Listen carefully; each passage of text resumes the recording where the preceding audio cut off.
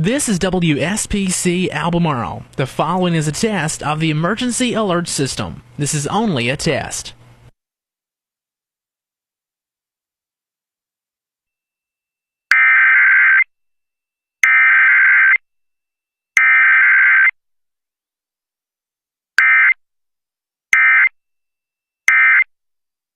SPC Albemarle. This has been a test of the emergency alert system.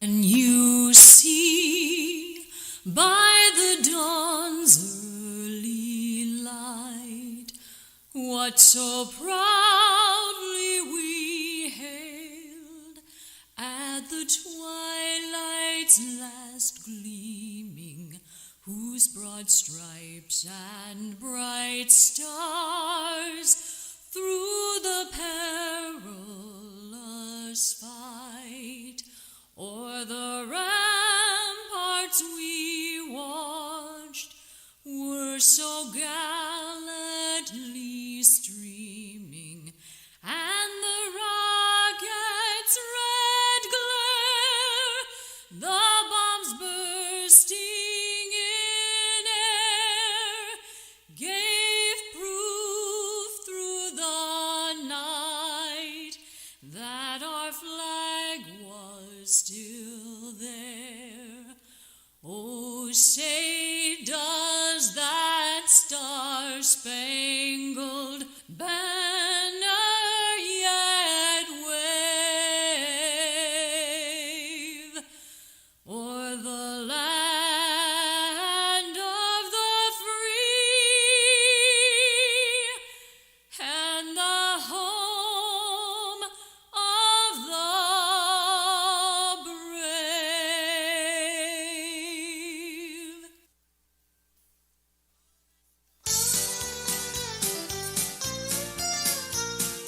K236CK Warrenton. KWRE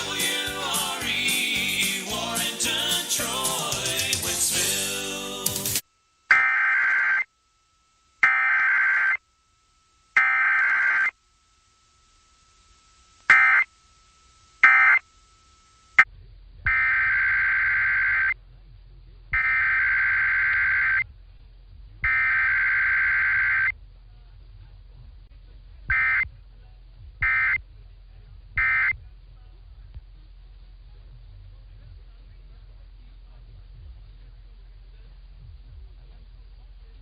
This has been a test of the emergency alert system on the Talk of Pittsburgh, 1320 WJAS. This was only a test.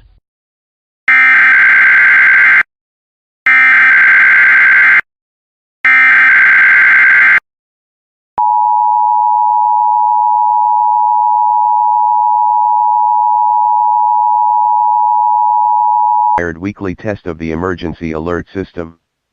This is only a test.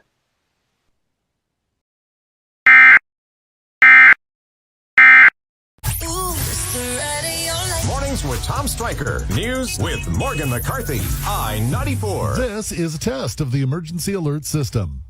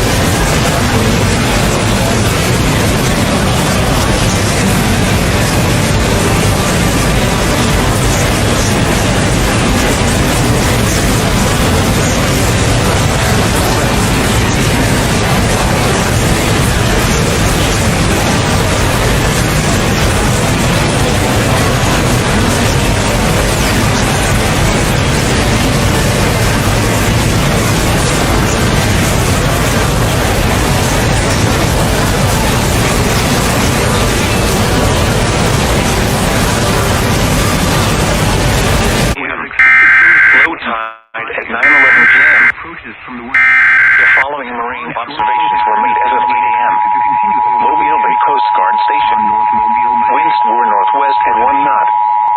Air temperature This is a required weekly test of the Southwestern Michigan Emergency Alert System originating from the Berrien County Emergency Operations Center. If this has been a national emergency, such as a tornado, a toxic material release, nuclear plant incident, widespread phone or power outages, or other state or local emergency that affects your safety, official messages would have followed the alert tone. This concludes this test of the Emergency Alert System. Winds were southeast at 10 knots. Air temperature was 67 degrees. Southeast winds. Potentially dangerous weather situations. Specially built receivers can be automatically activated by the signal to warn of the impending hazard. Tests of the signal and receiver's performance are normally conducted by the National Weather Service between 10 a.m. and noon each Wednesday. If there is a possibility of severe weather, the test will be postponed to the next available good weather day. Reception of this broadcast, and especially the warning alarm tone, will vary at any given location. This variability, normally more noticeable at greater distances from the transmitter, can occur even though you are using a good quality receiver in good working order. The warning alarm tone will be activated for hazardous watches and warnings for the following counties in northeast Florida: Clay, Duval, Nassau, Putnam, and St. John's, and for Camden County in southeast Georgia. In addition to the regular tone alarm, the NOAA weather radio system is equipped with an additional warning device called SAME, which is short for Specific Area Message Encoder. Unlike the normal warning tone, which alerts all alarmable NOAA weather radios in range of this broadcast, SAME allows people with a SAME-equipped weather radio to be notified of watches and or warnings affecting only the county desired. For more information regarding NOAA weather radio, contact the National Weather Service at 13701 Fang Drive, Jacksonville, Florida, 32218, or call 1-904-741-4370. You can also visit our website at weather.gov/checks. This concludes the weekly test of NOAA weather radio station KHP 39. Low tide at 9:37 p.m. at the mouth of the Mobile River. March 21st, 2023. Yesterday's high temperature was 68 degrees and the low 34 degrees. No precipitation fell yesterday, which leaves the monthly total at 2.14 inches. The civil authorities have issued a local area emergency for Coconino AZ, beginning at 10:23 a.m. and ending at 2:23 p.m. For residents who live on these road/areas: Trails End Road, Trails End Lane, Black Hawk Lane, Newcastle Lane, Oak Creek Motor Lodge, Copper Cliffs Drive, Copper Cliffs Lane, Sycamore Road, the Village of Poco Diablo Resort, Center for the New Age, Manchester County RV Park and houses north of the RV Park on Bearwater Lane. Evacuate immediately if you haven't already, due to flooding. Evacuate to a shelter or with family/friends. Camp Verde Township is the official shelter for this area. Address: 395 Main Street, Camp Verde, Arizona 86322. Pay attention for the flood warnings and flood advisories issued by the National Weather Service. With snow melt at higher elevations, and now rain, expect higher than normal flow in Oak Creek. Low water crossings and driveways may become impassable. Do not attempt to cross areas if water is present. Turn around, don't drown.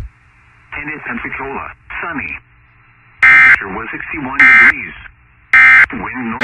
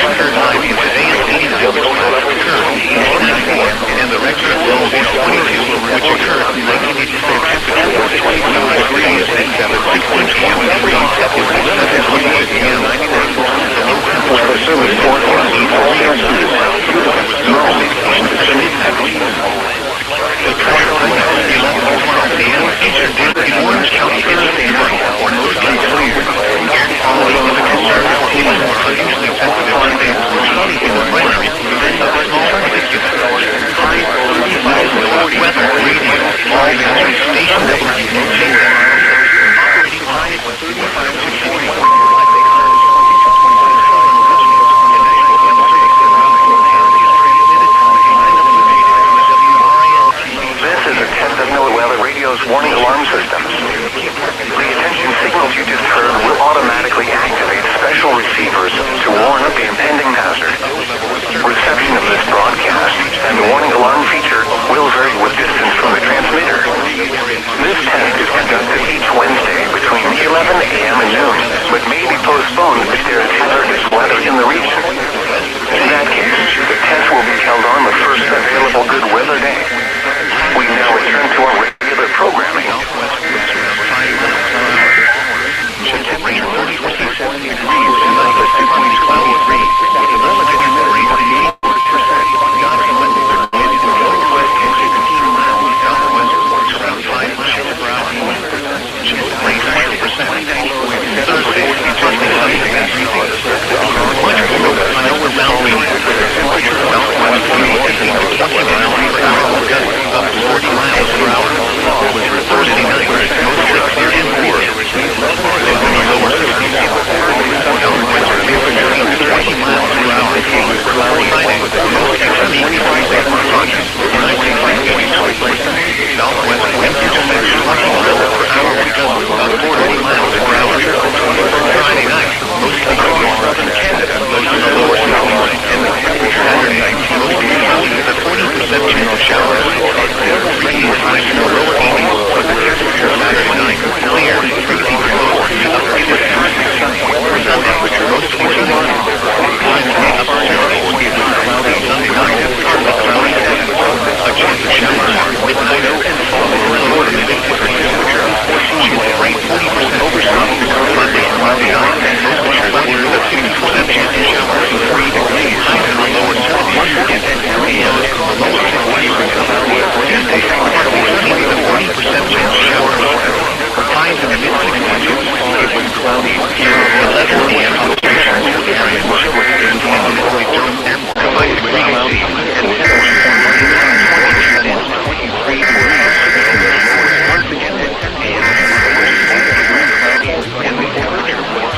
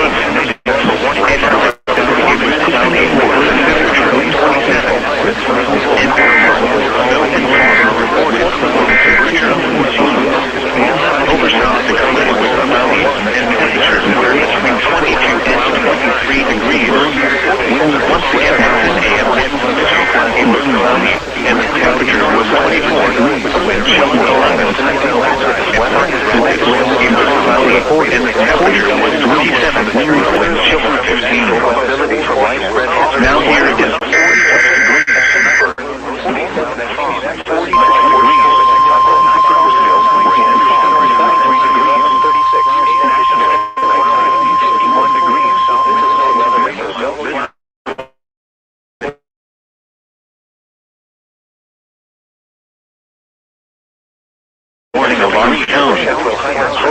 is a test of the weather warning alarm Cerri.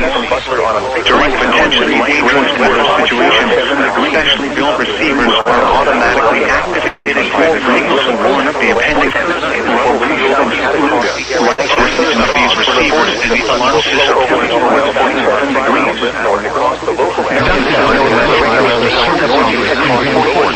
Every Wednesday between the hours of 10 a.m. and noon, severe weather threatens the area with normal alarm test time. The test will be postponed to the first available weather day. Your reception of this broadcast is especially alarm delivery at any given location. This availability, normally more noticeable at greater distances from the transmitter, will occur even though you are using a good quality receiver in the field. To provide the most consistent and dependable warning service possible, the warning alarm will be activated for only selected watches and warnings affecting counties across portions of eastern North Dakota, as well as northwest and west central Minnesota. Once again, the National Weather Service has just activated the public warning alarm town. This has been Chief for the National Weather Service. We will now return to regular programming.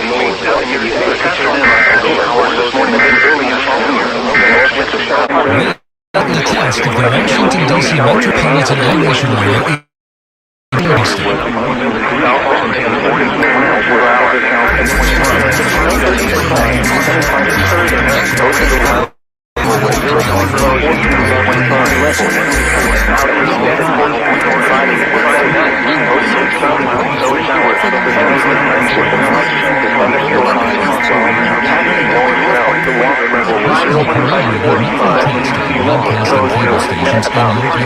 Equipment that can quickly warn you during emergencies is being tested. If there's been an actual emergency, official messages will be following this alert broadcast has been limited until the emergency alert system. Equipment warn you during emergencies is being tested. If there has been an actual emergency, official messages will be following this alert broadcast. This continues to be tested by the emergency alert system.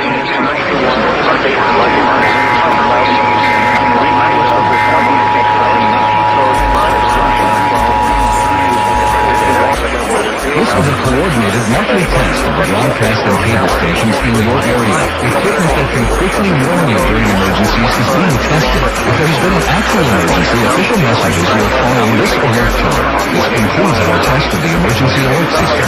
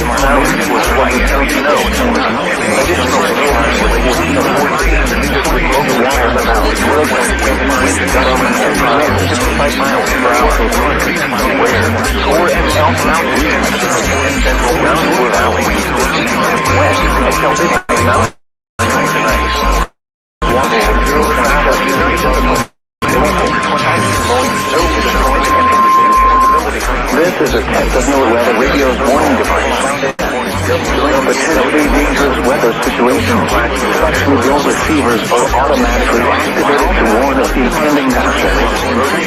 When there is a threat or existing severe weather, the test is postponed until the first available good weather day. Reception of this broadcast and warning alarm will vary at any given location. This availability, normally more Notice of at greater distances from the transmission may occur even though you are using a good quality receiver in perfect working order. The warning alarm will be activated for warnings in selected watches affecting locations in portions of West Kentucky, Southeast Missouri, Southern Illinois, Southwest Indiana, and Northwest Tennessee. This concludes this test of NOAA radio's warning device. We now return to our regular programming. Avoid traffic on the surface profiles at about 30 degrees.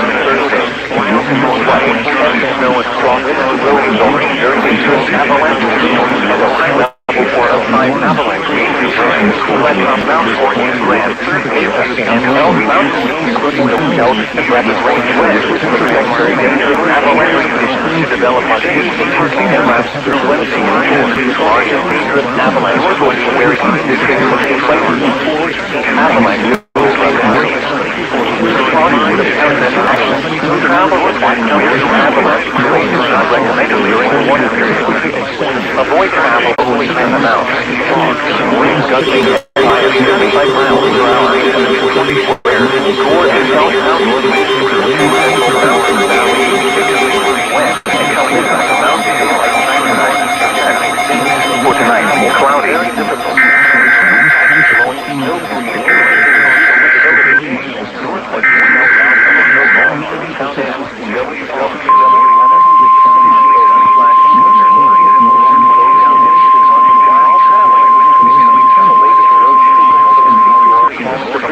Was a test of the National Weather Service warning alarm tone. During the advisory is for the following area: Colorado, additional installations of 4 to 8 inches with local around wind gusting as high as 55 miles per hour. Where and park couches and flat top weather in the area on Wednesday. The test is postponed. Very little in North Illinois, as well as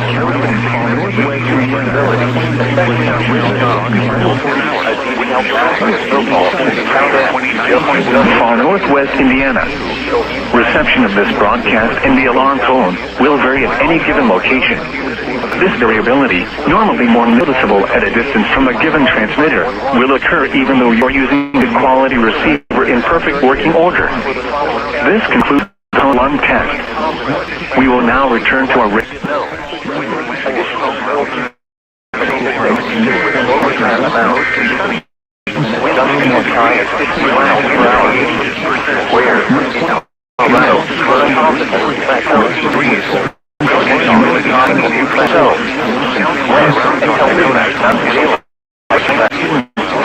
close 5 to 15 degrees. Early and Sunday, 44 cloudy. 50% chance of snow snowfall. Count down.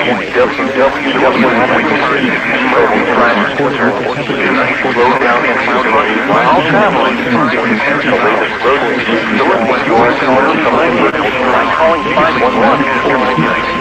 The following winter weather advisory is for the following area: Colorado, wet, snow. Additional snow installations of 4 to 8 inches with locally cold amounts. Wind gusting as high as 55 miles per hour. Where Elkhead and Martin Mountain is flat top. Winds until midnight, Mountain daylight time tonight. Travel is very difficult. Package phones and no significant report visibility, especially on ridge tops. A detailed map of the snowfall can be found at slow down and use caution while traveling. The latest road trip and by calling 511. The following winter weather advisory is for the following area: Colorado, wet, snow. Additional snow accumulation with 3 to 6 inches with northwest winds out. Wind gusting as high as 80 miles per hour. Where Colorado, officer on snow commercially. Officer on snow. When until midnight, mountain daylight time tonight. Plan on slippery road conditions. Notice significantly reduced visibility, especially on ridge tops. A detailed map of the snowfall will be found at slow down and use caution while traveling. The latest road conditions you are calling from by calling 511. Illinois time 10:06 a.m. Mountain Daylight Time. Thanks for listening to our weather radio WW43 with Gwinnett Spring broadcast on a frequency of 25 kilometers hertz and originating from the National Weather Service Office in Colorado. Now for the National Weather Service forecast for the Central Colorado River Basin, Gwinnett Springs, and Providence. Rest of today, no showers, rain showers with a slight chance of thunderstorms. No snow accumulation. 35 to 45. West winds 50 miles per hour and 20 miles per hour up to 40 miles per hour. Tonight, clouds on with a slight chance of thunderstorms. No showers until midnight. Lows 50 to 25. West winds 50 miles per hour up to 35 miles per hour until midnight. Becoming light. Chance of snow 20%. Cerri and wind close to 70. 35 to 45. West winds 50 miles per hour. cloudy early morning. Lows 15 to 25. And now the extended forecast.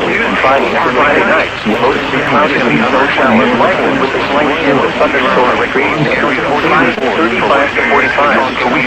Lows 5 with a wind and 4 yield flat with a temperature low down elevation. While traveling, the rate of low to exceed you are calling from Cerri by calling 511. And hoping with a current highway report 25 a.m. Mountain Daylight Time. Thanks for listening to our weather radio WWC43 in Glenwood, Spring. You are passing on a statement at 160.5 megahertz originating from the National Weather Service Office in Colorado. Now for the National Weather Service forecast for the Central Colorado River Basin, Glenwood, Spring, and Carbondale weather forecast. Rest for today, snow showers, rain showers with a slight chance of thunderstorms, no snow. High 35 to 45. West wind 50 miles per hour, 40 and 40 miles per hour with gusts up to 40 miles per hour. Temperature about thunderstorms, no showers until midnight. Rainbows sitting in the 25 northwest miles per hour with gusts up to 45 miles per hour until midnight. Coming light. Normal 20%. Cerri area mostly sunny.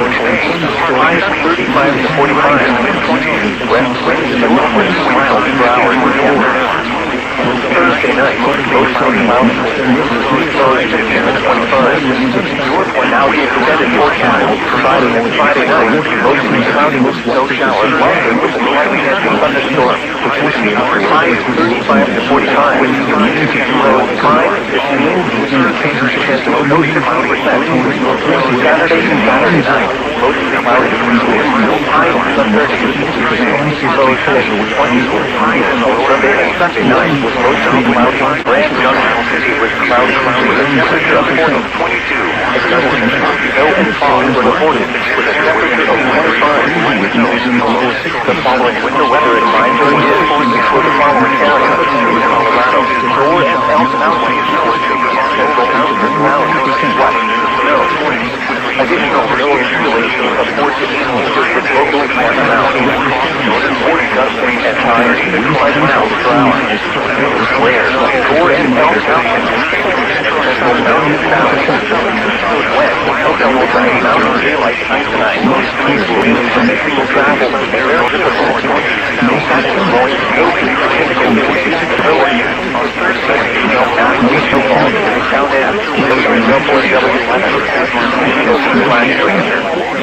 slow down while traveling.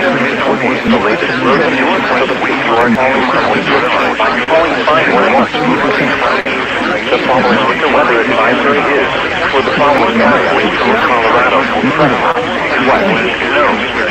Additional snow accumulation of 4 to 8 inches of locally high amounts.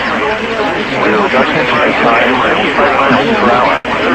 Where Elk Mountain Mountains when until midnight, Mountain Daylight Time tonight. Impact travel very difficult. Passing low snow so we flash wind slow down while traveling. The latest road news for the week you are calling from by calling 511. Northwind is snowing highway at 33 a.m. Mountain Daylight Time. Thanks for listening to our weather radio WWC43 in Glenwood, Spring. Broadcasting on WXR 1.5 and from the National Weather Service Office in Junction, Colorado. Now for the National Weather Service forecast for the Central Colorado River Basin, including Glenwood, Spring, and Carbondale. West winds, snow showers, rain, with a slight chance of thunderstorms. No snow, rain, highs 35 to 45. West wind 20 to 50 miles per hour. North wind 20 miles per hour with gusts up to 40 miles per hour.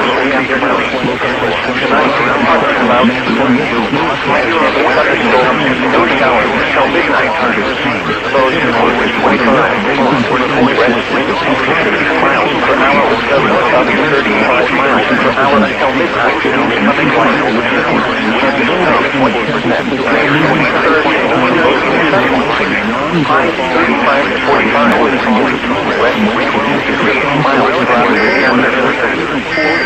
night, mostly cloudy falling. 15 miles per hour with gusts up to 25 miles per hour after midnight. Chance of snow 20%. Thursday, partly sunny with a chance of snow showers in the afternoon. Highs in the 30s. South winds 50 miles per hour. Chance of snow 30%. Thursday night, mostly cloudy. Lows 15 to 25. Now the extended forecast for Friday night, mostly cloudy, no showers. Heavy sometimes winds, light wind and thunderstorms. Patches blowing snow. Highs 25 to 35. Lows 0 to 10 about.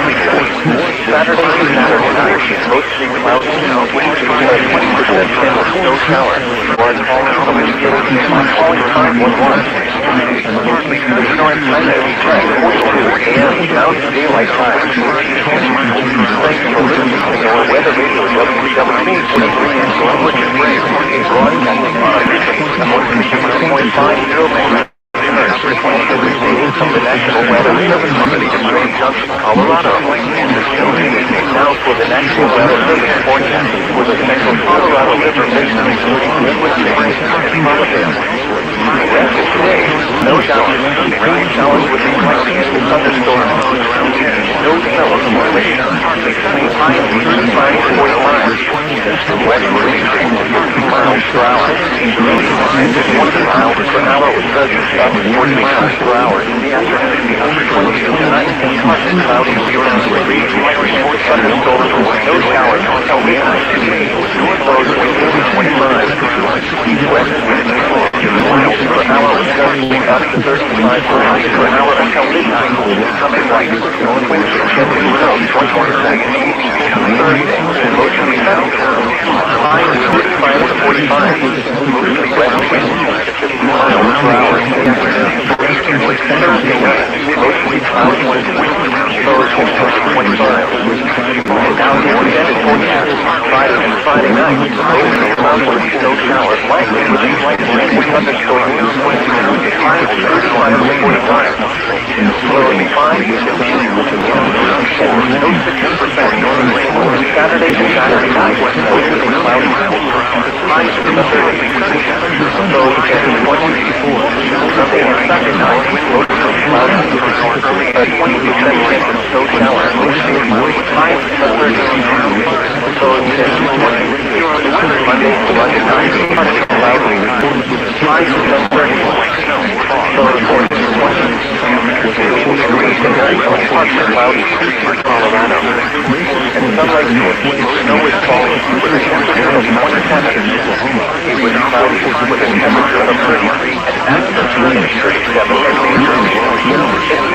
Snow and fog for the border with a temperature of 36. In Rifle, snow and fog for the border with a temperature of 33. Elsewhere across the region, in Montrose, rain was falling with a temperature of 44. And Denver International Airport, it was mostly sunny with a temperature of 35. And Grand Junction was cloudy with a temperature of 48. Snow and fog for the border with a temperature of 25. The following winter weather advisory is for the following area: Colorado, Gore and Elk Counties, and Central Mountain Valley, what? Snow. Additional snow signals from 4 to 8 inches locally down. Windy gusts at times of 35 miles per hour. Where?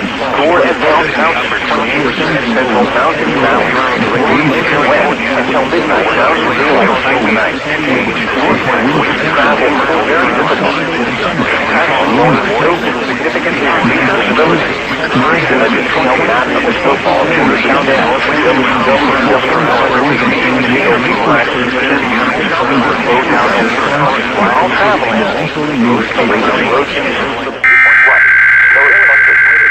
Total snow accumulation of 2 to 4 inches. Where? Owl Creek and Bridger Mountain, Upper Wind River Basin, Wind River Basin, and Lander Hills. When? From 6 a.m. this morning to 11 p.m. Mountain Daylight Time this evening. Impact. Plan on slippery roads. Civil authorities have issued a required repeat test for all of Connecticut, all of District of Columbia, all of Delaware, all of Florida, all of Georgia, all of Indiana, all of Kentucky, all of Massachusetts, all of Maryland, all of Maine, all of Michigan, all of North Carolina, all of New Hampshire, all of New Jersey, all of New York, all of Ohio, all of Pennsylvania, all of Rhode Island, all of South Carolina, all of Virginia, all of Vermont, and all of West Virginia beginning at 1 o'clock p.m. and ending at 2 o'clock p.m.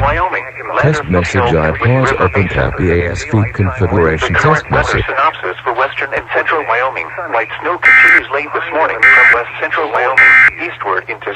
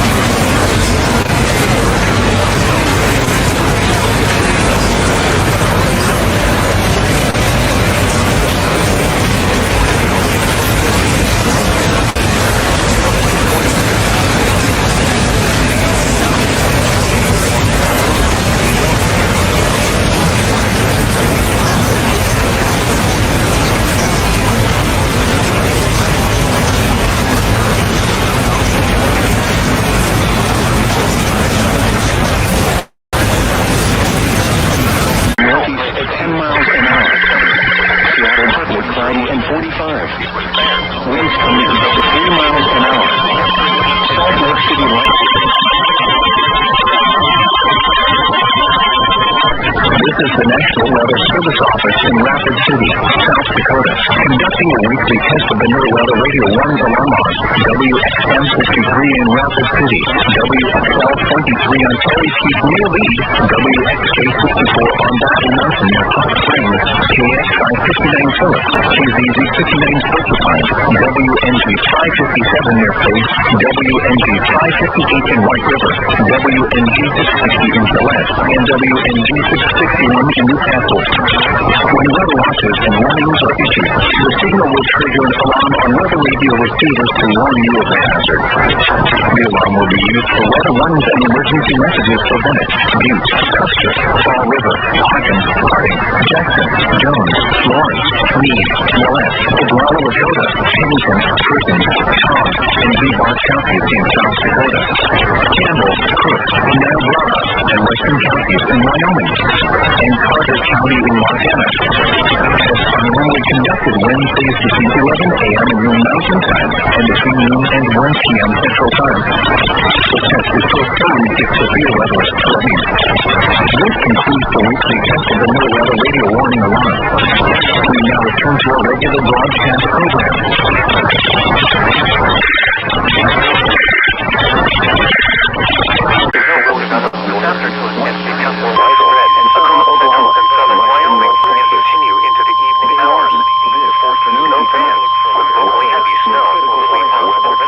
This is the National Weather Service Office in Missoula. The preceding signal was a test of the weather radio station West XL 25's public warning system. During potentially dangerous weather situations, specially built receivers can be automatically activated by the signal to warn of the impending hazard. Tests of the signal and receiver's performance are normally conducted by the National Weather Service between 11 a.m. and noon each Wednesday. If there is a threat of severe weather, the test will be postponed to the next available good weather day. Reception of this broadcast, and especially the warning alarm, will vary at any given location.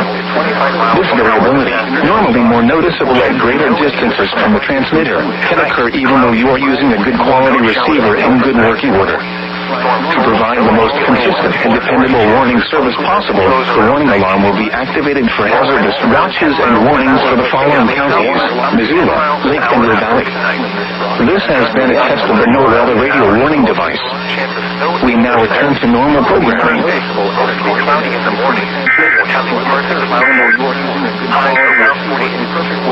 Now for the official National Weather Service forecast for Missoula and Beirut valleys today. Mostly sunny. Highs in the lower to mid-40s. Tonight, mostly clear. Lows in the lower to mid-20s. Thursday, partly cloudy. A 40% chance of rain and snow in the afternoon. Highs in the mid to upper 40s. Thursday night, snow likely. Chance of snow 80%. Lows in the lower cloudy. Snow showers until midnight. Storm total snow accumulation of 2 to 4 inches of snow. Lows around the lines. Widespread power outages are possible. Travel will be difficult, especially for high-profile vehicles. Additional details: visibility may be reduced in blowing dust. Take action to secure trash cans, lawn furniture, and other loose or lightweight outdoor objects. Extremely hazardous driving conditions can be expected, especially for motorists in high-profile vehicles who should consider delaying travel. Upper 20s. Northwest winds 10 to 15 miles per hour in the evening. And the forecast for the Sandia and Marzano Mountains for today: very windy. Partly cloudy early in the morning, then slight chance of rain showers late in the morning.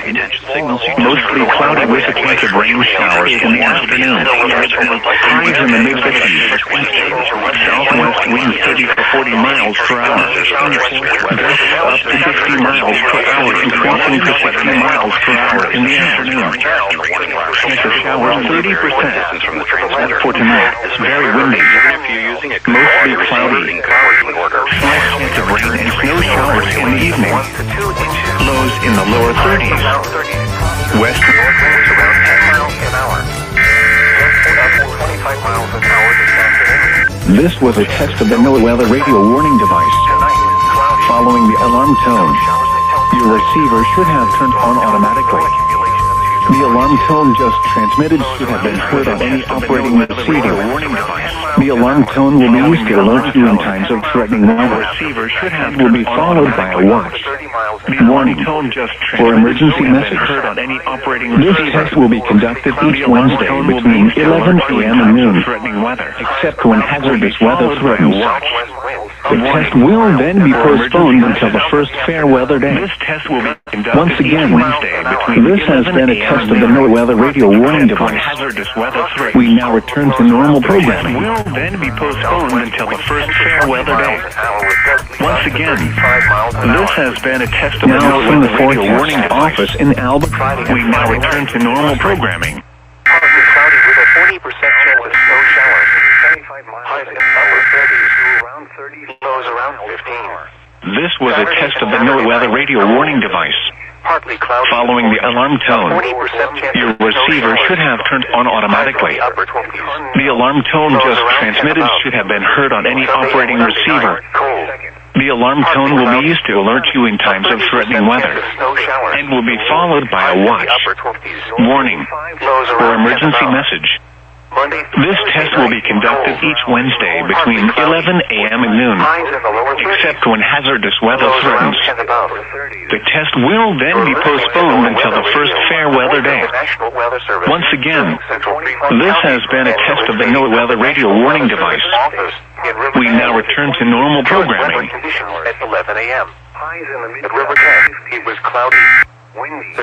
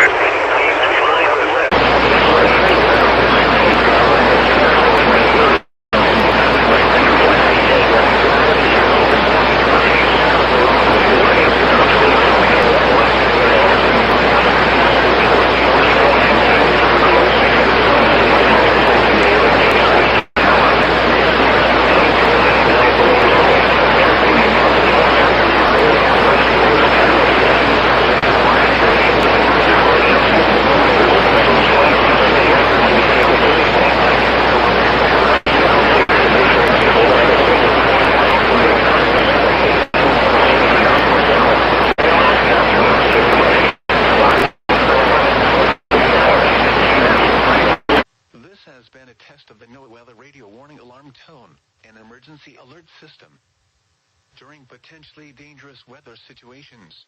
Specifically built receivers are automatically activated by these alarm tones to warn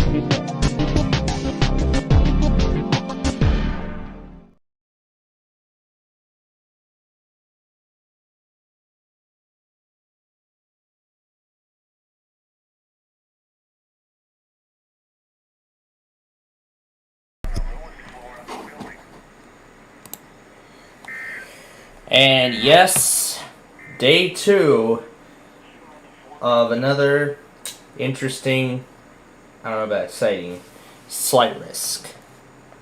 It's been going on since a pretty interesting time too, and we'll talk about that in just a moment here. But anyway, good afternoon, ladies and gentlemen. We will begin our Roblox program. Yes, we're still going to move forward with it despite what's going on with the event right now. If it does get too intense, then we'll stop.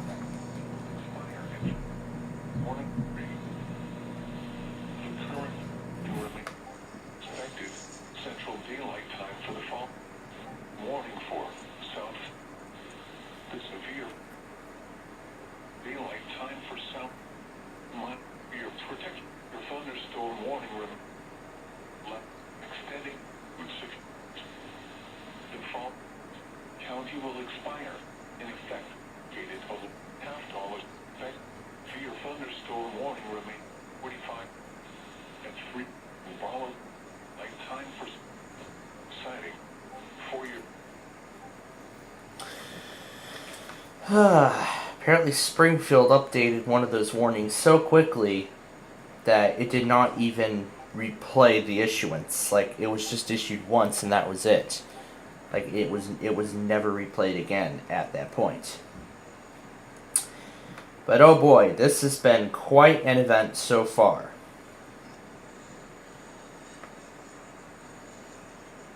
And we'll be talking about more of it here in just a second after I put in all of the videos from earlier today.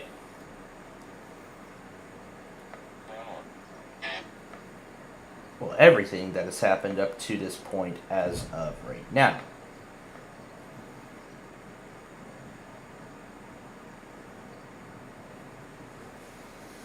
So this one on WERX.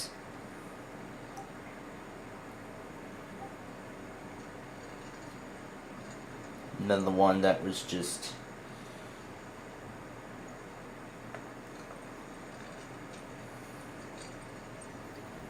the only thing that Springfield really ever replayed correctly was that watch.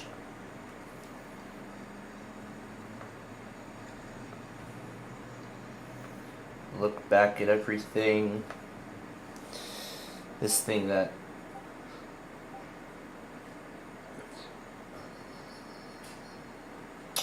and of course, there is WLXC still running a weekly, even though they did the Virginia monthly test yesterday. Oh, that's exciting, isn't it? Very exciting. And of course, I missed it too. I can't go back on TuneIn, can I? Yeah, it's probably too late now. I can't even go back on it. Yep, even on monthly weeks, WLXC. Yep, LXC still runs a weekly, even though it's a monthly week.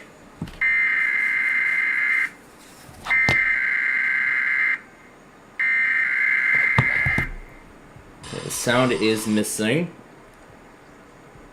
Why don't we try it again?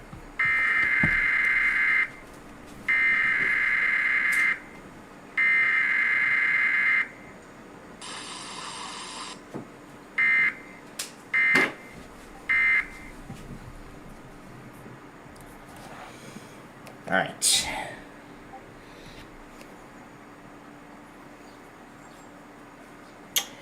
Well, honestly, from the top of my head, I still can't even believe that LXC still ran a weekly, even though the Virginia monthly week was literally last week. But, well, there's that out of the way then. And this has been quite an eventful event so far.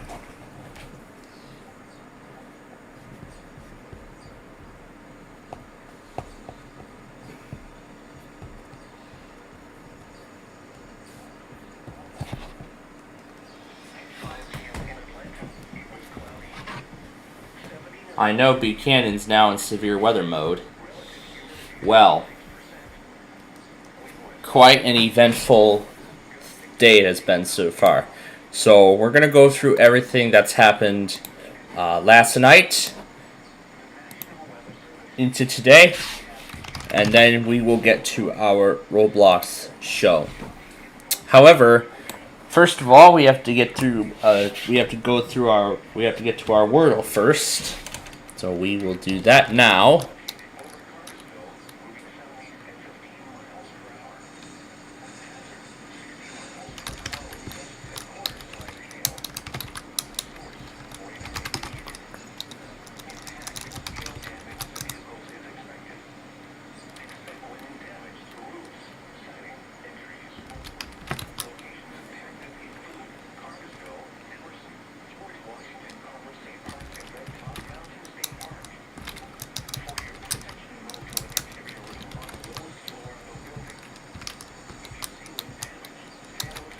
Let's see if conga's the word. No, it's not.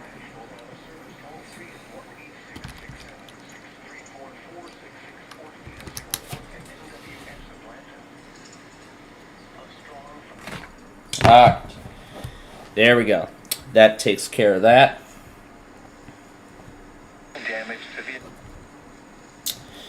Oh man, this has been a very eventful day, hasn't it? Well, pretty much this is one of those times where severe weather really turns my attention away. Let's just see if polka's... that does not help us at all. And this is the final guess. Kodia.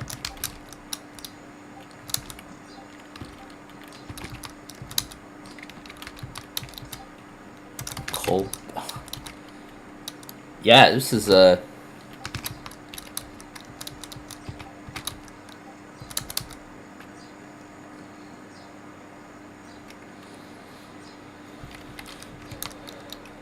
Yeah, it's the last thing I can come up with. Cocoa. Is it just me? Or should I have thought of that? Well, anyway, that is our Wordle for today. Now, before we go any further, I see Jackson issued something. I'm going to wait and see if VRX will take this one for Jones, but for right now, we're going to go over to Jackson and get this one for Lincoln.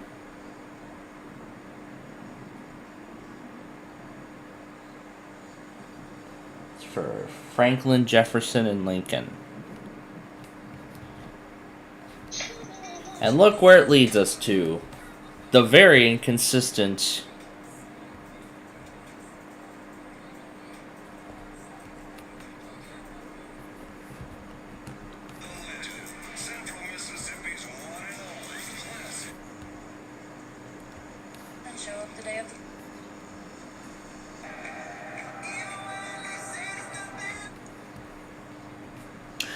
Macon, Alabama now.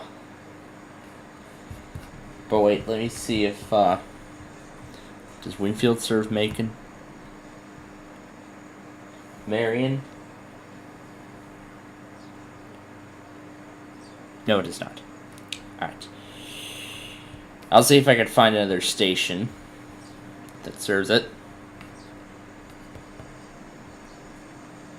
It's for, oh, wait. Let's just see if any of these will take it.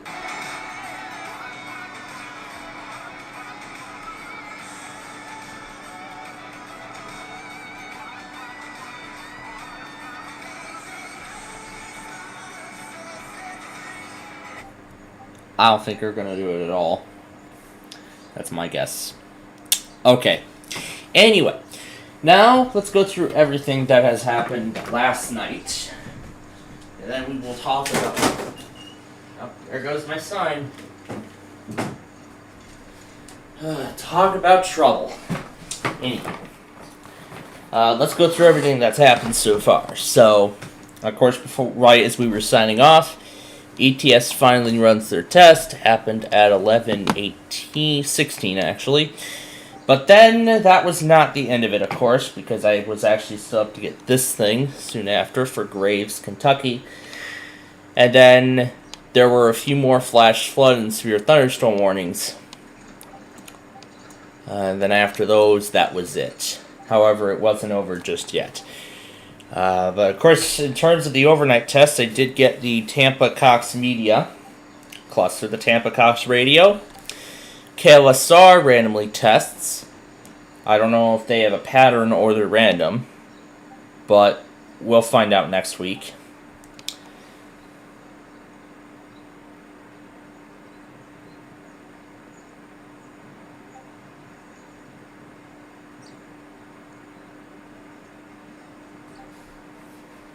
And then the very late Southern Texas IPOS test, a few more warnings, and then that was nearly everything. Greenville again. And plus there's one actually for Wyoming. I did actually find, oh my god.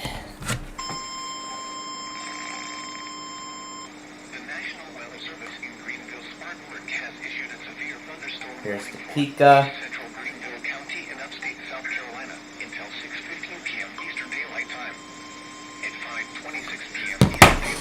And then there's this one for Banner. Oh, Laramie, Wyoming. Oh, yeah.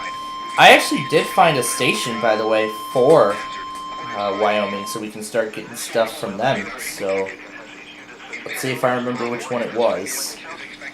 It was CGY, I believe.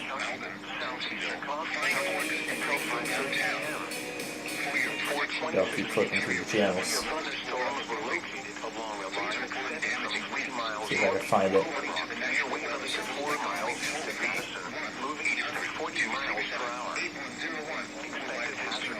KRM. Yep. I found the channel.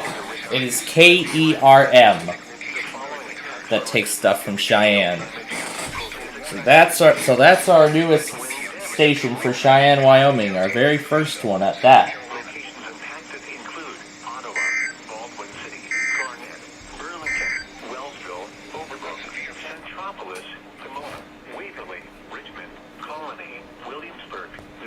Pawnee and Stafford. This will be a doubleheader.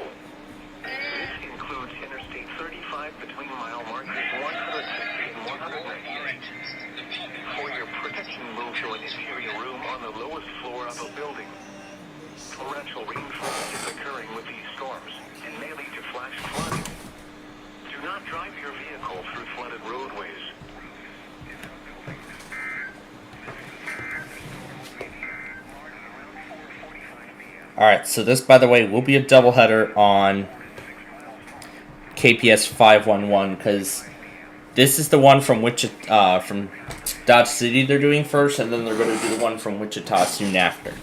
But anyway. Oh, that's it already? Yeah, those go pretty quick. And then WOLB.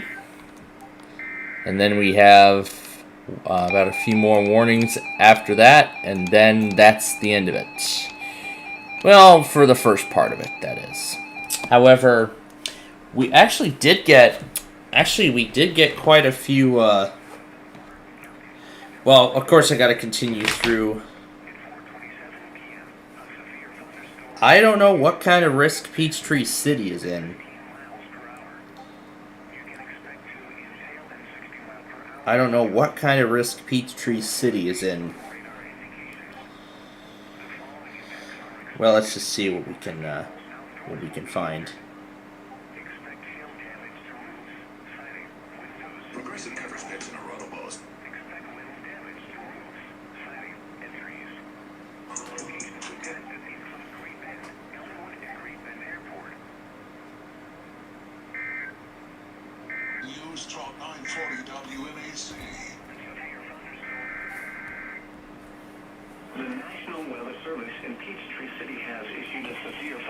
So I guess that's their pre-stream.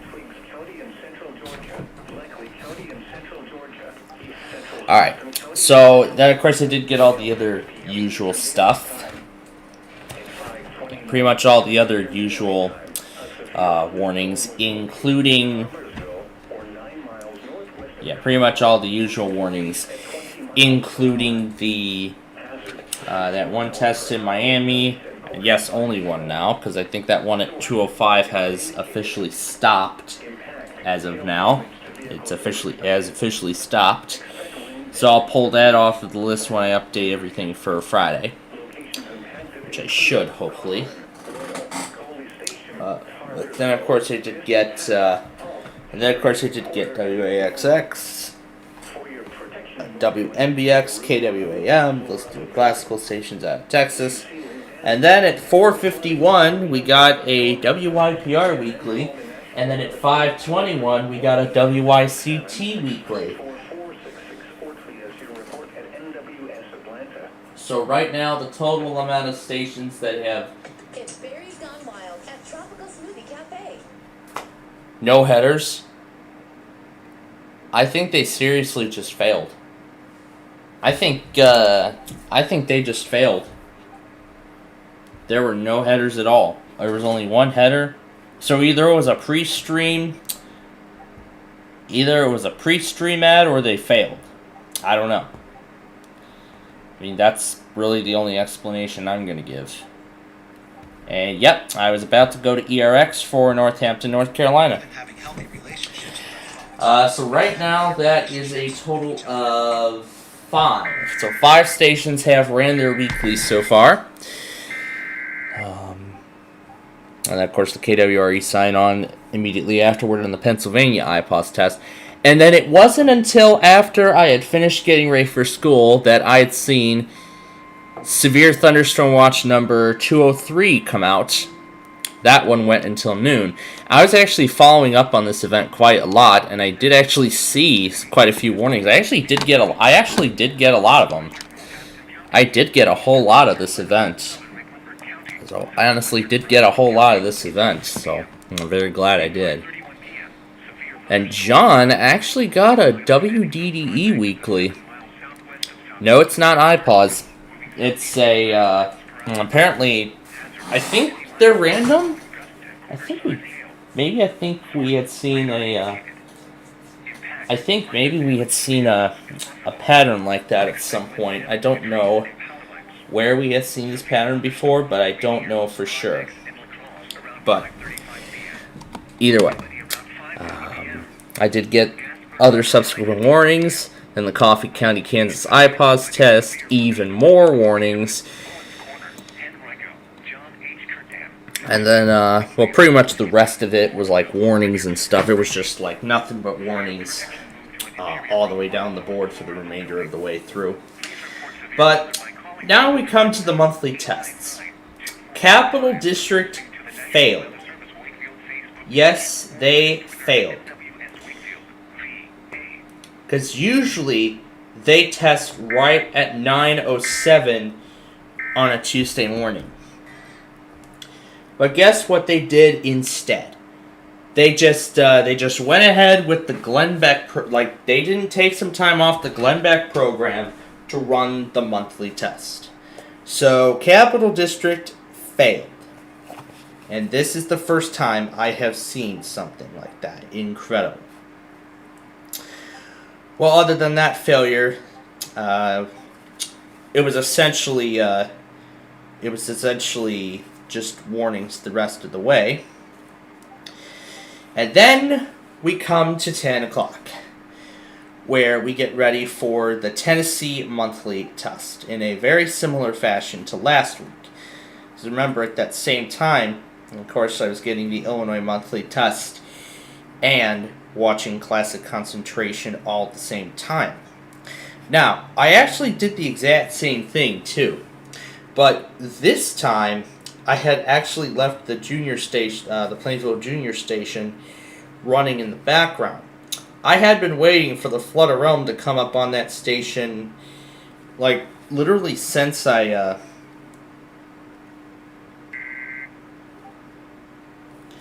literally been waiting for it to come up, like, ever since second hour, but it actually did not come up. Well, that was until that point. I had decided to leave it running, and of course, out of all times, it's right here in this recording. I was getting everything ready. I was getting everything ready for Tennessee.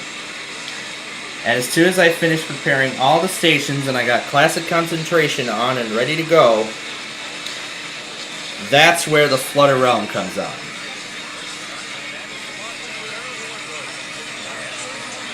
And that's where the Flood of Realm comes on.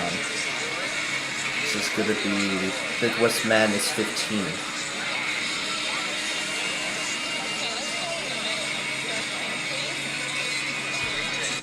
I thought I rendered it. Oh, there it is. Oh, here we go. Midwest.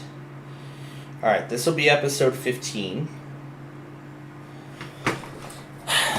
You know what? I'll continue the talk in a moment. We have to get to our Roblox show, so let's do that now. I pause in storms, or maybe I should just call it pause in storms. Not pass in storms. I'm calling it pause in storms because it's the iPause tests being mixed together with the severe weather event. Right now I'm going to set this for 6 p.m. Again, these premiere times are not final. These premiere times are temporary. However, later on through this week, once I get everything all sorted out, I will have final premiere times closer to their debut. So let's go ahead and load up Cornerstone while we continue to explain more.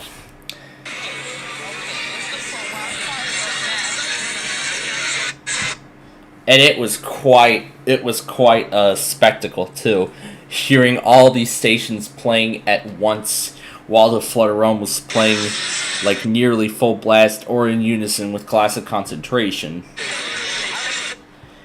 And best of all, even with all of it talking, I could still make out exactly what Una is saying. And then, right before Tennessee, I was having too much fun that I had forgotten about WBZ's second test. I had forgotten about it. Oh, that's too much fun. But anyway, I did get the Tennessee monthly test, this watch expansion, this tornado warning, and then another watch. That's watch number 204. And then a Cavalier County phone outage. So then a Cavalier County phone outage. And then that was, of course, right before the KVSH weekly.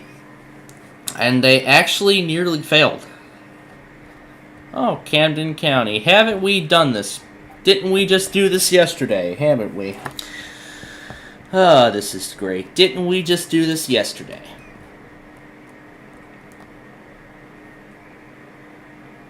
Alright, KCMQ is where we'll get Camden. At the Home Depot, our power tools are made. Pre-stream ads. I don't like that kind of pre-stream ad. If it was a sponsorship, like WTOP is, I'd be better off with it. Well, anyway. KVSH actually nearly failed.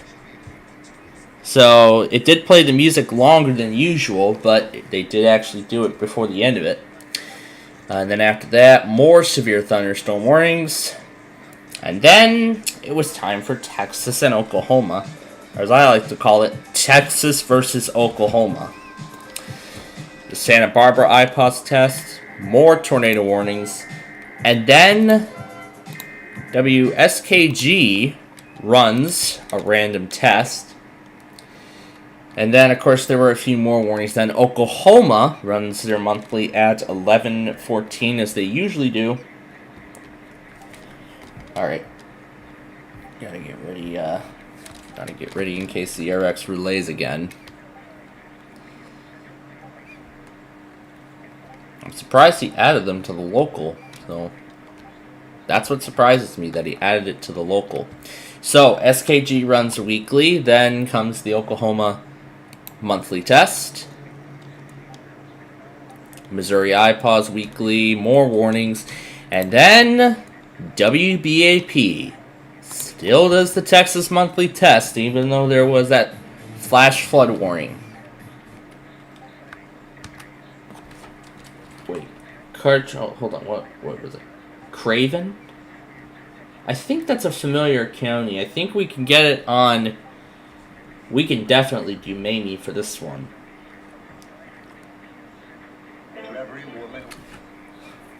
As long as it doesn't spew out ads. Thank you. This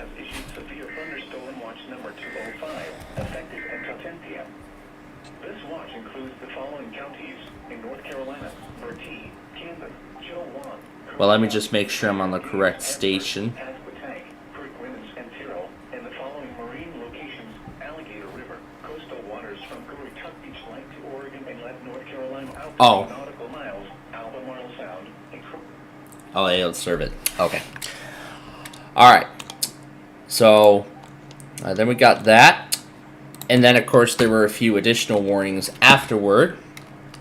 And then at noon, of course, I got the Central Puget monthly test. And guess who was late to the party?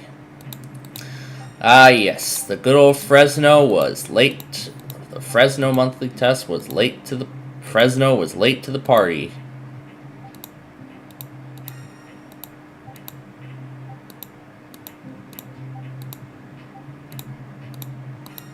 Yes, Fresno was very late.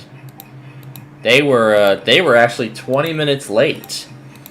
That's how long it took for NWS Hanford to run the monthly test. That's it. Well, that's okay.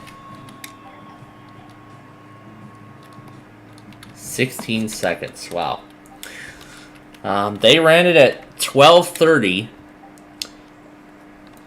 Here, I'll keep scrolling through the logger with you all. So, then this, and then and then just before it, Arkansas PBS runs a weekly.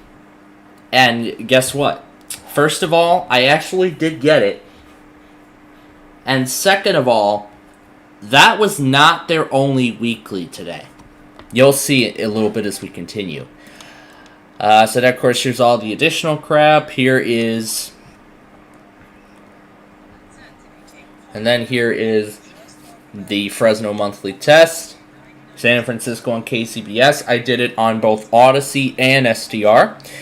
And then here's KTRH running the Texas monthly extremely late, near the end of the time window. Washington State IPAWS test, Douglas, Minnesota IPAWS test, then the Mason Thurston IPAWS test. We were supposed to have the Kansas City monthly, but they issued this message instead.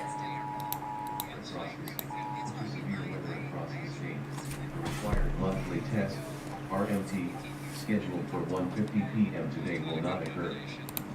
It did not even occur at all at 1:50. So just like Virginia did, they're going to be moving this test to next Tuesday at the same time. So they're delaying this monthly to next. They're delaying their monthly test to next week. Oh, that's going to be a lot of fun, isn't it? But then, right as those Mississippi stations run their IPAWS, run their weekly, I should say, another severe thunderstorm watch, but this time for North Carolina, and then Raleigh was already getting started, and then at 2:17, Arkansas PBS runs yet another weekly. And that's not the end of the story. Of course, there was more. Oh yeah, and the KSCM weekly, I got that too. And that's not the end of the story, though. They ran another one at 2:34, and then just minutes later, yet another weekly.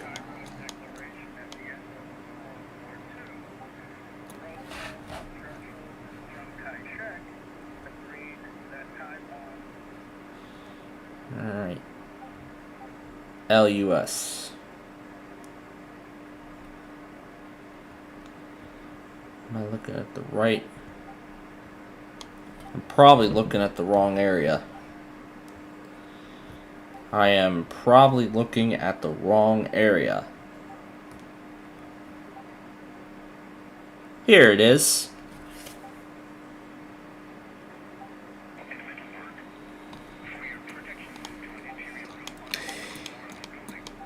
So yeah, 4 weeklies by Arkansas PBS in one day. Speaking of weeklies, the same people who ran the monthly test for... And by the way, the same people who ran the monthly test for Puget Sound, they still ran their iPause weekly.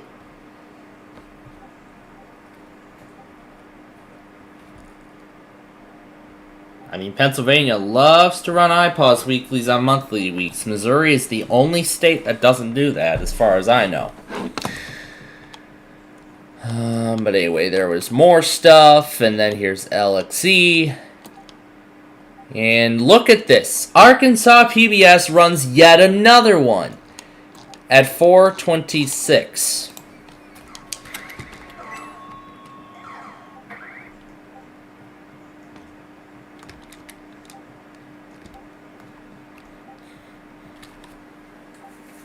Let me keep track here. How many weeklies have they ran so far today? Let me see. Let's see. 12:27. Let's see. 1, 217, 234, 238. I believe that's their 5th weekly they ran today. 5 weekly tests in a single day.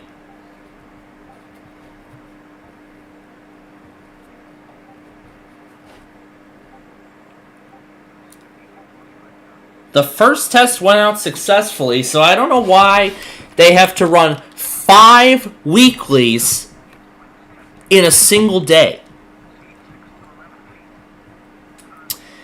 5 weeklies in one day by one station? I think that's a new record. They seem to be running one every 2 hours, so I don't know what is going on.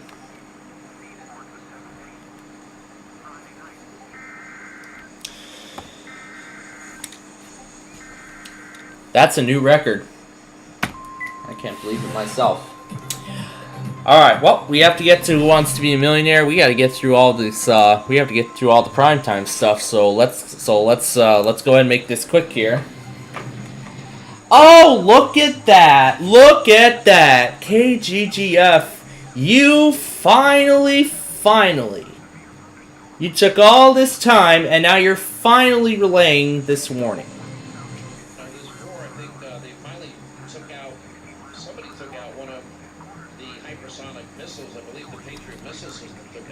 Number 9. That is a good sign. If we can make that more sophisticated, we should be able to, neutralize Number 2. hypersonic missiles at some point, which I think has got to be the future.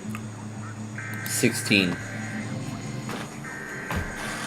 6 minutes later, and KGGF finally relays this warning. Something's wrong with them, too. But you know what? We're going to get through as much as we can of our Roblox show for a millionaire here. Again, as much as we can. Oh, good God. Oh, good Lord.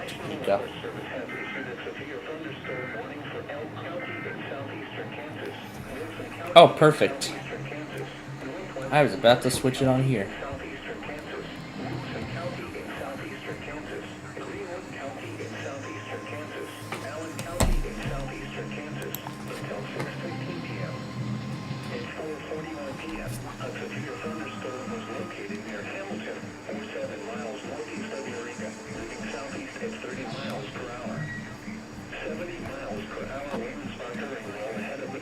No.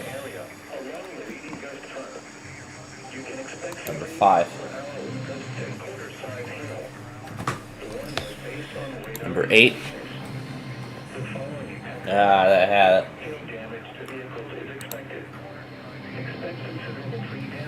Okay. You know what? I don't think I should be taking a gamble here. Yeah, I'm gonna take it and run.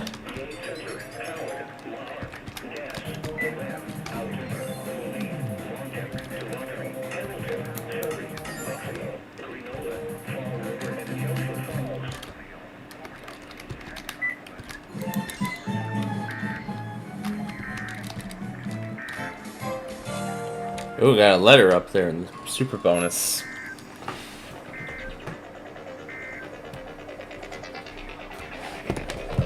What kind of jingle is this? Good evening, 450 in the KGGF Severe Weather.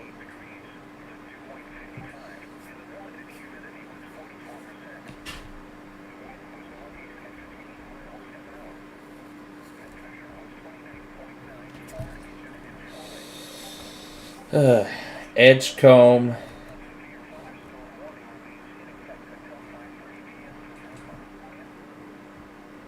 I think LUS is probably going to go again. I think it's actually going really quickly here, just like it was yesterday, which, remember, we were still able to get through our Minecraft program despite all of this.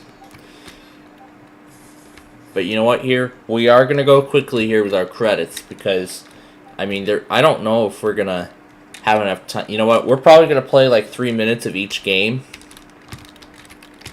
And that's most likely as far as we're going to go, so I'm going to wait and see what LUS does next. Because I know they took forever to relay that other one. Greenville again.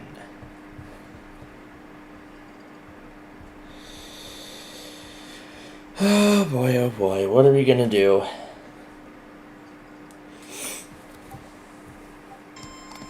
Oh wait, I can just do the whole thing on the laptop.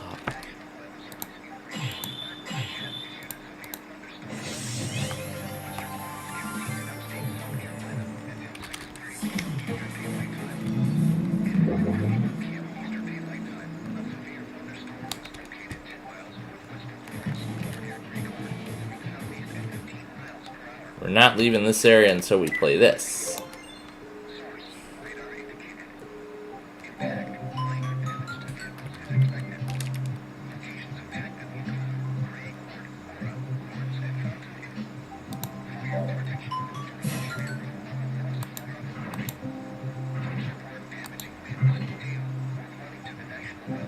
Nothing else to mark down. Still nothing.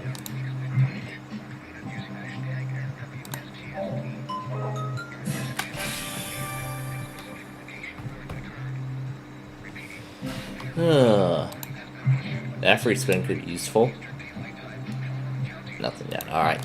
Let's take that free spin now. And now we got some bonus points.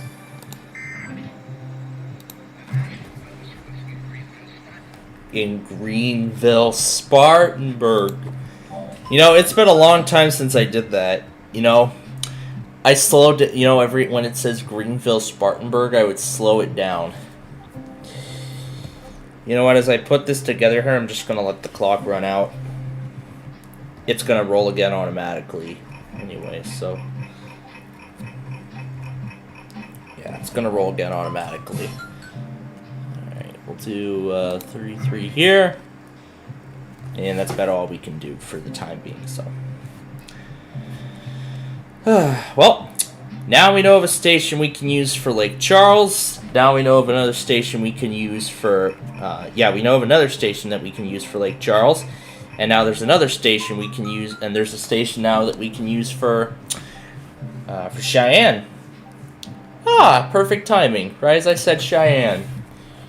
Oh, we're going to do it again.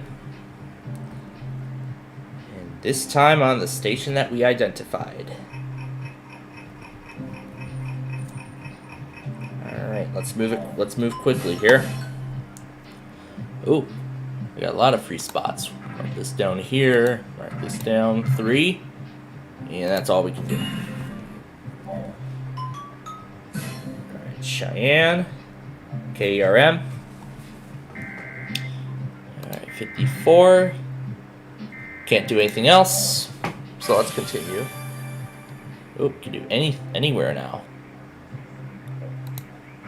We'll do 34, 6. I think that's it.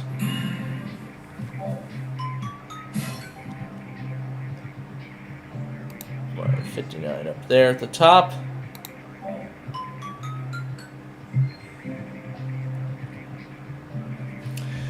Don't worry, folks. We'll take this whole thing one step at a time.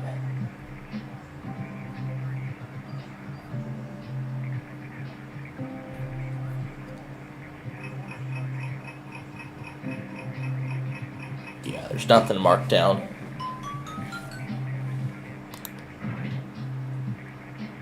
And this will get us another bingo. Don't worry. Once we're all done here, I'll run when we're done, I'll run another WJO. I'll run one last WJON check before we go tonight, just to ensure that I have everything. Let's get that bingo, and that's all we can play. Yes, let's get another spin. And we'll do here. Alright, this one's for Cedar. Oh, fun. Greenville is still doing stuff. What kind of risk are they in today? They're in a marginal. I better not see a forecast office test in a marginal. Remember what Lincoln did?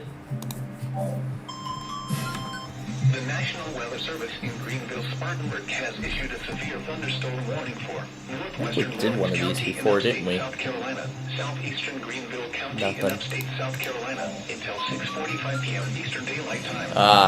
At 5:56 p.m. Eastern Daylight Time, a severe thunderstorm was located 12 miles southeast of Greenville downtown, or near Simpsonville, moving southeast at 15 miles per hour. And nothing. Quarter-size hail.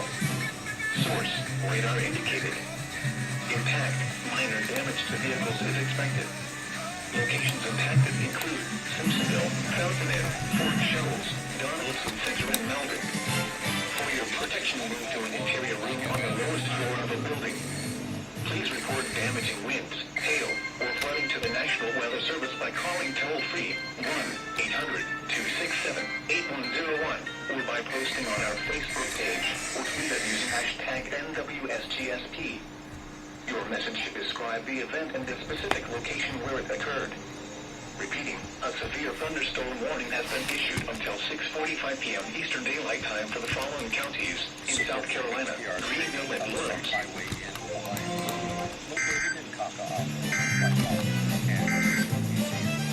Now here is the hazardous weather.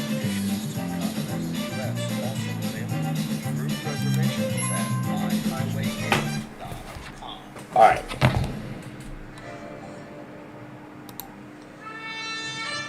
Tonight at 8 p.m., the Hawaii Symphony returns to HBR2 with conductor Joanne Folletta, violin virtuoso Joshua Bell, performing works by Barber, Copeland, Bernstein, and Puccini, and compositions by John Taylor influences.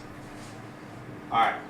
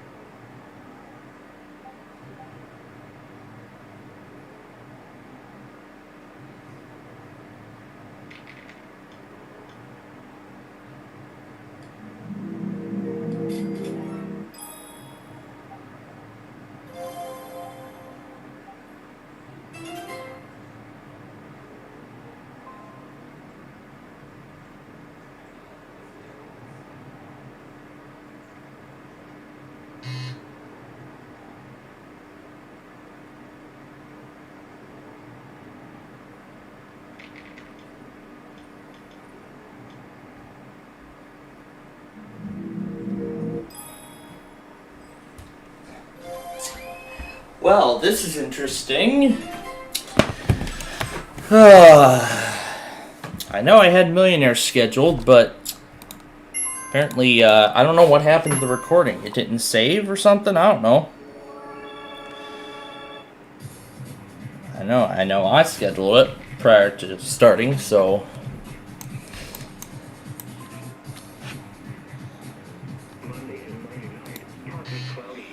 Alright.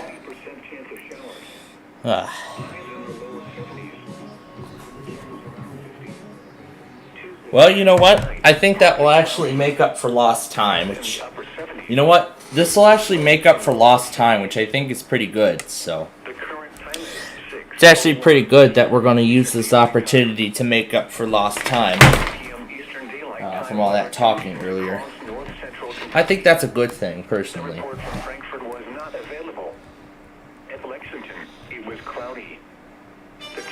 Maybe they forgot to air it this morning, or... I think maybe they had altered the schedule or something. I don't know what they did, but that's okay.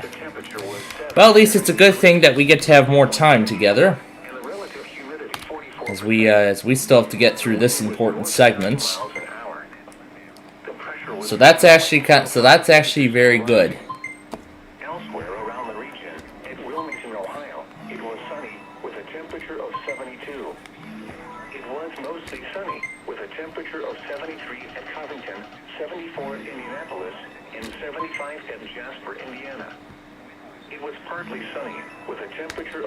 We're on a roll so far. Here is the hazardous weather outlook, issued at 4:07 p.m. Eastern Daylight Time for portions of south central Indiana and central Kentucky. For tonight, no hazardous weather is expected at this time. And now the extended outlook for the period Wednesday through Monday. Thunderstorms return to the forecast for Thursday through Monday.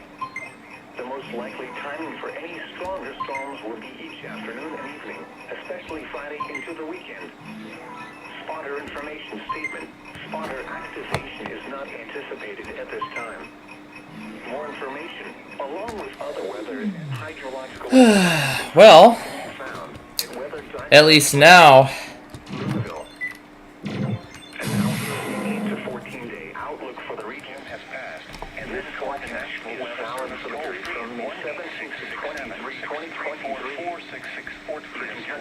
Temperatures are forecast to be below normal, and precipitation is forecast to be normal.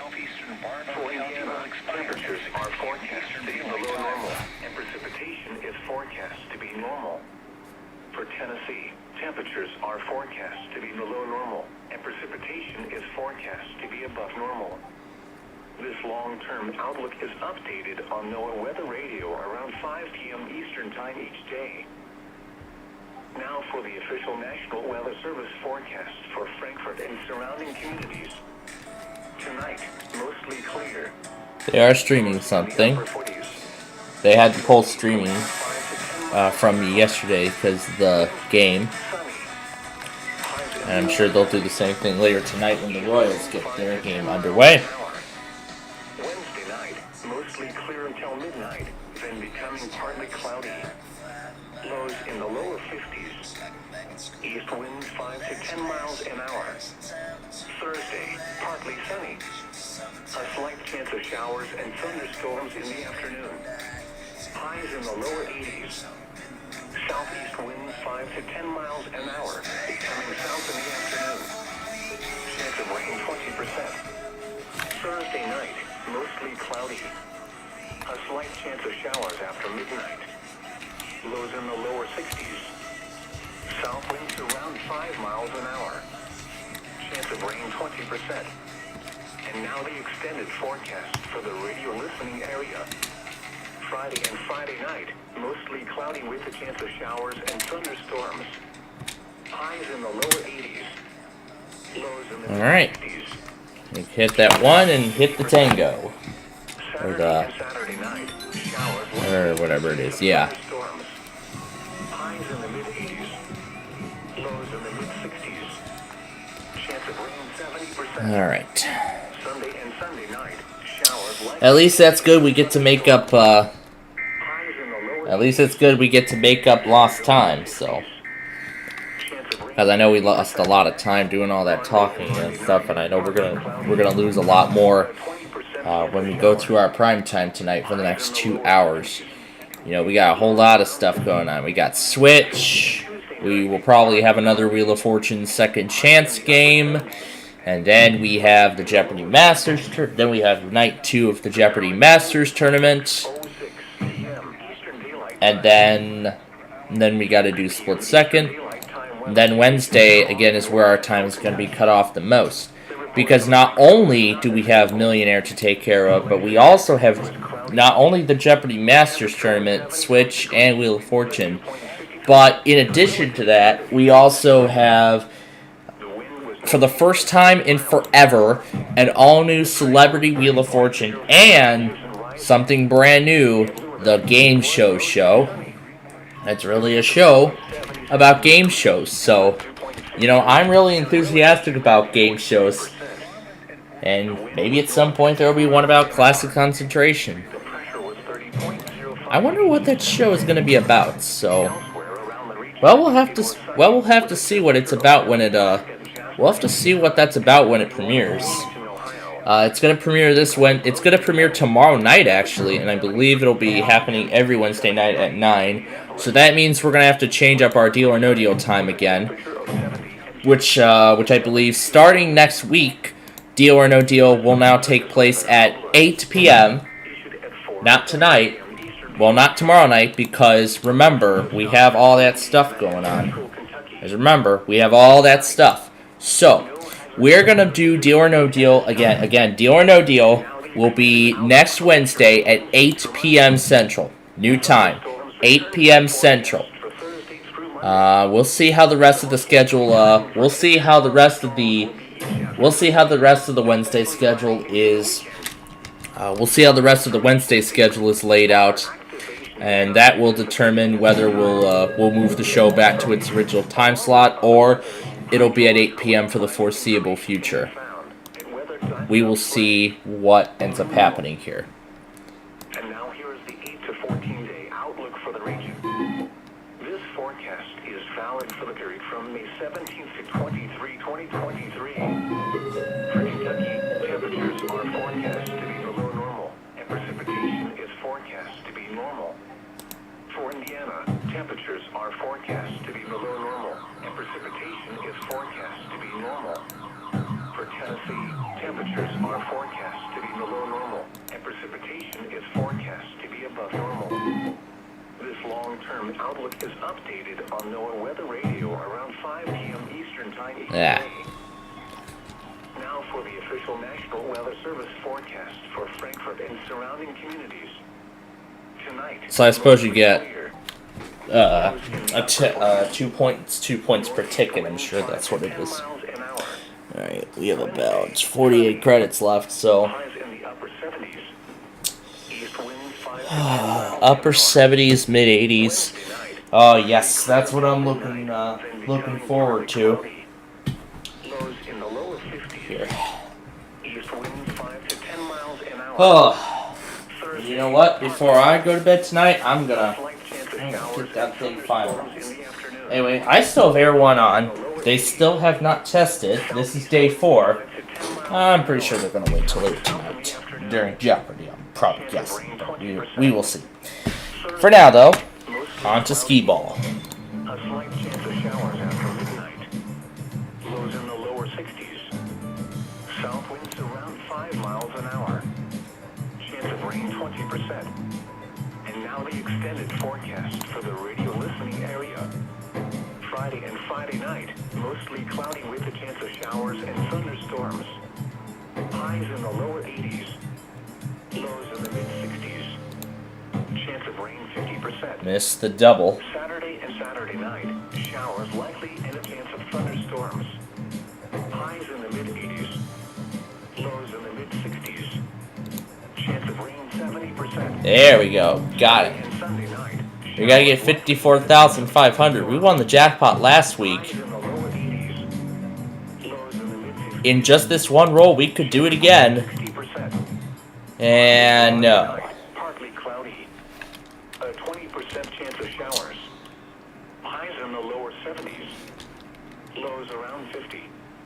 Tuesday and Tuesday night, partly cloudy. Highs in the upper 70s. Lows in the Let's play the bingo game next. The current time is 6:11 p.m. Eastern Daylight Time. 6 p.m. Eastern Daylight Time weather conditions across north central Kentucky. Alright, let's hope KGGF doesn't take forever. Unlike last time. The temperature was 73 degrees. The dew point. And if I miss things, that's okay because...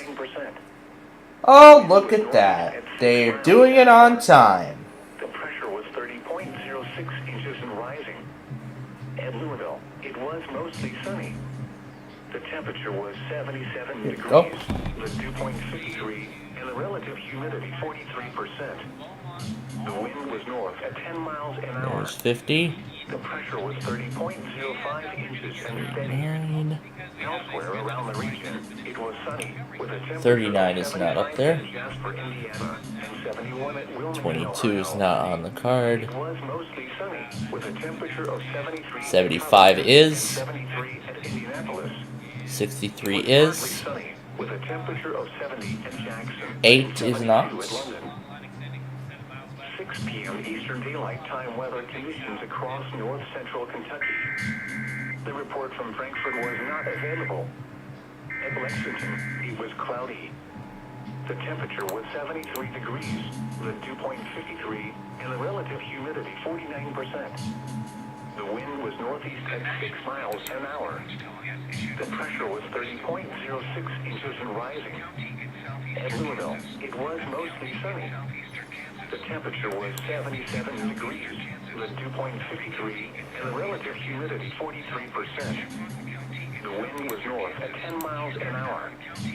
The pressure was 30.05 inches and steady. Elsewhere around the region, it was sunny with a temperature of 75 at Jasper, Indiana, and 71 at Wilmington, Ohio. It was mostly sunny with a temperature of 73 at Covington and 73 at Indianapolis. It was partly sunny with a temperature of 70 at Jackson and 72 at London. Here is the hazardous weather outlook.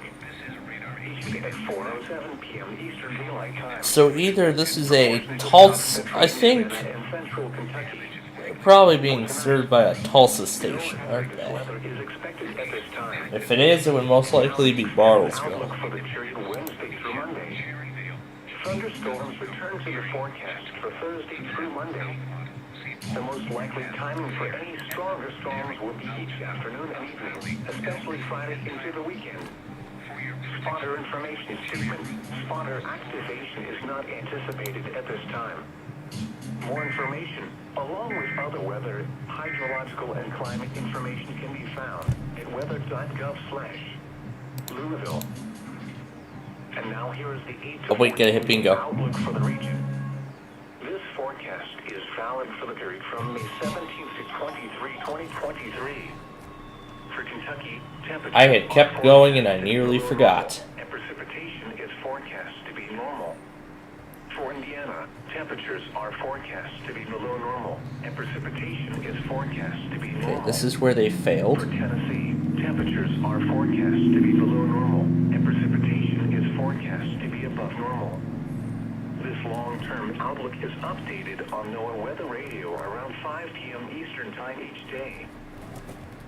Now for the official National Weather Service forecast for Frankfort and surrounding communities. Tonight, Oh my god, I'm gonna have a lot of 2-hour compilations to premiere this weekend. northeast winds 5 to 10 miles an hour. Oh my goodness. Looks like I'm about to have a whole lot of compilations to premiere. This thing's over 2 hours already. And this only includes all the tests from so far today. Oh my goodness. You know what? If WTOP tests tonight, I would love to add on to it. But right now, we have 6 out of 14 done. And we're gonna go ahead and play Southeast winds 5 to 10 miles an hour, becoming south in the afternoon.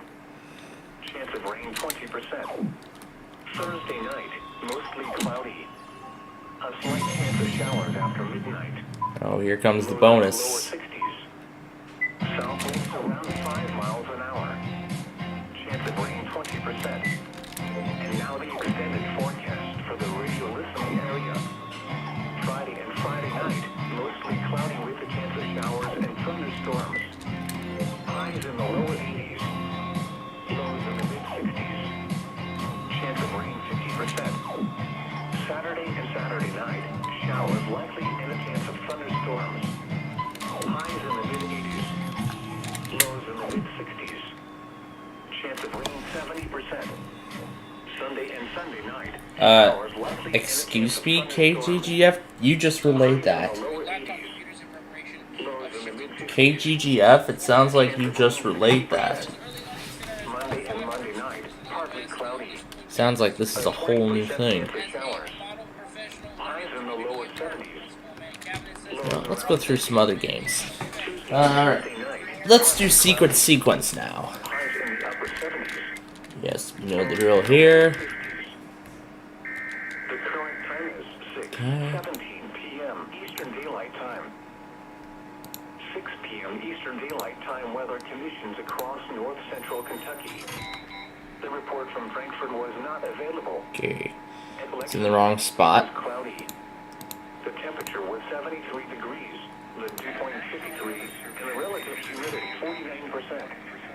The wind was northeast at 6 miles an hour. The pressure was 30.0. Try moving these two to the end. At Louisville, it was mostly sunny. The temperature was 77 degrees. So brown must go in the center then. The wind was north at 10 miles an hour. Okay, so now we know where the yellow goes. So red, green. What else is not being used? Red again? Let's try it. And we got it. Took us 5 guesses, so 20 tickets. Here is the hazardous weather outlook. Issued at 4:07 p.m. Eastern Daylight Time. For portions of south central Indiana and central Kentucky. For tonight, no hazardous weather is expected at this time. And now the extended outlook for the period Wednesday through Monday. Thunderstorms return to the forecast for Thursday through Monday. Sure, let's play this one now.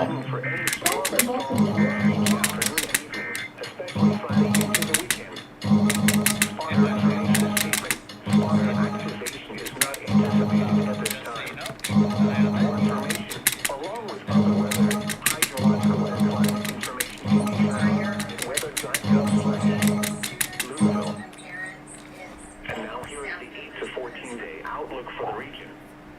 This forecast is valid for the period from May 17th to 23, 2023. For Kentucky, temperatures are forecast to be below normal, and precipitation is forecast to be normal. For Indiana, temperatures are forecast to be below normal, and precipitation is forecast to be normal. For Tennessee, temperatures are forecast to be below normal, and precipitation. We have 21 chips left. This long-term outlook. Let's do the emoji game. Weather radio around 5 p.m. Eastern time each day. Yep, we know how this works. It's been a while since we played this, so... Forecast for Frankfurt and surrounding communities. Tonight, mostly clear. Lows in the upper 40s. Northeast winds 5 to 10 miles an hour. Wednesday, sunny. Highs in the upper 70s. East winds 5 to 10 miles an hour. Wednesday night, mostly clear. There you go, matched all 10 with only 26 seconds left. So I think we get, East winds 5 to 10 miles an hour. I think it depends on how long we take to complete it. It's how many we get. This game is brand new, apparently. It's called Drop Tower. So this is brand new. We haven't seen this before. Let's see what this is about. Oh, so this is about the controls. Oh. Oh, use the button to stop the tiles. Chance of rain 20%. now the extended forecast for the radio listening area. Friday and Friday night. So how many lives do we get? Oh, this should be a very familiar idea.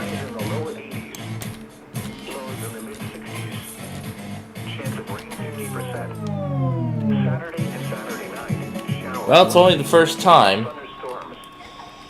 Huh. Well, it's only the first time playing, so... Now, let's see. Yeah, I don't think we could skip the instructions. So we gotta stop it right in that green, right at that green marker. That's where we have to hit the stop button. Gotta hit the stop button right at that green marker.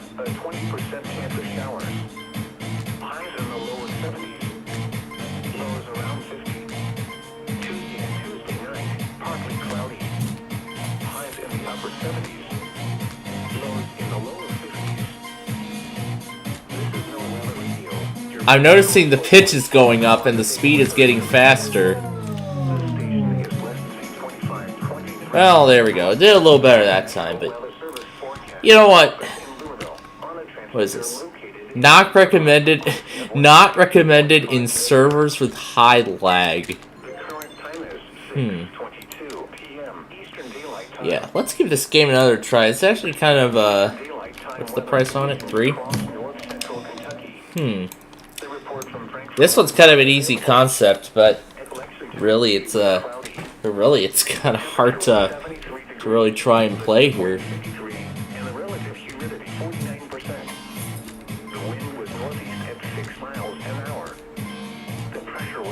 Here's where the pitch is slightly increasing. So pretty much you have to stop the tile while it you have to hit the button while that piece is in the green box. Well, it did a little better that time, 15. Well, you know what? It'll take some practice. So you know what? We're gonna do something we haven't done before. Let's play both bingo games at once. And the memory game together.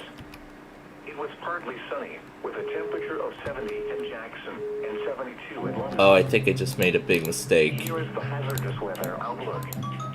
Issued at 4:07 p.m. Eastern Daylight Time. For portions of south-central Indiana and central Kentucky. For tonight, no hazardous weather is expected at this time. Nothing marked down. And now the extended outlook for the period Wednesday through Monday. Thunderstorms return to the forecast for Thursday through Monday. The most likely timing for any stronger storms will be each afternoon and evening, especially Friday into the weekend. Spotter information statement. Yeah, it's kind of hard to manage 2 different games at once. At this time. More information, along with other weather, hydrological, and climate information can be found at weather.gov/Louisville. And now here is the 8 to 14 day outlook for the region. This forecast is valid for the period from May 17th to 23, 2023. For Kentucky, temperatures are forecast to be below normal, and precipitation is forecast to be normal. For Indiana, temperatures are forecast to be below normal, and precipitation is forecast to be normal. For Tennessee, temperatures are forecast to be below normal, and precipitation is forecast to be above normal. This long-term outlook is updated on NOAA Weather Radio around 5 p.m. Eastern Time each day.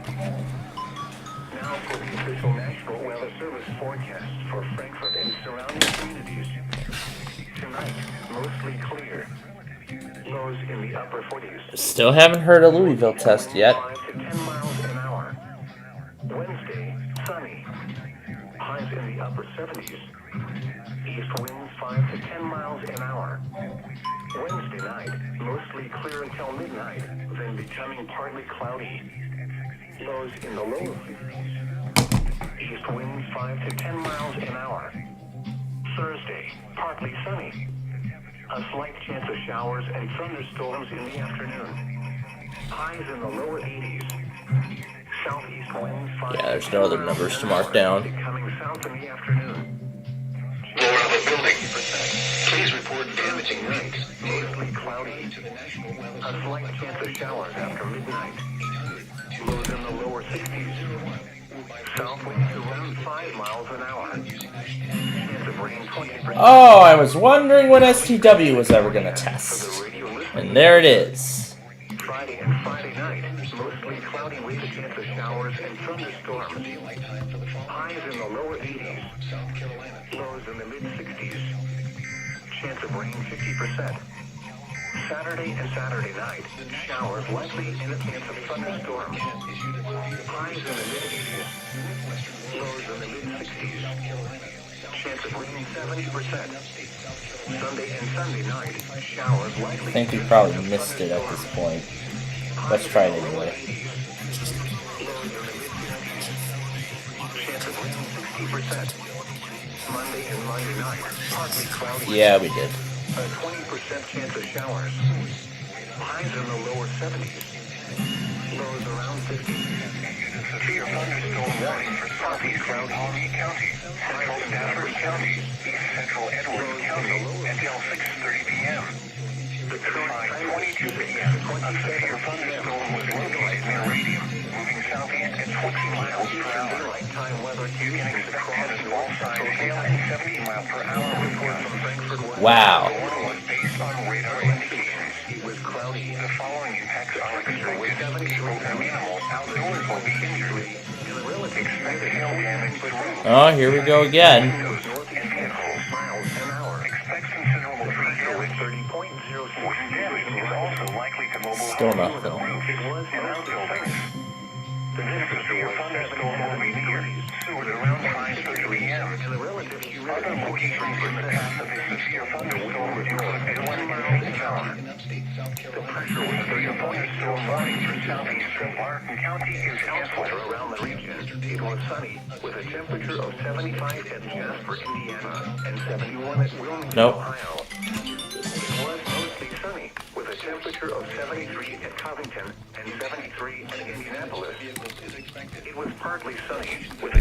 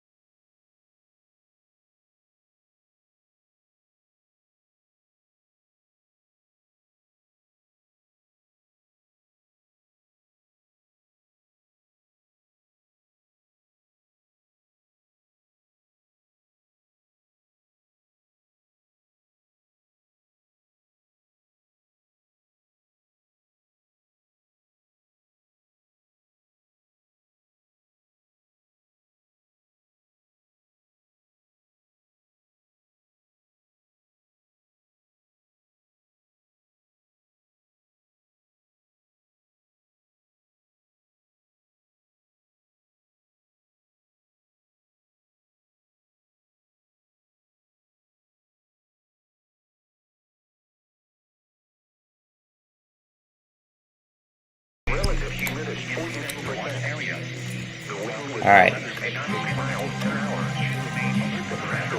Looks like they changed the sound of the mystery value.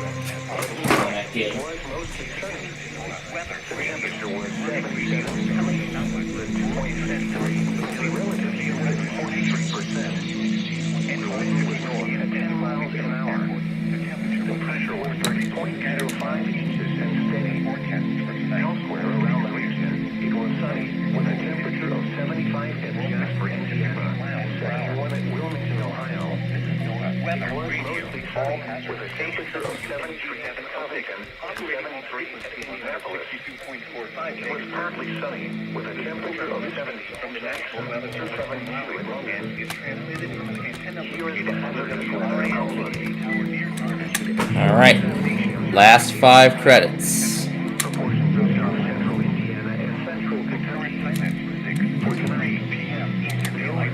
Last 5 credits, and then we're done.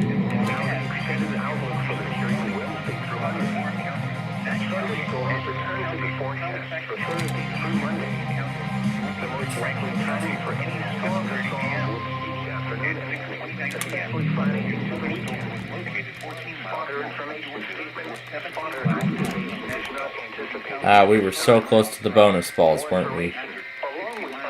Wow.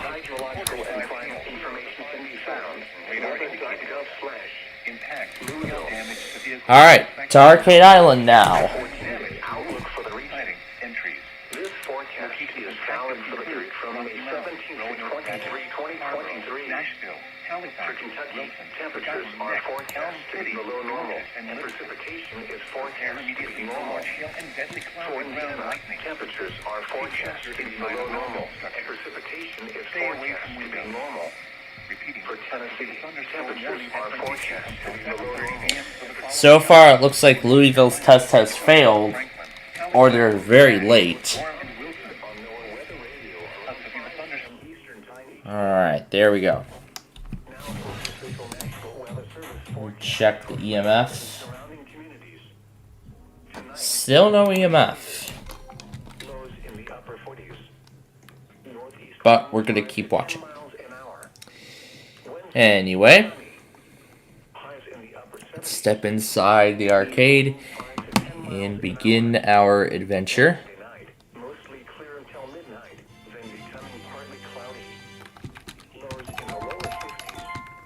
Alright, let's give them all a spin.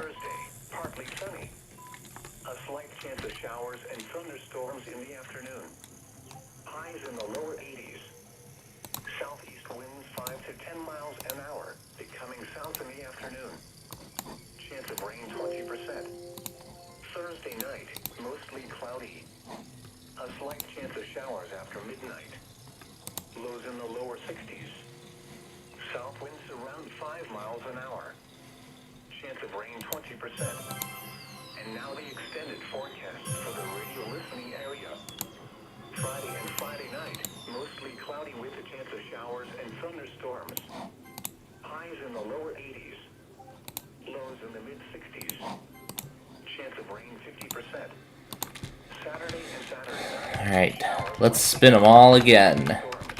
This time all 4.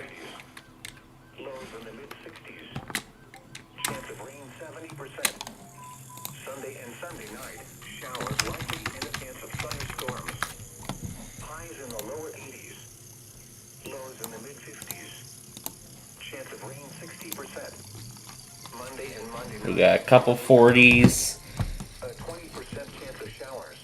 We have an 80.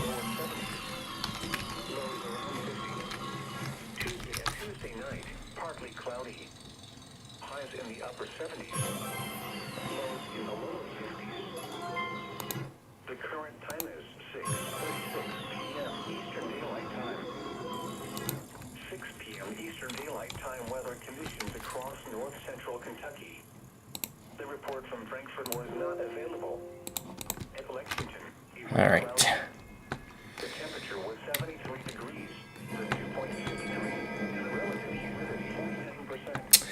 Now going back to what I was talking about earlier with the, the story of how the Florida Rome came up during class concentration. Well, I actually remembered the pattern, and it actually came up again. This time during 7th hour, while I was lowering the pitch of 1,000 Hallelujahs on Air 1. The same station we are waiting for to test. And you know, I was even playing the pre-roll slowed down constantly. You know how slowing down the pre-rolls would hopefully get him to test? In some cases it actually works, but other times not really. But you know, you never know what might happen. Oh, it looks like it's gonna be a race here for the jackpot.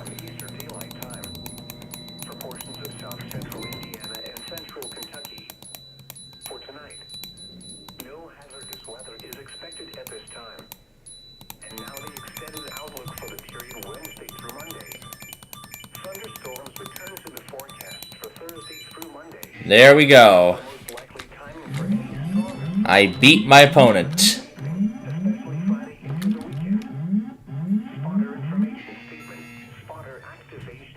See, I beat my opponent.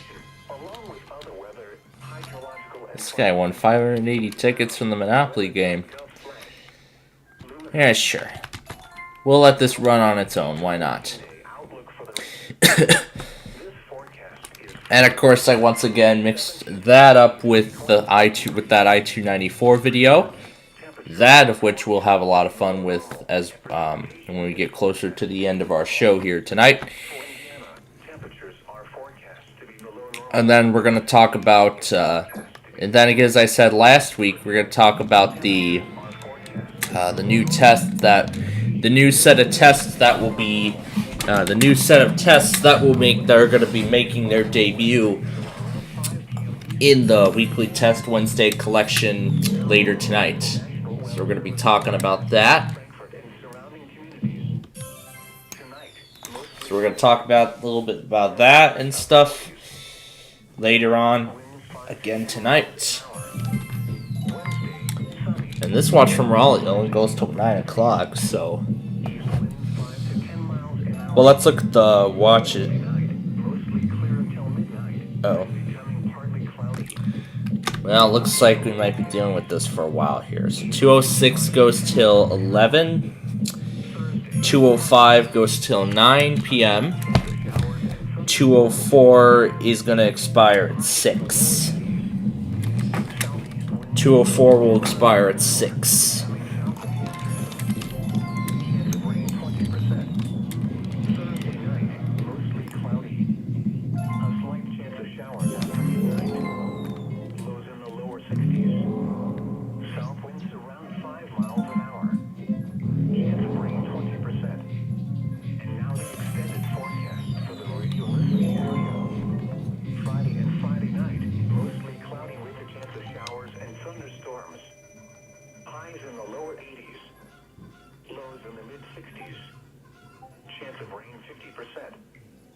Saturday and Saturday night, showers likely and a chance of thunderstorms. Highs in the mid-80s, lows in the mid-60s. Chance of rain 70%. Sunday and Sunday night, showers. Did we both just win the 500 ticket jackpot? Wow. Alright. Ski ball time now. We have to get to 32,000. Monday and Monday night, partly cloudy. A 20% chance of showers. Highs in the lower 70s. Lows around 50. Tuesday and Tuesday night, partly cloudy. Gotta hit that a few more times. Lows in the lower 50s. The current time is 6:41 p.m. Eastern Daylight Time. 6 p.m. Eastern Daylight Time weather conditions across north central Kentucky. The report from Frankfurt was not available. Lexington. Okay. Now this one is for Nebraska. This one from Cheyenne. This one's for Nebraska. So let's see. We'll find the complete coverage. The pressure was 30.06 inches and rising. Let me reload it. At Louisville, it was mostly Because it looks like the complete coverage does not want to show up. And here we go. the wind was north at 10 miles Let's try one of these. Elsewhere around the region, it was sunny with a temperature of 75 in Jasper, Indiana, and 71 at Wilmington, Ohio.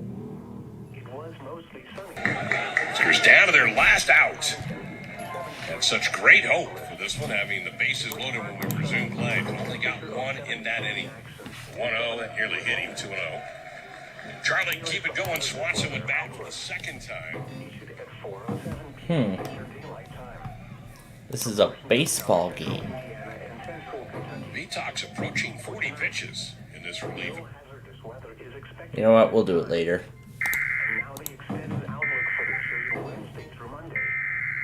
Thunderstorms return to the forecast for Thursday through Monday.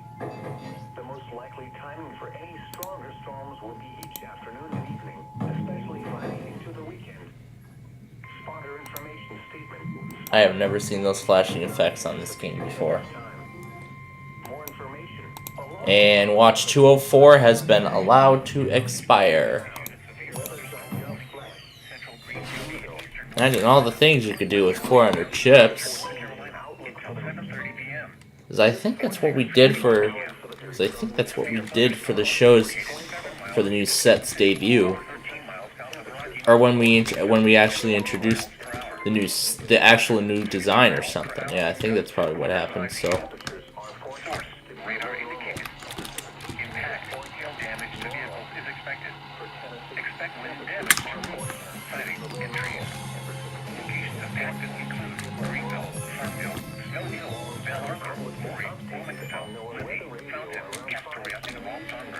I feel like we're only getting luckier coming up to the dance cube and only finding 40 points.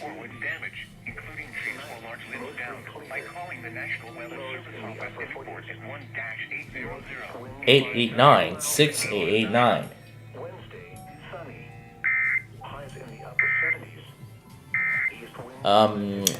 Hello, Bismarck. Nice to see you today.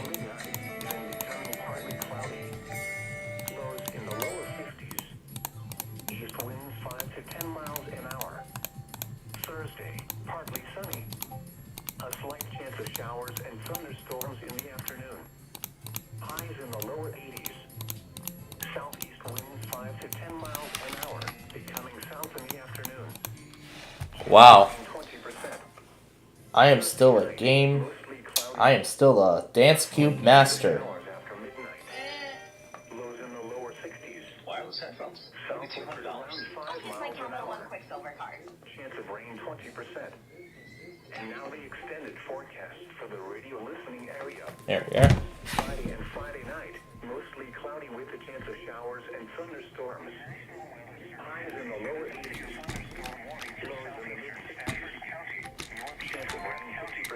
Let's play some trivia now.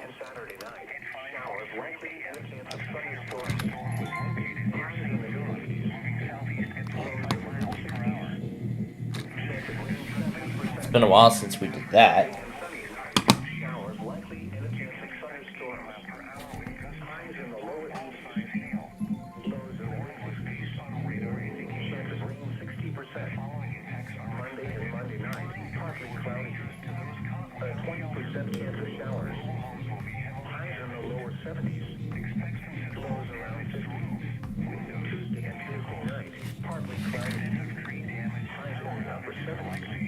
Three for C.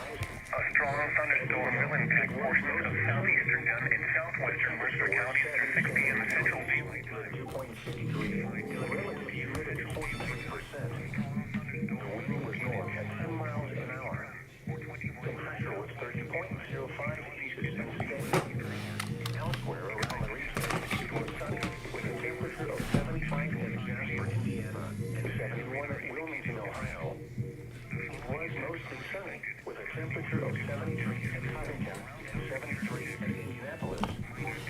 Source, radar indicated temperature of 70 at damage to vehicles is expected. Locations impacted by this weather. Building site, West Greenville, Hagersville, Piedmont, West Elder, Airport Center. Couldn't answer in time. For tonight, for your protection, move to an interior room on the lower floor of the building. Please report damage to vehicles daily when running to the National Weather Service by calling toll-free 1-800-267-8101 or by posting on our Facebook page or tweet it using hashtag NWSTSP. Your message should describe the event and the specific location where it occurred. Repeating, a severe thunderstorm warning has been issued until 7:30 p.m. Eastern Daylight Time for the following counties in South Carolina: Anderson and Greenville. And now here's the 14-day flood advisory in effect until 9 p.m. Eastern Daylight Time this evening. From this west, flood caused by excessive rainfall is expected. Where the portion of upstate South Carolina, including the following counties, Greenville and Lawrence. When until 9 p.m. Eastern Daylight Time. Impacts nuisance to minor flooding in low-lying and poor drainage areas. Bonding of water in court or other areas is occurring or is imminent. Additional details at 5:53 p.m. Eastern Daylight Time. Ooh, I'm on the jackpot on here. Wind gauges indicated heavy rain due to severe thunderstorms. Isolated areas from Melbourne to Simpsonville to the crossroads along South Carolina 418 have received 1 to 2 inches of rainfall in an hour. Additionally, a break is possible if these storms slowly drift out 5 to 10 miles an hour and flooding is ongoing or expected to begin shortly in the advisory area. Expect rapid rise of storm streams 10 miles an hour.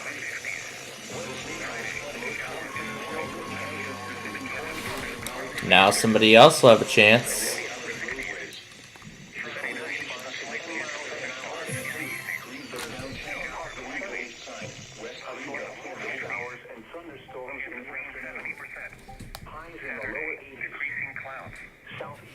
Watch 5%. Alright, let's try skee ball again. I think we might be trying again a little too late. Yeah, I think we came back a little too late.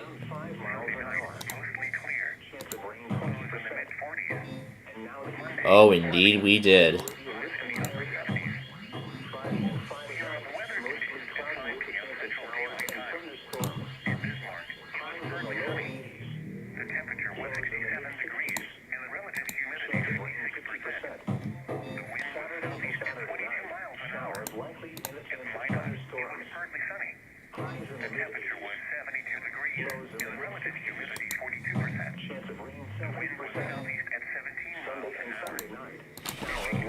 Now let's see if I remember what that station was for Kansas City that I used. It's been quite a while since I used it, so I already forgot. Let me see if I remember what it was. Let's see if I remember what it was.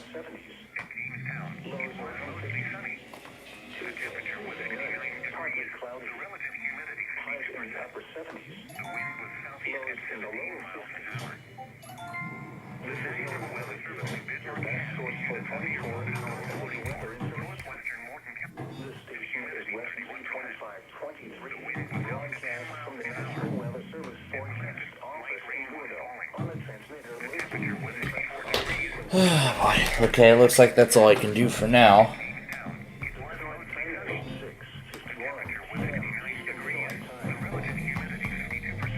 But don't worry.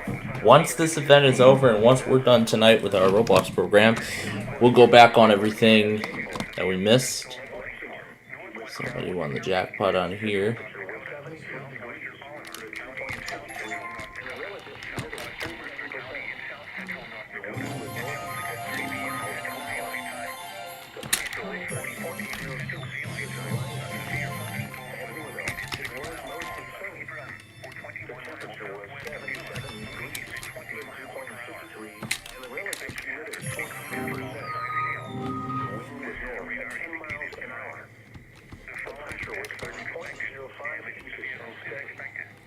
Elsewhere around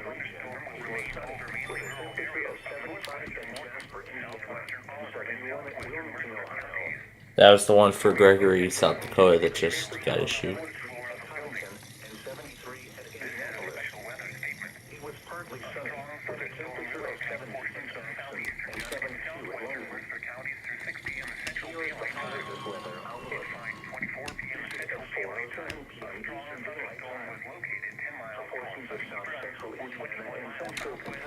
Let's finish it by playing the wheels again. I mean, we're almost out of chips, so.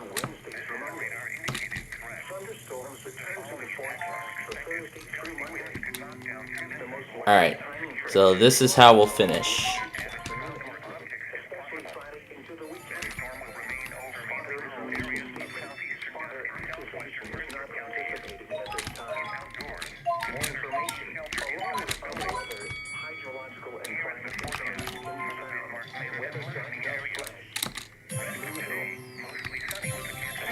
And the last two, and that's it. We were so close to a jackpot. On here. Alright. And alright. And that is it, ladies and gentlemen, for Arcade Island.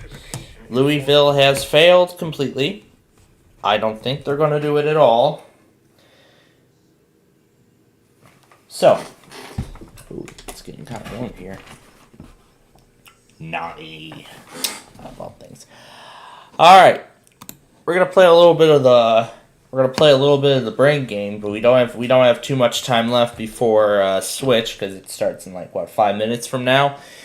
So we're only gonna play a little bit of this game here, and then for the next 2.5 hours. That's where we're going to be playing 3 minutes each of certain games. Oh yeah, that's right. It's time for our next check of. In the parking lot of Marsh's grocery store. Can you believe it?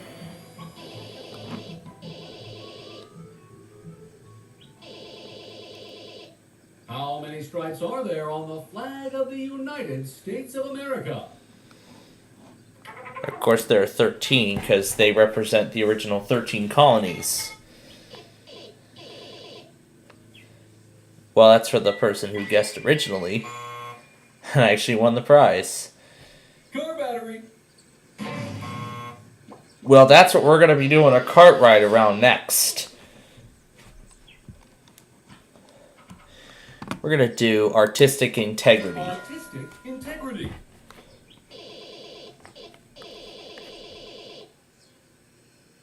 Okay.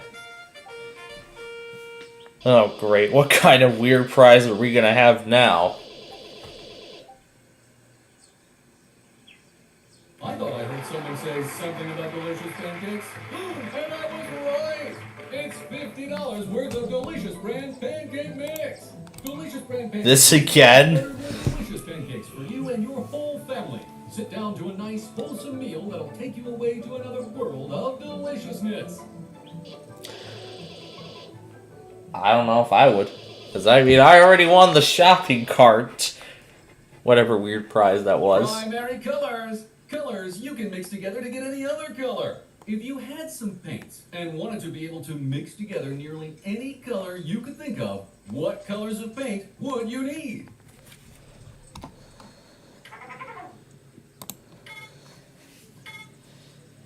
Oh, that warning in... No.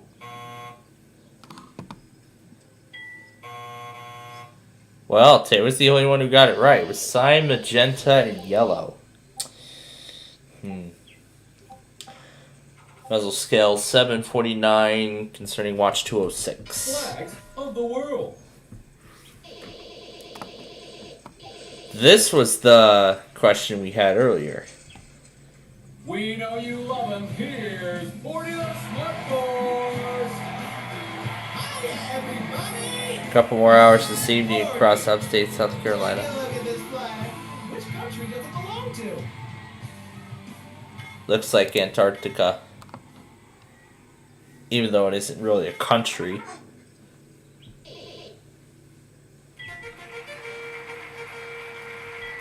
And I got it right.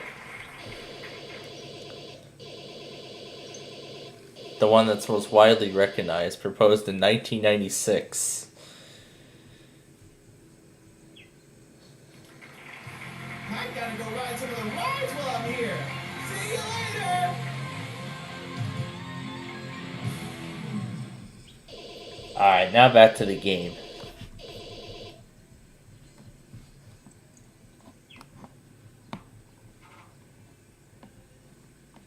Let's see what I'll select. Shapes and such.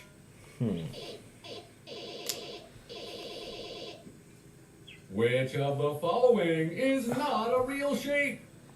I think this is obviously a question that we've had before. But I think the answer choices are obviously different. How do they get these questions, and do they update this every I wonder what kind of basis they update this on. Alright, we don't have time to continue because it is time for Switch.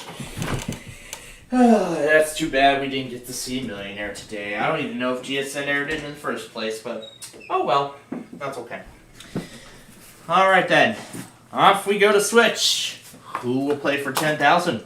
And who will walk away empty-handed? We'll find out.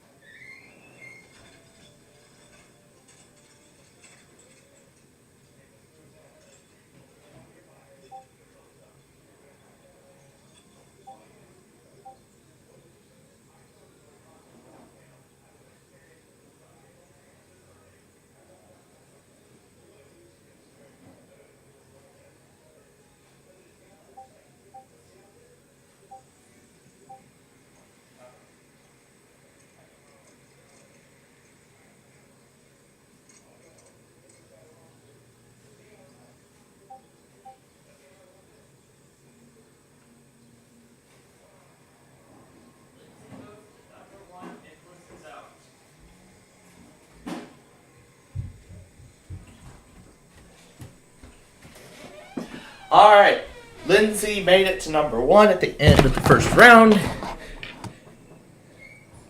Now for the cart ride around nothing. This is only a test.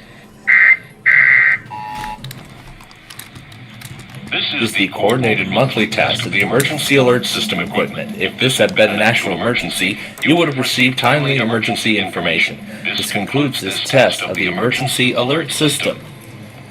Equipment. If this had been This is the coordinated monthly test of the emergency alert system equipment. If this had been an actual emergency, you would have received timely emergency information. This concludes this test of the emergency alert system. Equipment. If this this had been an actual emergency, you would have received timely emergency equipment. This is the coordinated monthly test of the emergency alert system equipment. If this had been an actual emergency, you would have received timely emergency information. This concludes this test of the emergency alert system. This concludes this test of the emergency alert system.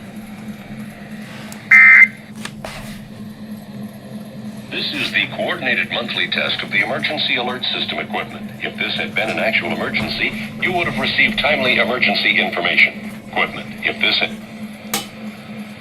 This is the coordinated monthly test of the emergency alert system equipment. If this had been an actual emergency, you would have received timely emergency information. I like that one. I could even look back at that 12:50 p.m. recording and play that thing back as well. Would have received test.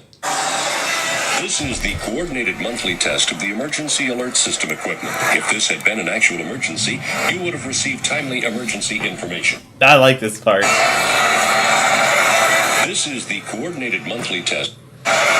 This is the coordinated monthly test of the emergency alert system equipment. If this had been an actual emergency, you would have received timely emergency information.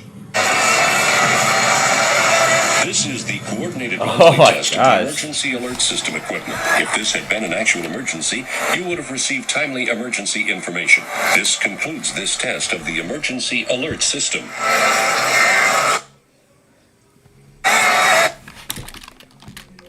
Now, for as we said at the end of the brain game, we would do the we would ride something around a used car battery. All right, let's step away.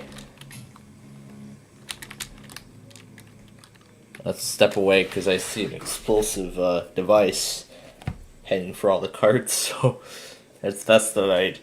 Get out. This was so much fun to do. EAS. And it's time for a test of the emergency alert system. This is only a test.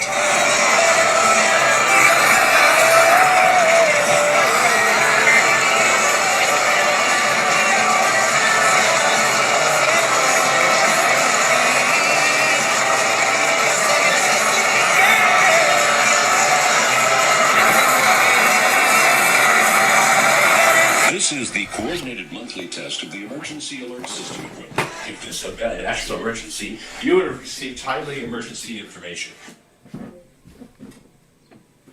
Signal sounds bad on everyone.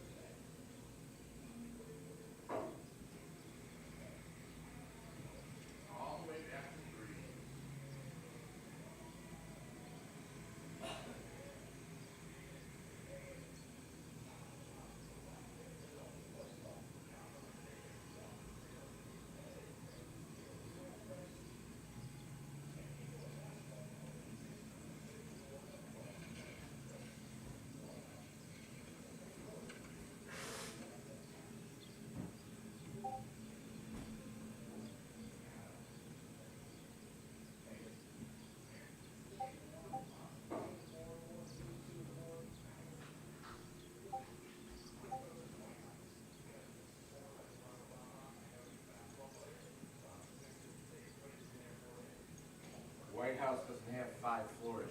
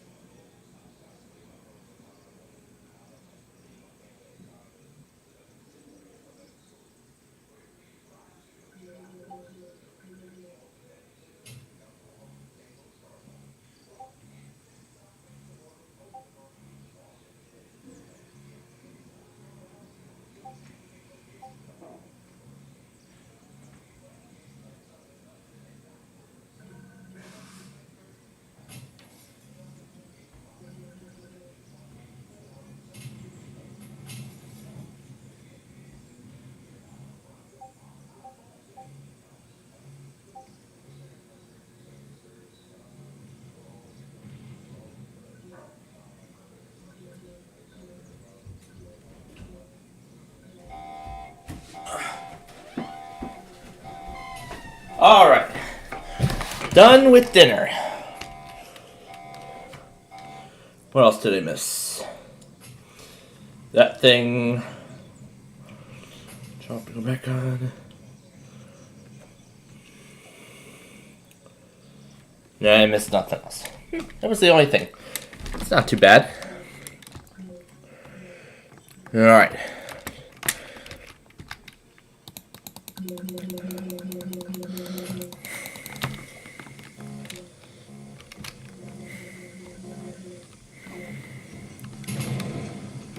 Oh, I was ready.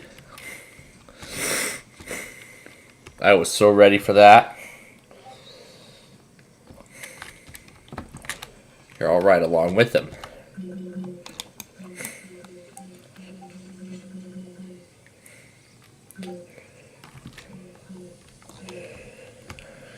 Alright, then I'll step out since there's nowhere to go.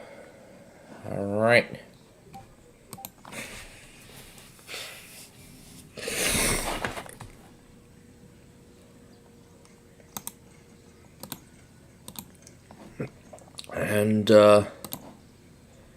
And just for your pleasure,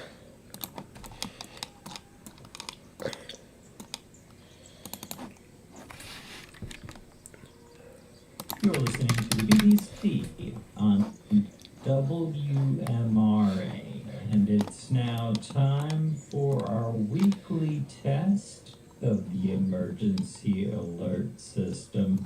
This is only a test. Ah, here it is. You're listening to the All right. BBC. Can't wait to see how tonight's America's game goes. And it's now time for our weekly test of the emergency alert system. This is only a test. You're listening to the BBC on WMRA, and it's now time for our weekly test of the emergency alert system. This is only a test. Ooh, it's lagging. You're listening to the BBC on WMRA, and it's now time for our weekly test of the emergency alert system. This is only a test. You're listening to the BBC on WMRA, and it's now time for our weekly test of the emergency alert system. This is only a test. You're listening to the BBC on WMRA, and it's now time for our weekly test of the emergency alert system. This is only a test. You're listening to the BBC on WMRA, and it's now time for our weekly test of the emergency alert system. This is only a test. 27 lights coming up, and you can send 933 if you will. BBC on WMRA, and it's now time for our weekly test of the emergency alert system. This is only a test. You're listening to the BBC on WMRA, and it's now time for our weekly test of the emergency alert system. This is only a test. You're listening to the BBC on WMRA, and it's now time for our weekly test of the emergency alert system. This is only a test. You're listening to the BBC on WMRA, and it's now time for our weekly test of the emergency alert system. This is only a test. You're listening to the BBC on WMRA, and it's now time for our weekly test of the emergency alert system. This is only a test. You're listening to the BBC on WMRA, and it's now time for our weekly test of the emergency alert system. This is only a test. You're listening to the BBC on WMRA, and it's now time for our weekly test of the emergency alert system. This is only a test. You're listening to the BBC on WMRA, and it's now time for our weekly test of the emergency alert system. This is only a test. You're listening to the BBC on WMRA, and it's now time for our weekly test of the emergency alert system. This is only a test. You're listening to the BBC on WMRA, and it's now time for our weekly test of the emergency alert system. This is only a test. You're listening to the BBC on WMRA, and it's now time for our weekly test of the emergency alert system. This is only a test. You're listening to the BBC on WMRA, and it's now time for our weekly test of the emergency alert system. This is only a test. You're listening to the BBC on WMRA, and it's now time for our weekly test of the emergency alert system. This is only a test. You're listening to the BBC on WMRA, and it's now time for our weekly test of the emergency alert system. This is only a test. You're listening to the BBC on WMRA, and it's now time for our weekly test of the emergency alert system. This is only a test. You're listening to the BBC on WMRA, and it's now time for our weekly test of the emergency alert system. This is only a test.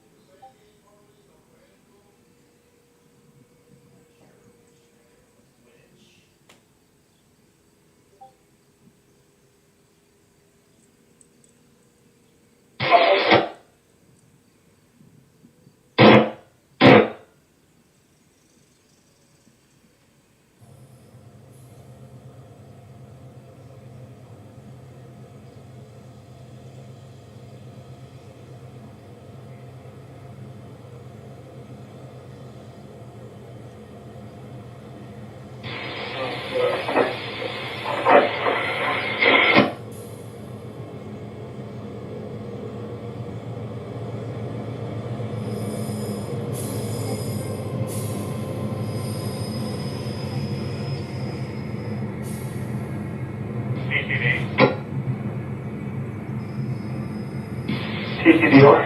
6023 double over made, ready to go.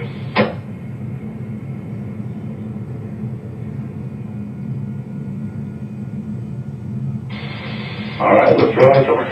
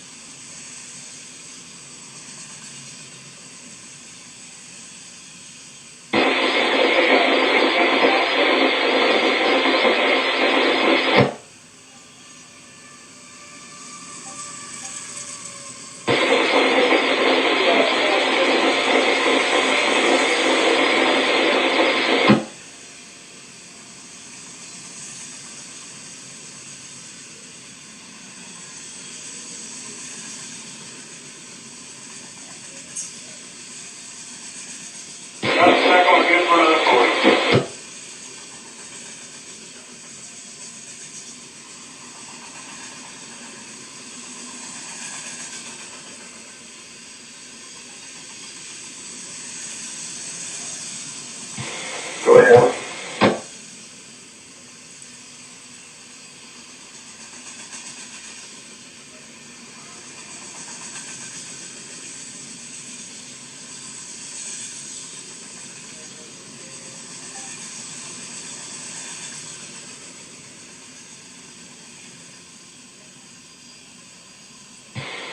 All right, 3698, show that operative and look for your lights over.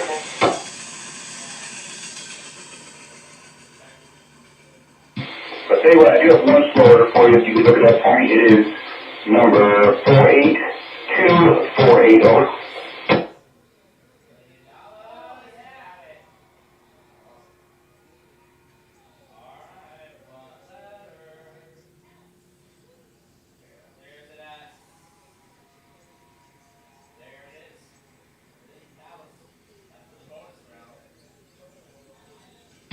Correct, 1839JHO. Correct. Dispatcher.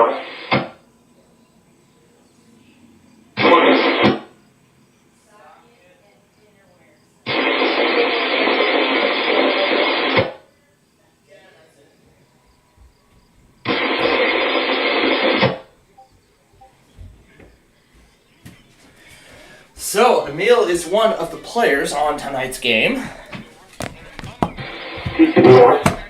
of Wheel of Fortune. Every hero needs a theme song. The Capital One Quicksilver card. What's in your wallet? Terms apply. See CapitalOne.com for details.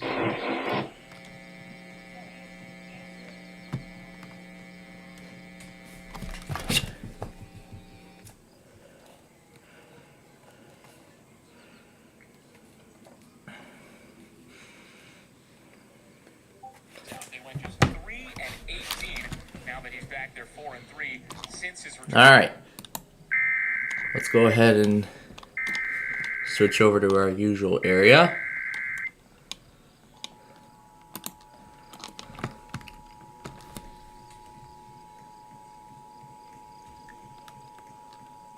The National Weather Service in Tulsa has issued a severe thunderstorm warning for northwestern Craig County in northeastern Oklahoma, northeastern Osage County in northeastern Oklahoma, northern Washington County in northeastern Oklahoma, northern Nowata County in northeastern Oklahoma until 7:30 p.m. Central Daylight Time.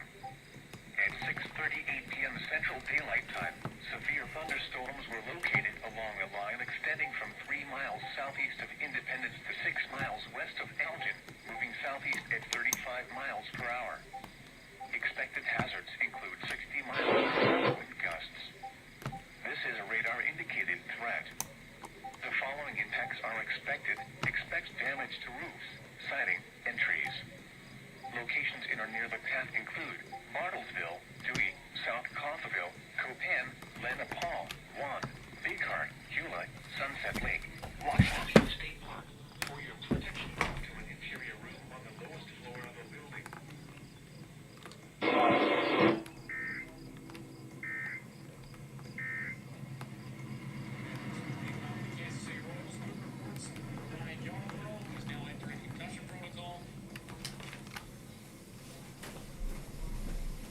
Alright.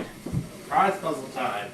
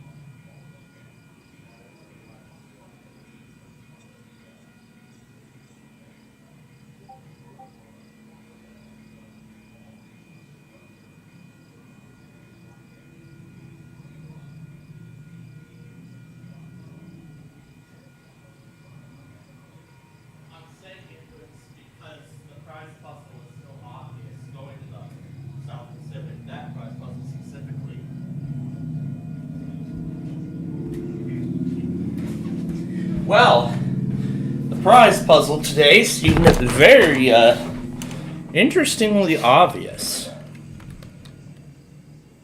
I just missed the train, didn't I?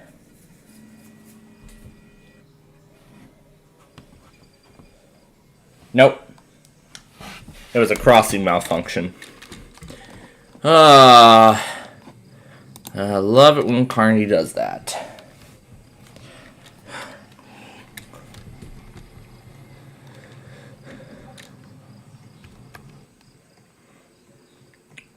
Alright, let's get over to the correct side.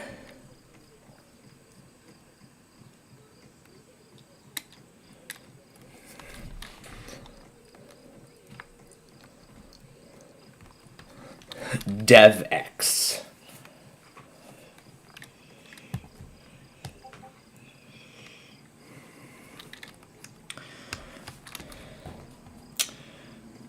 Let's see if we can get this one, because I mean that one station that we used before, that's doing football now, baseball now.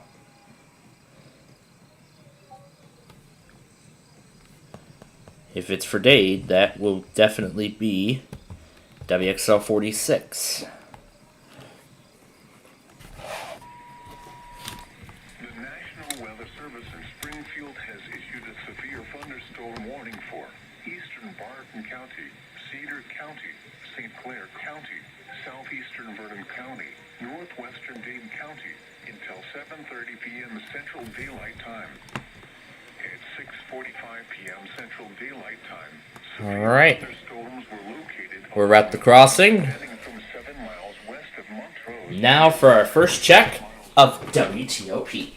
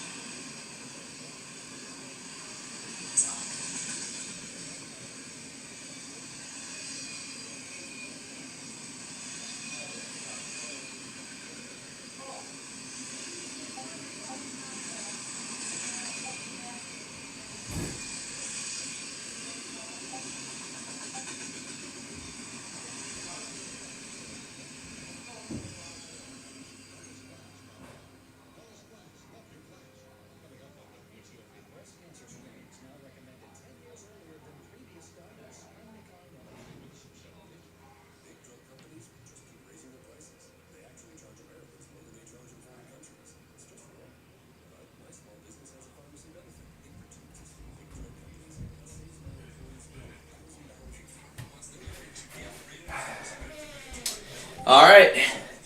And Neil will be going for $1 million.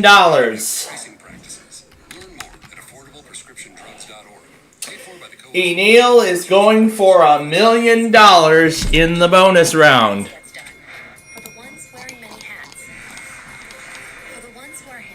Let's try to get WTOP to test. This is a test of the Washington, D.C. metropolitan operational area. This is a test of the Washington, D.C. metropolitan operational area emergency alert system.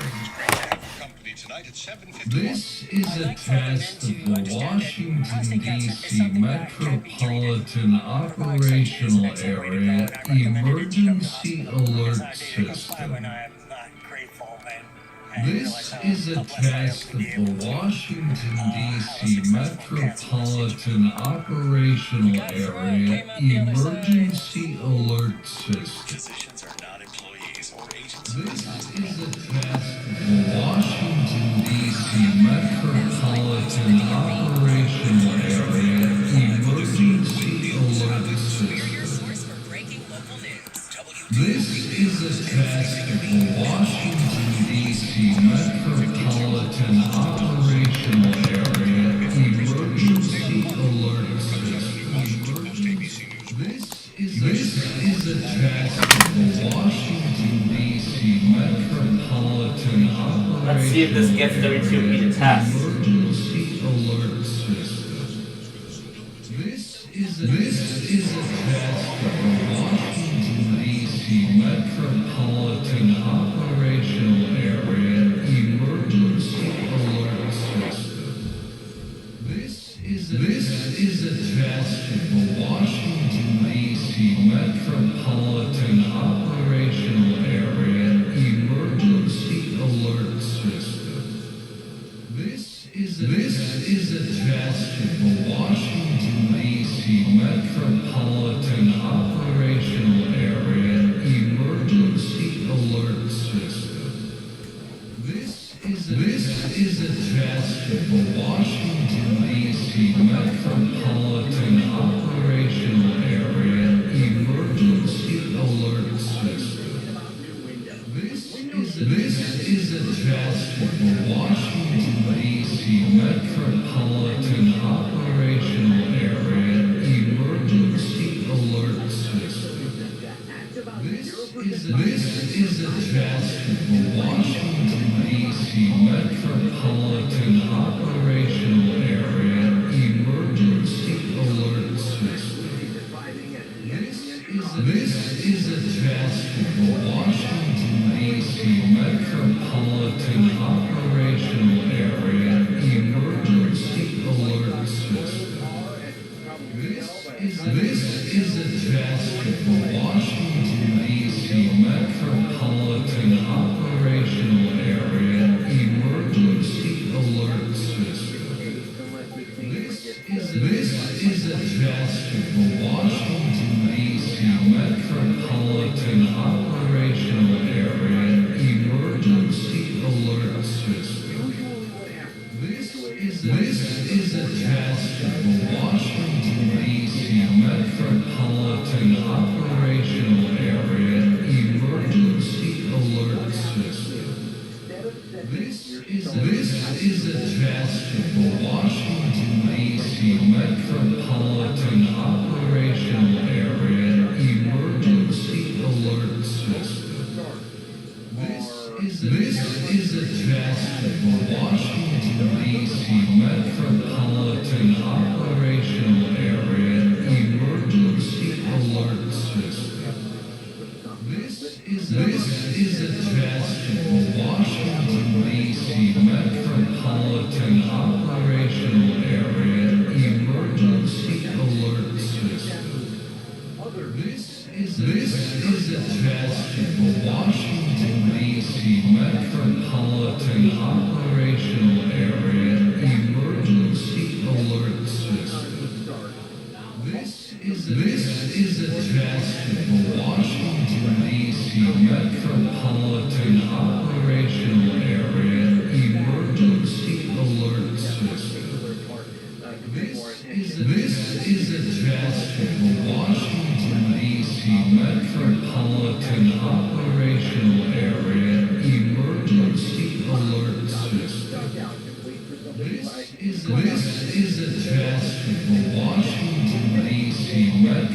Metropolitan Operational Area Emergency Alert System. This is a test of the Washington, D.C. Metropolitan Operational Area Emergency Alert System. This is a test of the Washington, D.C. Metropolitan Operational Area Emergency Alert System. This is a test of the Washington, D.C. Metropolitan Operational Area Emergency Alert System. This is a test of the Washington, D.C. Metropolitan Operational Area Emergency Alert System. This is a test of the Washington, D.C. Metropolitan Operational Area Emergency Alert System. This is a test of the Washington, D.C. Metropolitan Ding! This has been a Sony picture. This has been a Sony picture. Oh, this again? Oh my god.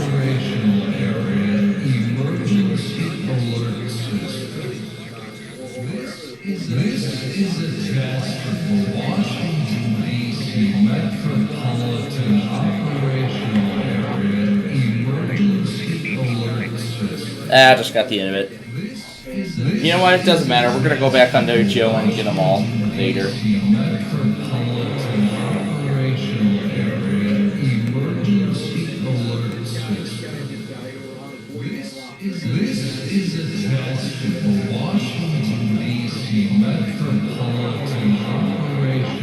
Oh wait.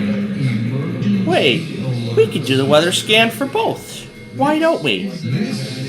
Why don't we do the weather scan for both of them? How about that? That's been a while. It's been a while since it's been done, so yeah, sure, let's do the weather scan for both.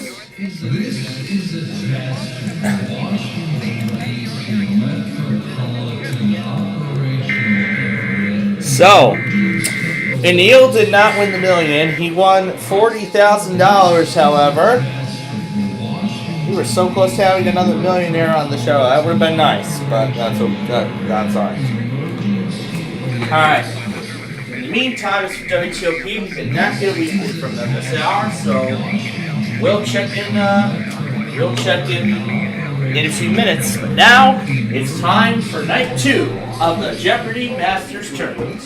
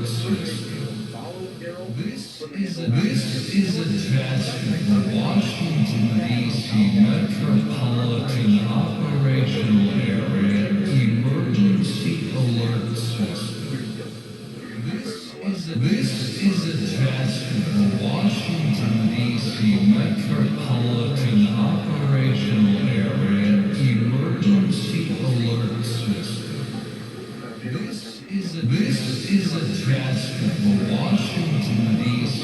Metropolitan Operational Area Emergency Alert System. This is a test of the Washington, D.C. Metropolitan Operational Area Emergency Alert System.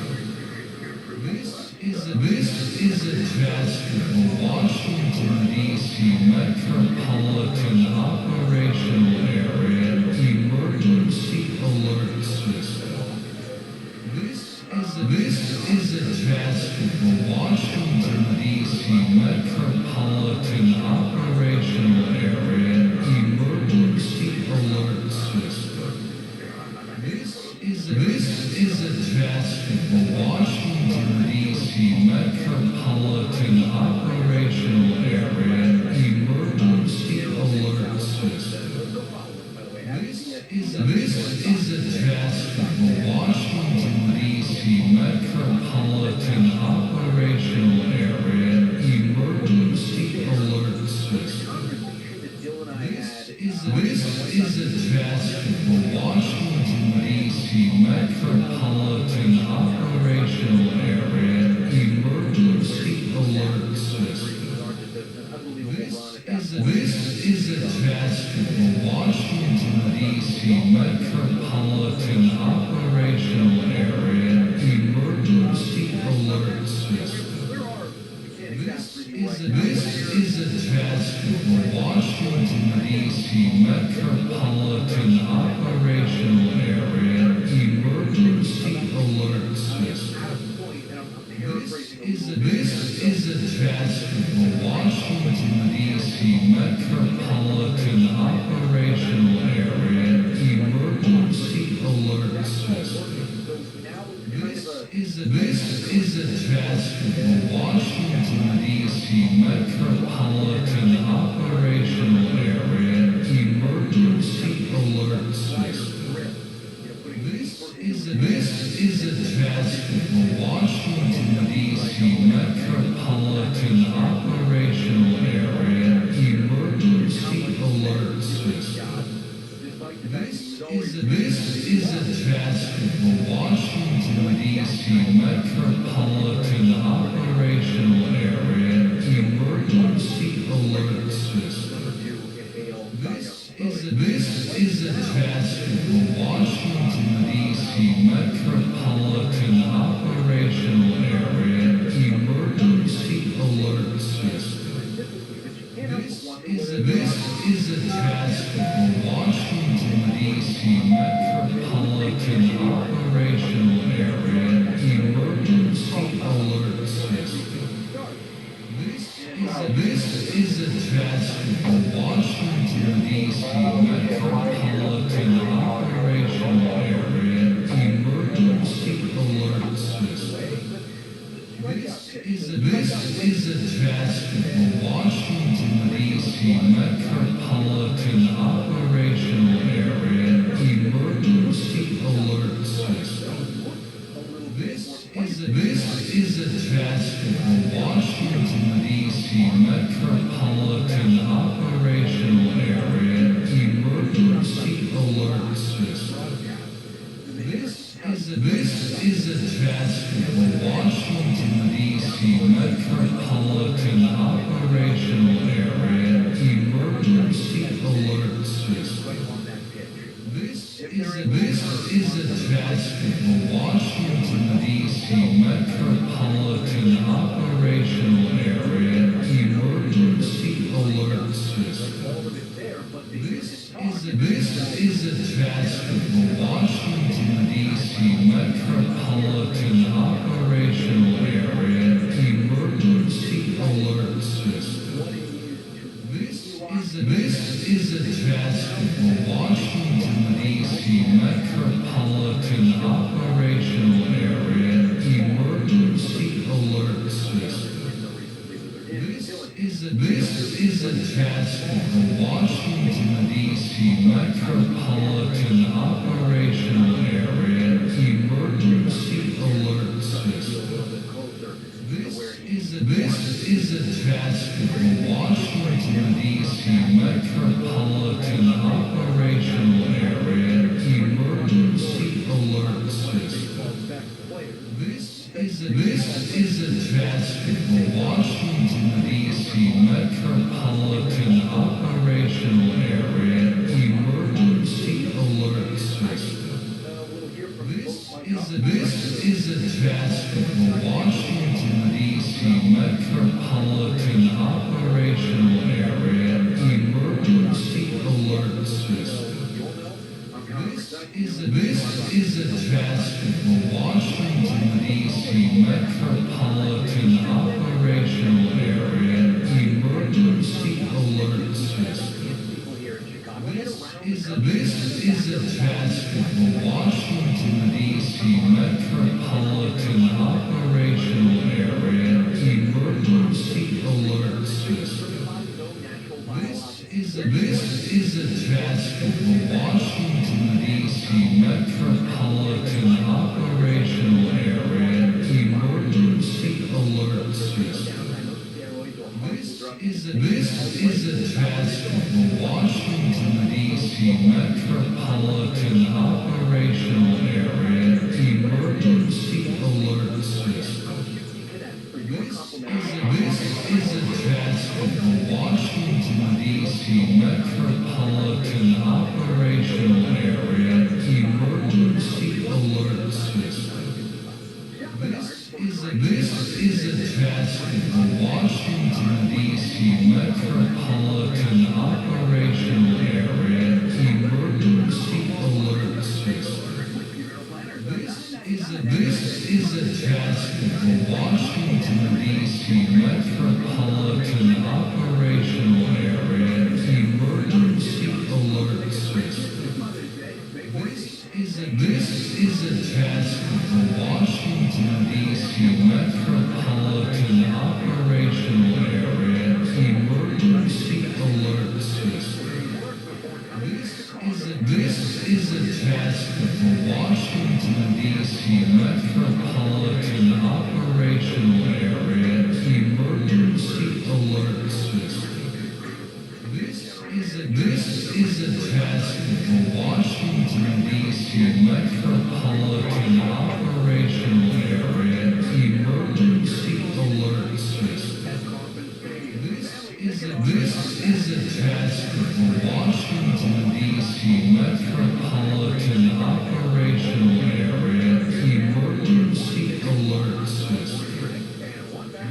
System. This is a test of the Washington, D.C. Metropolitan Operational Area Emergency Alert System. This is a test of the Washington, D.C. Metropolitan Operational Area Emergency Alert System. This is a test of the Washington, D.C. Metropolitan Operational Area Emergency Alert System. This is a test of the Washington, D.C. All right, interesting first game so far. Emergency Alert System. This is a test of the Washington, D.C. Metropolitan Operational Area Emergency Alert System. This is a test of the Washington, D.C. Metropolitan Operational Area The National Weather Service has issued a severe thunderstorm warning for northern Pawnee County, southeastern Rush County, until 7:45 p.m. At 7:06 p.m., a severe thunderstorm was located near Sanford, moving east at Let me ensure that this is the latest one. You can expect ping-pong ball-sized hail. The warning was based on radar indications.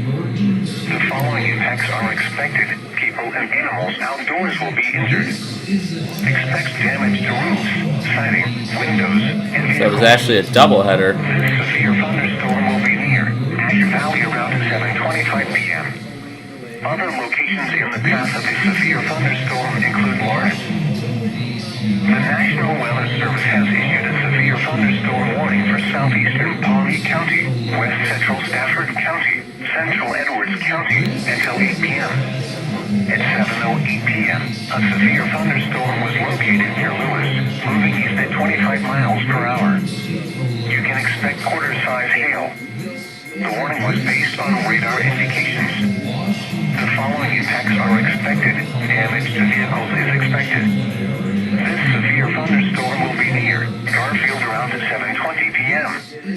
Other locations in the path of this severe thunderstorm include Balfour in Maxville. A severe thunderstorm warning remains. Adams and Wells. This is a test of the Washington, D.C. Metropolitan Operational Area Emergency Alert System. Our radio is on. This is a test They have been provided. And in fact, in the EIA files that I've looked at, Operational Area Emergency Alert System. This is a test of the Washington, D.C. Metropolitan Operational Area Emergency Alert System. This is a test of the Washington, D.C. Metropolitan Operational Area Emergency Alert System.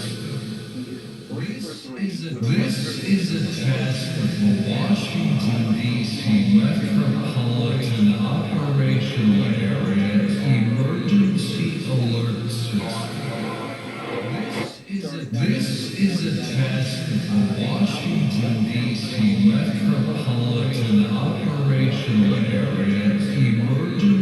Alert System. This is a test of the Washington, D.C. Metropolitan Operational Area Emergency Alert System. This is a test of the Washington, D.C. Metropolitan Operational Area Emergency Alert System.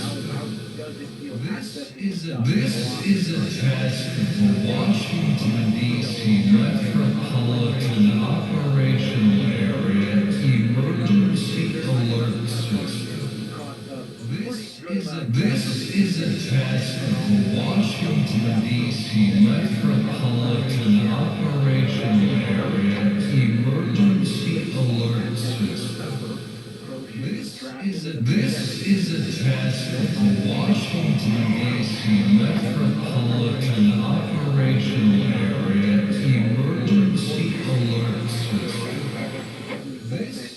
This is a test of the Metropolitan Operational Area Emergency Alert System. This is a test of the Washington, D.C. Metropolitan Operational Area Emergency Alert System. This is a test of the Washington, D.C. Metropolitan Operational Area Emergency Alert System. This is a test of the Washington, D.C. Metropolitan Operational Area Emergency Alert System. This is a test of the Washington, D.C. Metropolitan Operational Area Emergency Alert System. This is a test of the Washington, D.C. Metropolitan Operational Area Emergency Alert System. This is a test of the Washington, D.C. Metropolitan Operational Area Emergency Alert System. This is a test of the Washington, D.C. Metropolitan Operational Area Emergency Alert System. This is a test of the Washington, D.C.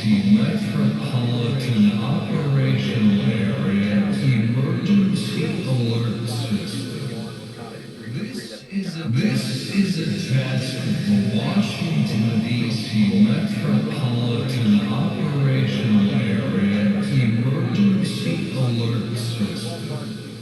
This is a test of the Washington, D.C. Metropolitan Operational Area Emergency Alert System.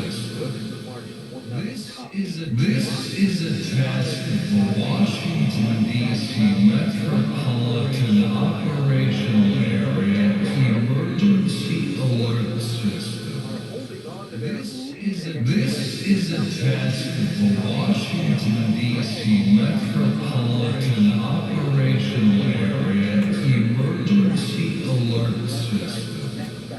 This is a test of the Washington, D.C. Metropolitan Operational Area Emergency Alert System. This is a test of the Washington, D.C. Metropolitan Operational Area Emergency Alert System. This is a test of the Washington, D.C. Metropolitan Operations Alert System. This is a test of the Washington, D.C. Operational Area Emergency. This is a test of the Washington, D.C. Metropolitan Operational Area Emergency Alert System. This is a test of the Washington, D.C. Metropolitan Operational Area Emergency Alert System. This is a test of the Washington, D.C. Metropolitan Operational Area Emergency Alert System. This is a test of the Washington, D.C. Metropolitan Operational Area Emergency Alert System. This is a test of the Washington, D.C. Metropolitan Operational Area Emergency Alert System. This is a test of the Washington, D.C. Metropolitan Operational Area Emergency Alert System.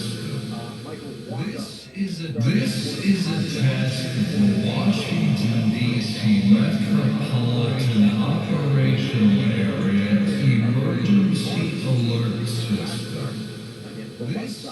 This is a test of the Washington, D.C. Metropolitan Operational Area Emergency Alert System. This is a test of the Washington, D.C. Metropolitan Operational Area Emergency Alert System.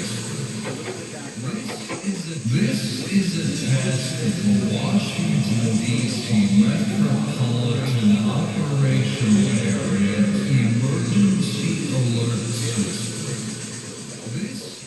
This is a test of the Washington, D.C.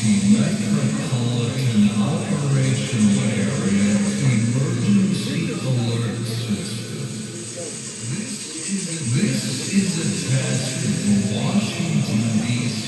Metropolitan Operational Area Emergency Alert System.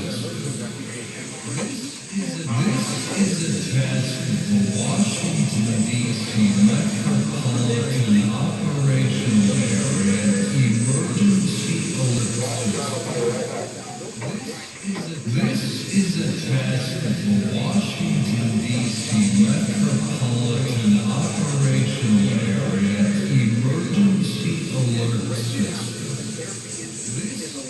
This is a test of the Washington, D.C. Metropolitan Operational Area Emergency Alert System. This is a test of the Washington, D.C. Metropolitan Operational Area Emergency Alert System. This is a test of the Washington, D.C. Metropolitan Operational Area Emergency Alert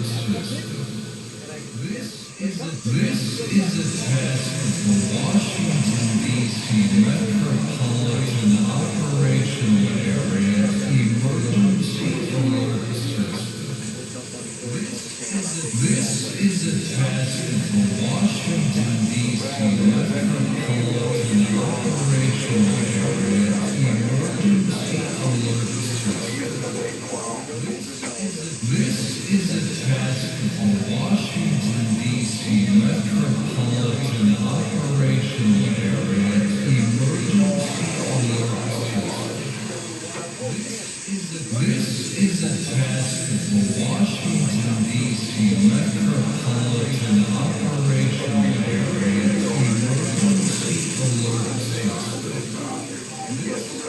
This is a test of the Washington, D.C. Metropolitan Operational Area Emergency Alert System. This is a test of the Washington, D.C. Metropolitan Operational Area Emergency Alert System. This is a D.C. Metropolitan Operational Area Emergency Alert System. This is a test of the Washington, D.C. Metropolitan Operational Area Emergency Alert System. This is a test of the Washington, D.C. Metropolitan Operational Area Emergency Alert System. This is a test of the Washington, D.C. Metropolitan I come back and I hear Cars for Kids.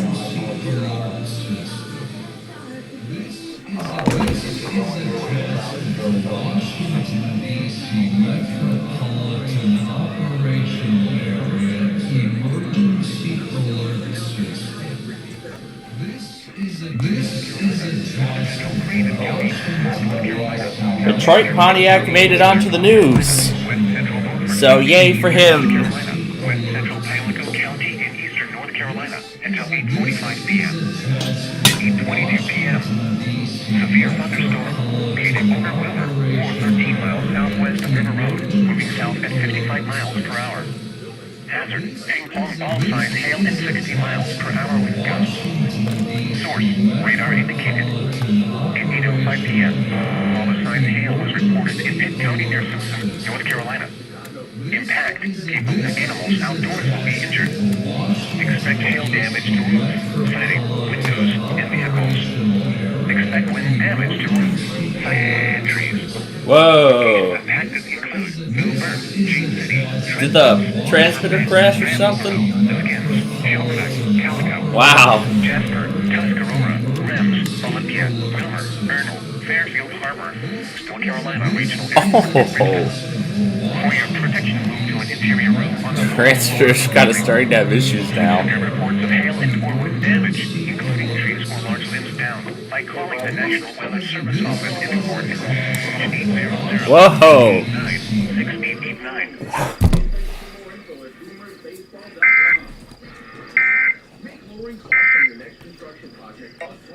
Well, that didn't sound good.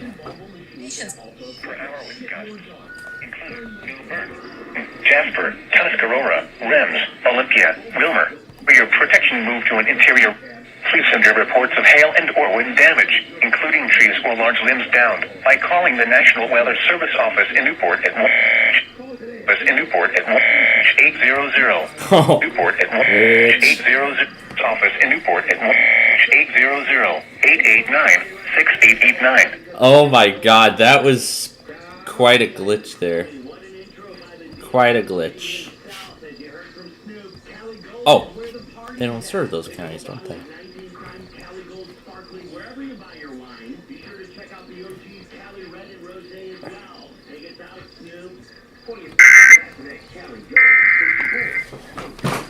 Alright. Alright. Good game of Jeopardy has been. Let's see how our players do in finals. We couldn't do it without the help of our friend Lenny File at Hearthside Realtors. We're giving you education on so many parts of the process. Check out the latest listings at lennyfile.com. Trust Hearthside Realtors with 30-plus years of experience to get you into the home of your dreams. I'm Lenny File, and I go the extra mile. Go to lennyfile.com. Astound Broadband has just launched all-in pricing. For a limited time, get high-performance, ultra-reliable internet with plans starting at $25 all-in with a 2-year price lock. No contract, no hidden monthly fees, no data caps. Experience the #1 rated internet at their best price ever, supported by local 24/7 award-winning teams. Connect to a world of possibilities and go all in with Astound Broadband. Restrictions apply. Visit astound.com for details. astoundbroadband.com. Waddle and Sylvia 2 to 6 weekdays, ESPN Chicago. Welcome back to Raingley Theater. Here on the Hard Rock Casino White Sox Network, I'm Connor McKnight. Still waiting for word from Kansas City. The White Sox and Royals are in a rain delay. We were officially put in delay right about 10 minutes before our expected or our originally scheduled first pitch. 6:30 or so, we found out the tarp was going to be put on the field. We've seen it through Twitter. There are reports, obviously, videos. But it's raining down there. It's raining pretty good. Hopefully, we find out a little bit more about what's going on here in just a few minutes. However, earlier this week, this weekend, I should say, on White Sox Weekly, which you can hear every Saturday, 2 hours leading up until the pregame show, here on the Hard Rock Casino White Sox Network. When I'm not doing play-by-play, filling in for Lynn Casper, we are very lucky here at the station to have a whole cast of talented folks who can sit in and do awesome interviews and talk White Sox baseball with you. Jesse Rogers was the fella sitting in for me on this past Saturday, and he was joined by White Sox outfielder Billy Hamilton. Remember that Billy was returning to Cincinnati. I actually talked to him a little bit in the dugout that afternoon, just about being back in Cincinnati. He was jazzed. That's the team he came up with, and he spent a lot of time there. Was a big important player for them for some time. What he was able to do in the community was huge, and I was asking, hey, you make any of your old restaurants and your favorite haunts, stuff like that. He went to a couple of them. Kind of like get a good time in Cincinnati. But a part of that good time was hanging out with Jesse Rogers on White Sox Weekly, and we wanted to bring a little bit of that back to you here. So without any further ado, this conversation with White Sox outfielder Billy Hamilton.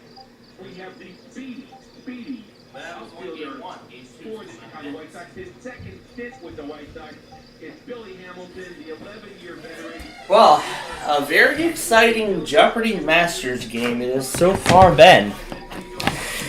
So, we're going to have Game 2 with James Holzhauer here as we go through the second half hour of our show. We're going to go ahead and end this here.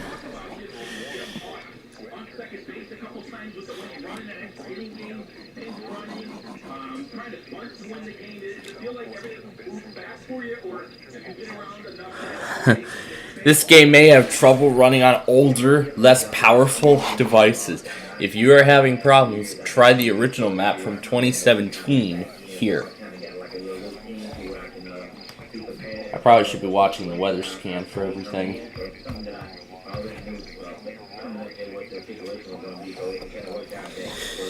Okay.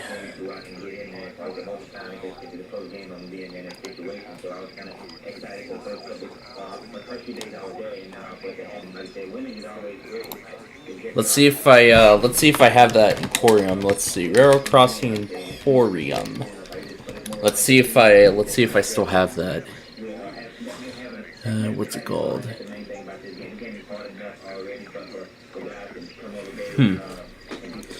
I think I recall we had a game like this before. Either it went private or they deleted it. Oh, here it is. It's called Railroad Crossing World. Sure. It's in my favorites, but it's not yet in my liked. Oh, I have to go here first. It's actually been a while since we've been in this game, so you know what? This will be a first time in forever moment for myself, because it's been a long time since we were last in this game. I think we never got to try this game out actually on air, so what we like to do here, I'm sure you all know what we like to do. We activate all these railroad crossings. We're going to activate them all. This is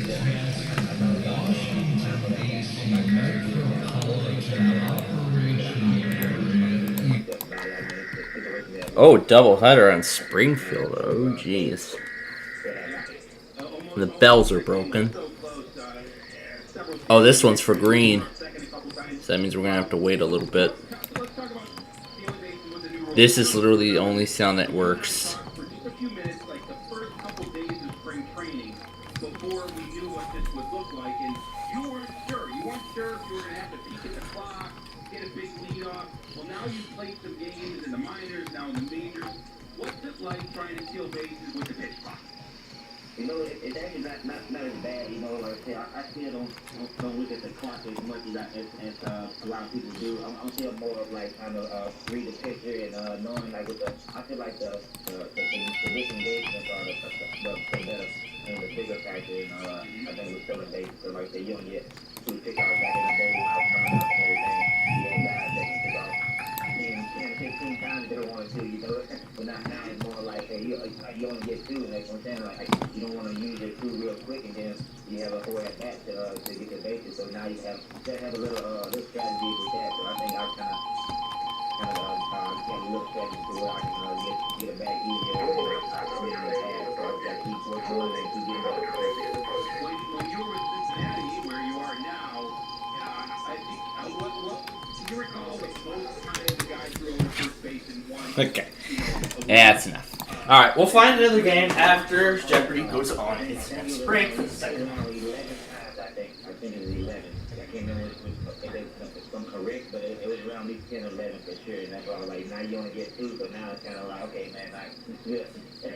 Because I'm going to take over time. Look, he already knows he's trying to speed the game up, so picking out so many times can slow the game up. He always get when somebody pick out the crowd boos and stuff like that. So it's just like, you don't want to hear all those boos about 10 times in a row, so. I get tired just trying to slide back to first base, you know, every 11 times.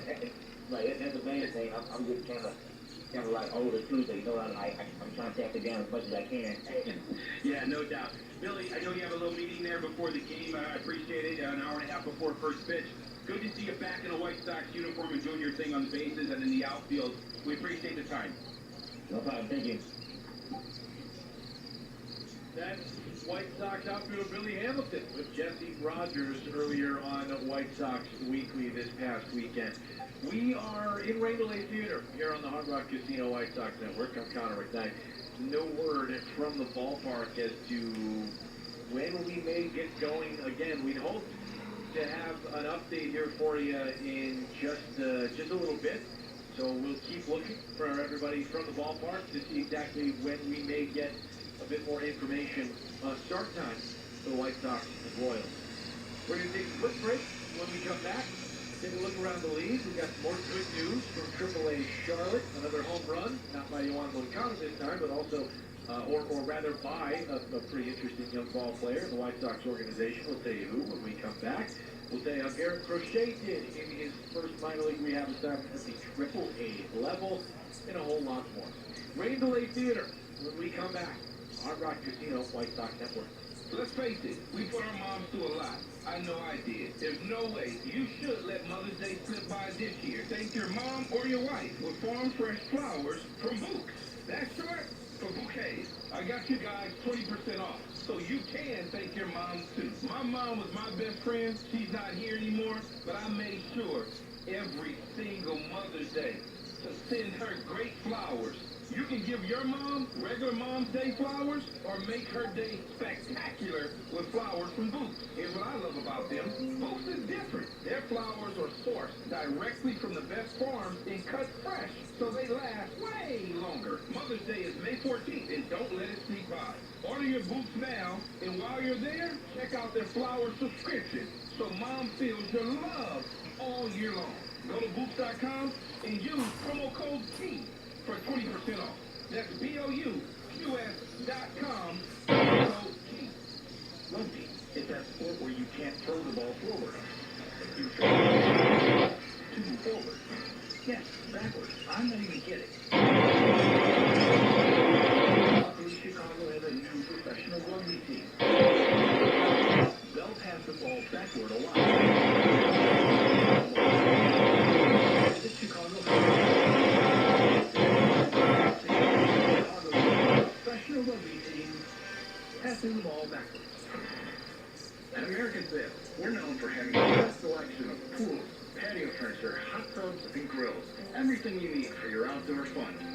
importantly, it's the quality.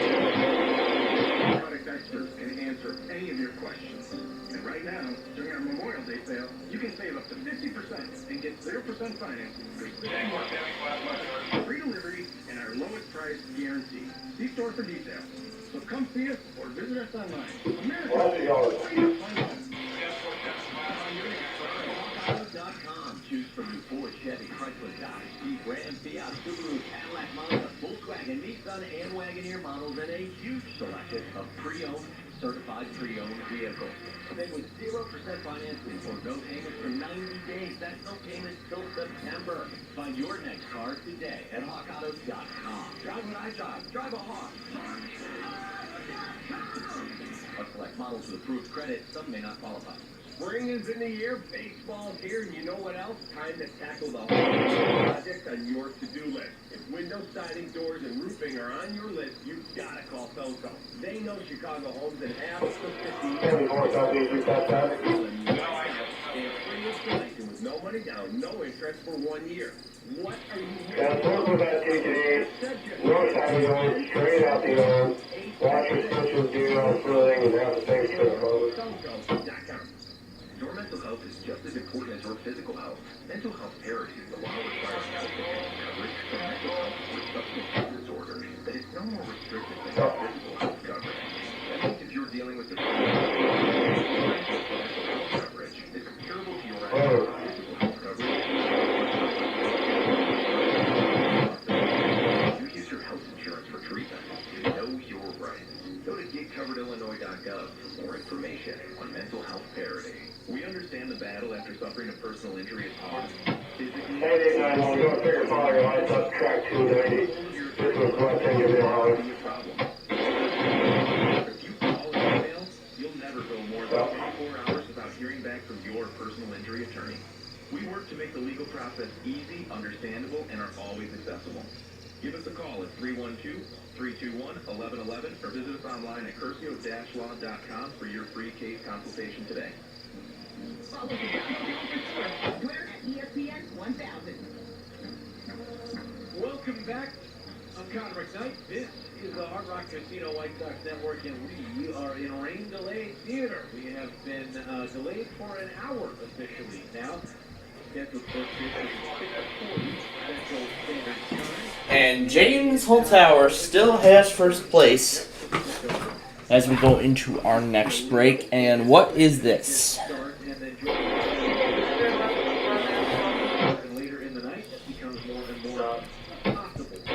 Alright. We can only play like one game at a time here, so... Light the spark that ignites. Walnut Creek, Seven Springs, March Mac, Bronson, cliffs of the new state park in growing. This is new. Well, let's try this again. Wait until you see the first lightning flash before heading to safety. Move indoors at the first sign of threatening skies or the first sound of thunder. Deadly lightning strikes can occur well ahead of an approaching storm, prior to the arrival of rain and wind. Make sure that lightning is well away from your location before resuming outdoor activity. A severe thunderstorm watch remains in effect until 10 p.m. for central North Carolina. Here is a special weather statement from the National Weather Service for the listening area. Strong thunderstorms will impact portions of southern Person, southern Vance, west central Nashville, northeastern Orange, Grambel, northeastern Wayne, Durham, and Franklin counties through 9 p.m. Train approaching. Only the first one I get to see live today, as the severe weather is really driving us away from that. Winds in excess of 40 miles per hour and half-inch hail. Source, radar indicated. Impact, gusty winds could knock down trillions and blow around unsecured objects. Minor damage to outdoor objects is possible. Locations impacted include Durham, Henderson, Oxford, Creedmoor, Lewisburg, Wake Forest, Butler, Franklin. Look at that, it's just a crossbuck. If outdoors, it's just a crossbuck. Don't wait until you see the first lightning flash before heading to safety. Move indoors at the first sign of threatening skies or the first sound of thunder. deadly lightning strikes can occur well ahead of an approaching storm, prior to the arrival of rain and wind.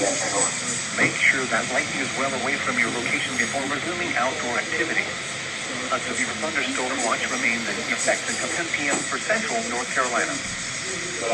Severe thunderstorm watch number 2 or 5 remains in effect until 10 p.m. for the following counties in North Carolina: Greene, Johnson, Nash, Wayne, and Wilson. Remember, a severe thunderstorm watch means the conditions are favorable for the development of severe weather, including large hail and damaging winds in the watched area. While severe weather may not be imminent, persons should remain alert for rapidly changing And here are the only signalized signals, I guess, on the entire railway. Commercial radio and television outlets or internet sources for the latest. The only signalized signals on the entire railroad. 4 p.m. at the Raleigh-Durham Airport. The temperature was 74 degrees with scattered clouds. The forecast for the rest of Let's just see if anything comes through. Alright, back to Jeopardy's Masters and CPW288 has a greater fast signal of flight stop indication. Eastbound move lane 1 lane 1 over.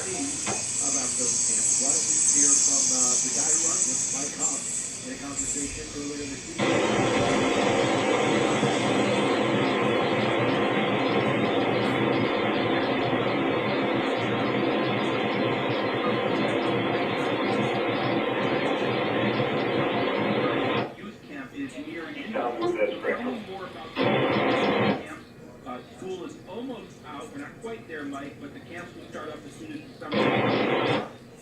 Yeah, exactly. Starting the second week in June, going through the third week in August. We're going to be in 54 camps, about 45 locations. A couple locations, because they sell out so quickly, we do 2 camps there. But it's a 4-day event, either mornings or afternoons. It's only $159. The kids are going to get hats, shirts, a whole bunch of white tchotchke stuff. They're also going to get some tickets to a game.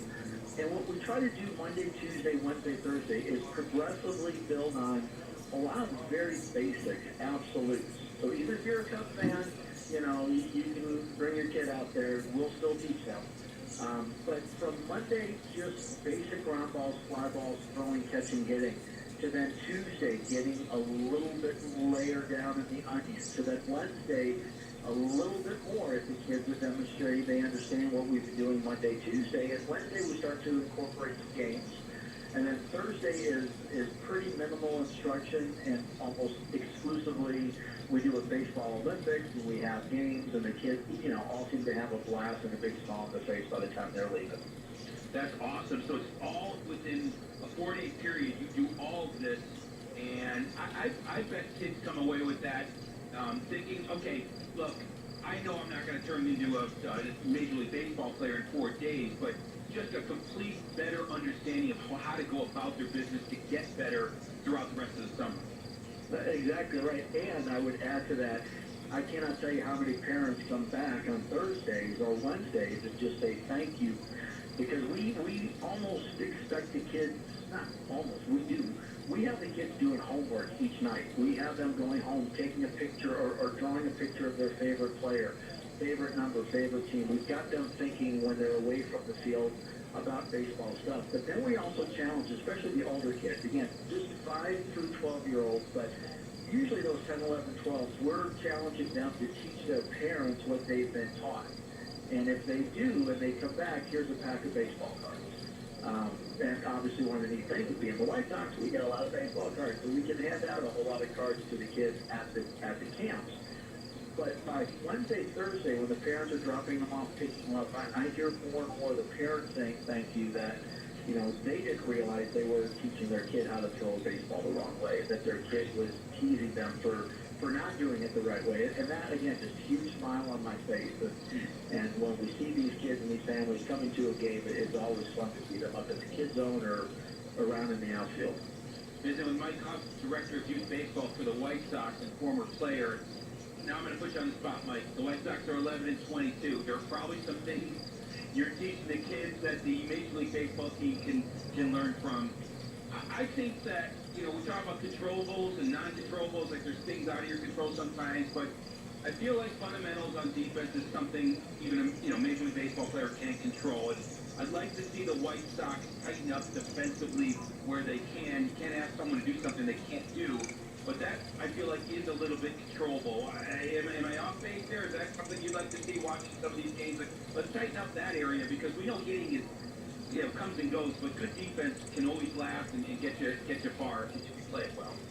No, I think you're singing to the choir to a guy who got to play 7 years in the majors, primarily because of his defensive prowess, not offensive prowess. And again, just as you're talking about, the defense is all a mental component. Are you mentally in the game? You just went 0 for 4, but now at the 8th inning, are you taking a hit away from the other team? Are you thinking ahead to make sure you turn a double play on any type of situations, or are you still thinking about the line drive with guys on second and third, 2 outs that didn't bring anybody in, or the strikeout that obviously was a ball, but you got called out on strikes? So, as you said, there are certain parts of the game that you can control, and defense is one of those, and the mental approach is one of those. Sometimes a pitcher just throws a great slider. Sometimes you see something out of his hand, and you swear it's one pitch, and by the time you start swinging it, now it's moving, and it's a double play instead of a stacked fly. I mean, those things sometimes are out of your control, but the defense, yeah, and I would agree. I think the thing that's been frustrating for me, I know talking to some of my coaches, are when the White Sox have that mental lapse or that mental breakdown that it kind of frustrates us, A, as a fan, B, being an employee of the White Sox, but C, because we know the next practice we go to, there's going to be kids and parents asking us, don't you teach us something different than what we just saw on TV? Exactly. Well said, Mike. Before I let you go, I'll give a plug to the website again in a moment here. Yeah, tell me about your thoughts as you watch Liam Hendriks return to baseball. I mean, you have a different perspective than myself and other fans. It's one thing to recover from anything from Tommy John to a twisted ankle, right? I mean, that's different. But the uncertainty of cancer in terms of your everyday life, you want to live your life and live a long life. And then also getting back into baseball shape so quickly. It's mind-boggling what he went through. I want to get a former player's perspective on Liam's return. Yeah, I think mind-boggling is a great expression. You can focus mentally on beating a disease, something as challenging as a leukemia or a cancer, but to combine that with keeping your body in that type of top physical condition, going through that and being able in such a short period of time to actually go out and perform at a AAA level, and we know he can be in the majors relatively quickly. It's such a wonderful story on so many different levels that, again, I hope most people can take a step back and appreciate this. I think Liam said something very cute that when he went out to pitch in Charlotte, that he goes out and he tries to pitch angry, and as he got on the mound with the for what he's doing, and he's like looking at the opposition like, don't be nice, don't be clapping for me, I need to get you out and I want to be angry at you. And so he has to now go through things.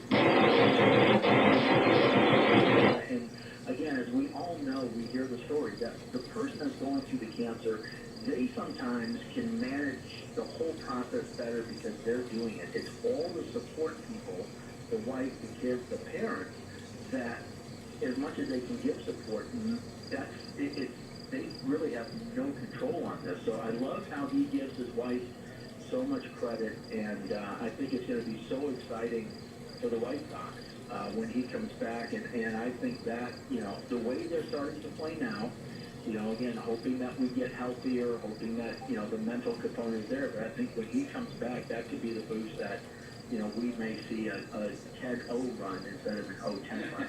Well said. I mean, the emotional lift is going to be huge, but just think about the bullpen. It changes the dynamic back there. Of course, he has to perform at that high level, and I know he expects that he will be. Mike Huff, Director of Youth Baseball for the White Sox. People can go to whitesox.com/play, and again, click on the camp icon, find the interactive map. There are camps all over the place, including in the city, downtown, and you'll find the camp near you and sign up. $159 for 4 days of great instruction. Mike, we wish you a great, productive summer. Thank you, Jeff. Have a good one yourself. Phoenix, Jesse Rogers, and to Mike Huff. That's some really get your kids out to a White Sox baseball and softball camp this summer. It's just a ton of fun, and you just heard every single reason why. I'm Connor McKnight, and you're listening to Rain Delay Theater. I got good news. We've got an expected first pitch for the White Sox and Royals tonight. We're going to schedule that, or it has been scheduled for 8:40 Central Time. So, here's the plan on the Hard Rock Casino White Sox Network. Right about 8 minutes from now, 8 o'clock, we're going to send you back to your usually scheduled or your previously scheduled programming. And we're going to pick it back up at 8:35 with Glenn Casper and Darren Jackson. And for first pitch. Lucas Giolito and Elias are your scheduled stars. I have not seen any information to the contrary. It does look like both of those fellas are still able, or ready rather, to make that start. Again, it's 8:40 first pitch for the White Sox and Royals tonight. We are going to wrap up our edition of Rain Delay Theater here in just a couple of minutes. We had seen earlier tonight some results, some not a final. Wow. AAA show. A very impressive third round. Into the night, 10 for 23. He is now 11 for 27, and he hit an absolute rocket of a home run down there for. Don't worry, we'll go back on everything later. But wow, what a double jeopardy round that was. What a double jeopardy round that was. So, James Holzhauer and Matt are both tied for the lead with 28,400 points, and they're both going for, and they are both going for the highest totals. They are both going for the highest point totals. And yeah, they're both going for the highest point totals to make it to the final. To make it to the finals at the end of the 3 weeks. So it's pretty much 2 games each of these 4 nights in the next 3 weeks. So through these next 3 weeks here, not sure how this is going to work out. So it's 2 games each night. So it's 10 episodes. So what I mean by 10 episodes is that there's only going to be 4 this week, and then there will be another 4 next week, and then the week after, that's it. There will be 2 more episodes left, and then it's over. So that's how it's all going to go.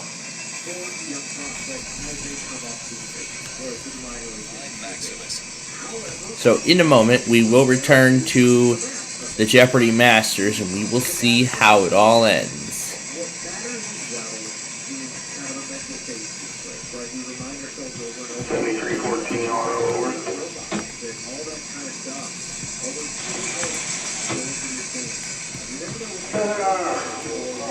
My 215 drive will be coming through the northway towards 4 or 5. Once they clear up, figure you guys that lead here.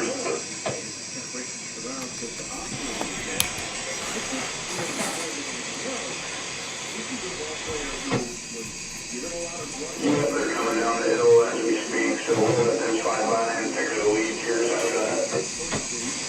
Bismarck is still doing all this stuff? Okay. Well, right now, we want to get WTOP, so let's wait on TOP. I'm actually going to go back on all the WJON stuff later here. So, I'll go back on all the WJON stuff later. You know, when we get to the end of the Crashtown Game Thing finale later tonight. So, these next few hours are going to be quite fun, so.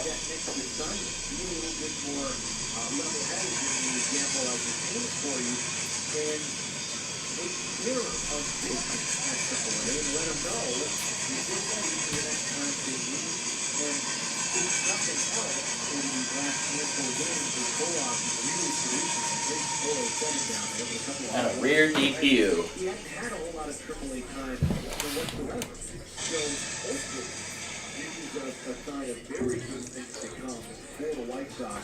I couldn't even see what the whole train consisted of. That at the very least, Alright, let's go to Final Jeopardy and see how it concludes. level to at least a certain degree here early on. A real good start for Oscar in his first option back to AAA. He's got an expected start time for the White Sox and Royals tonight. It is 8:40. 8:40 is when we're going to get going. We are going to send you back to your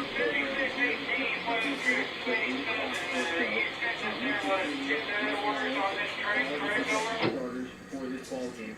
We're going to That's what I'm showing. Well, I'm looking at that orders list. I'm only showing one that's 27 minutes and 48460 over. Okay, WeatherMen call. So I'm showing that line 110. That also. WeatherMen call. Sorry, right over there.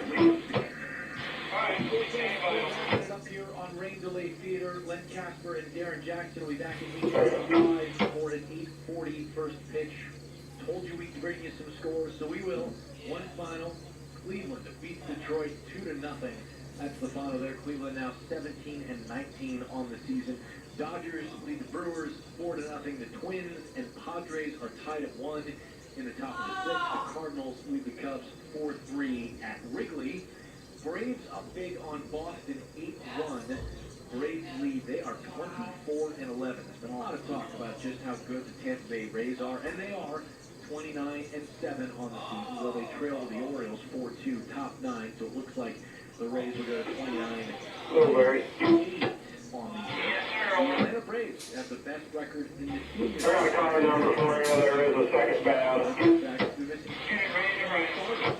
Kyle Wright already on the injured list. It's going to be an Echo, Golf, Sierra, X-Ray, 950-299. First pitch for the White Sox and Royals. Be sure to stay tuned. Echo, Golf, Sierra, X-Ray, 950-299. Hard Rock Casino, White Sox. Correct, I'm showing 110 from the head.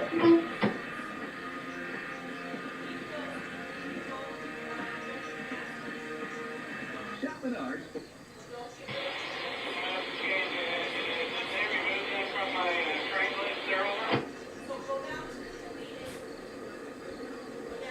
Let me look here.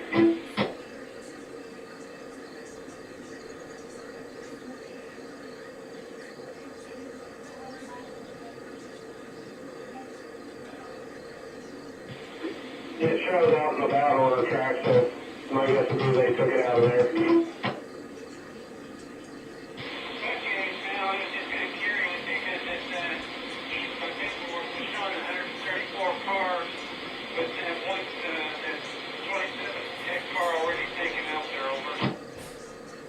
Yeah, let me pull something up here real quick for you, Barry.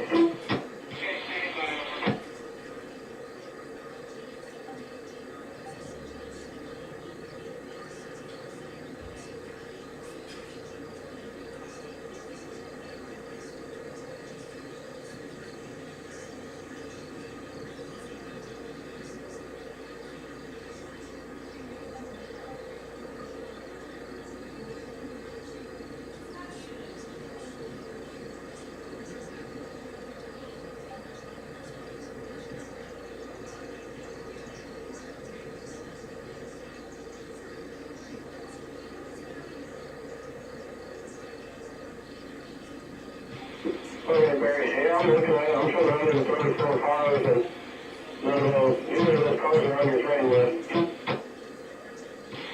so I do have 134 then over. Yeah, I'm going to have to change that still, because you only have to pick up one car up there in the middle. Okay, that sounds good, sir. Over. Figure us ready to go then, over. Okay, Barry, over that TTD straight up on the other side after bad. Watch switches zero building, and let me know in a second.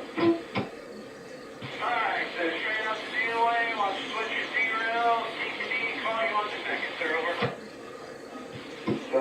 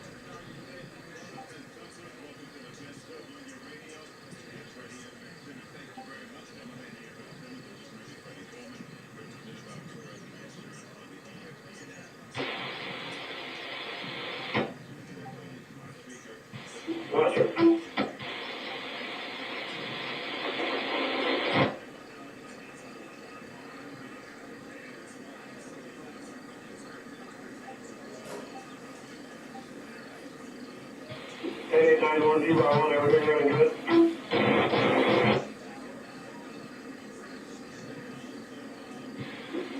Anytime we get some stuff in, we'll leave it on, leave it running.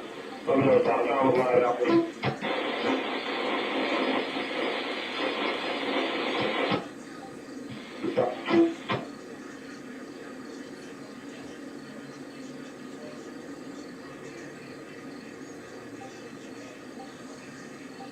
Northwest ETD, over.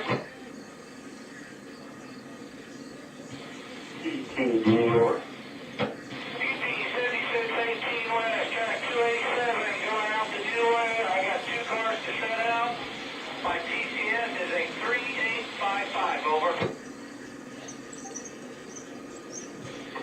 Still at Hawkers, I got one to get 5 in your way first, and then I'll get you coming out there with your last call me in your second floor. Alright, we'll figure 3855 offered in it. You got one leaving out to do. Once he clears, watch for signals to set out our cars over. That's good, North.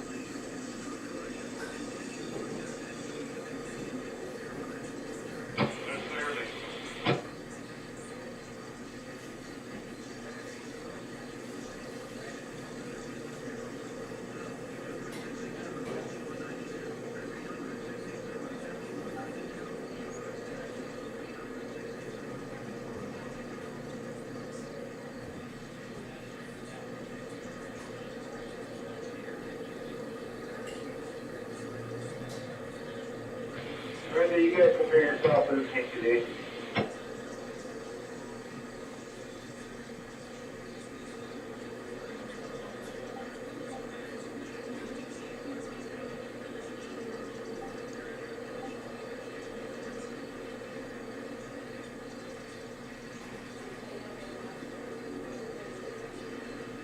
Got it when you're ready.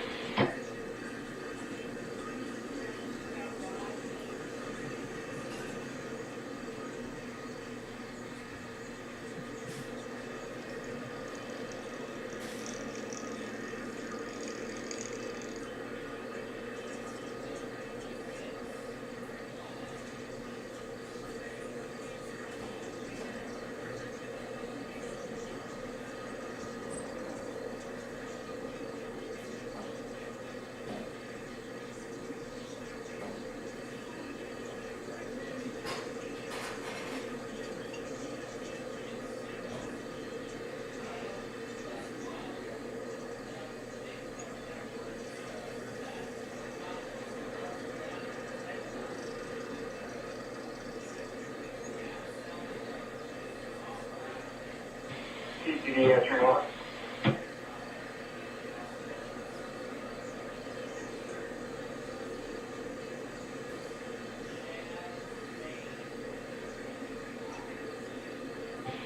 All right, 1600 looks like to the barn side. Over.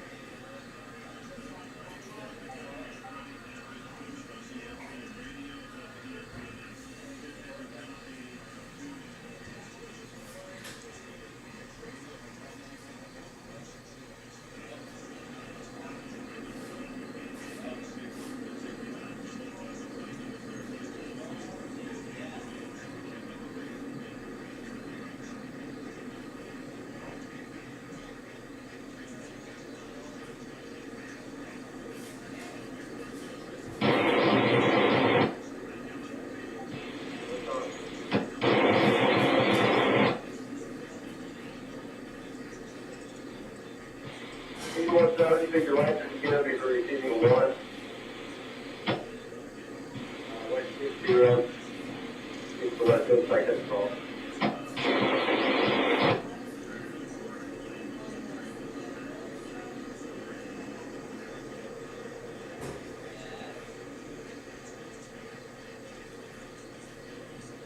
Oh, yeah.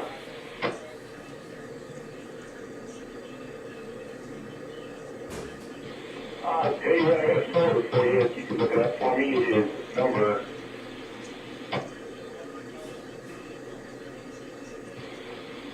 48120.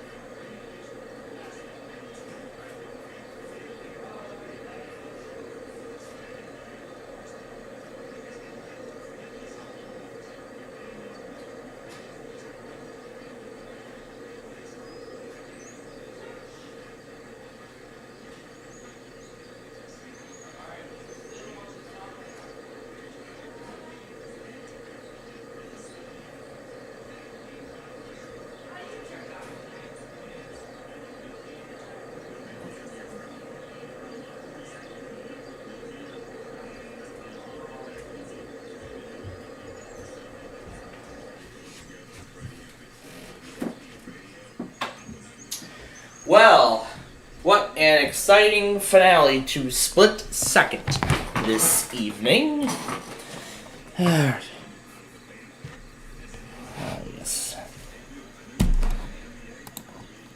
A great ending to tonight's edition of Split Second.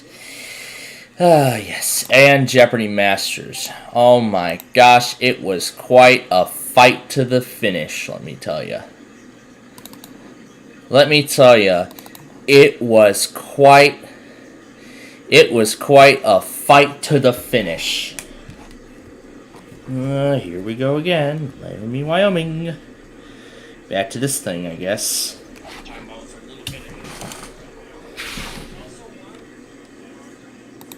I'll go ahead and send this over here. Oh, right.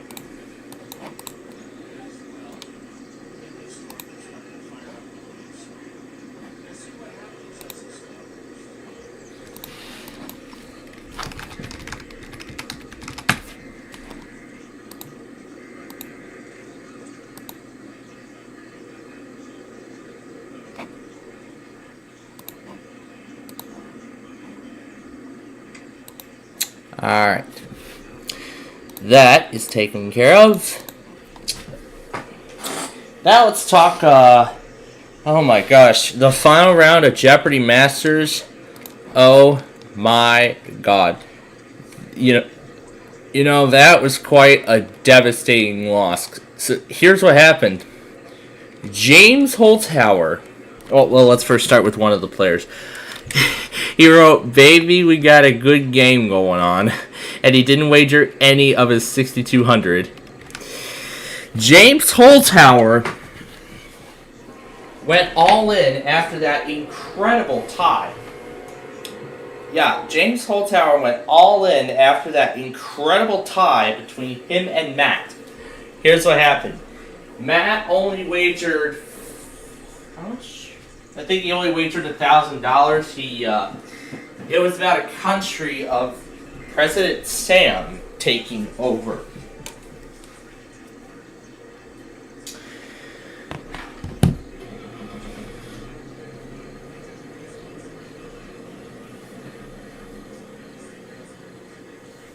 But Sam got the question wrong. He only wagered $1,000 and walked away with $27,000. Oh, I should be referring to it as points, but I keep referring it to money. I keep referring it to the regular Jeopardy. But anyway, before we continue with Holzhauer here. Oh, the Royals got delayed. Oh, this is interesting. Where are we at? Scores. Last night the Royals won 12-5. They lead the series right now 1-0. I think it's fair that they delayed the game. I don't know if they're gonna. I think it could be because of the excessive rainfall over in Kansas City due to the severe weather going on there tonight. So that could be why. Oh, we didn't miss too much. At least I'm glad for myself because I nearly forgot the game. But at least I knew. Thank goodness. Anyway, now let's talk James Holzhauer here before we move on. So, what happened with Holzhauer on the other hand? And oh my god, the ending was devastating. He answered Haiti, but guess what he did? He crossed it out. The worst part, it was the right answer he crossed out. And you know what's even worse? He wagered absolutely everything. Is in effect until 7:30 p.m. As talked about.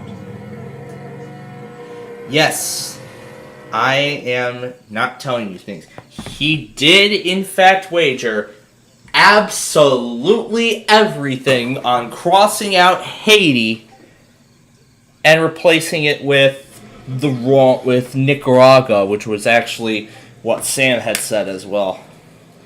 Oh, quite a devastating ending for James Holzhauer. Oh my gosh. Well, we will see how Jeopardy Masters plays out tomorrow night. In addition to a brand new Celebrity Wheel of Fortune, finally, for the first time in a long time, possibly. Ooh, are we just in time for Amtrak 3? I thought I was going to miss it for a second, and yes, we are. We are just in time for Amtrak 3.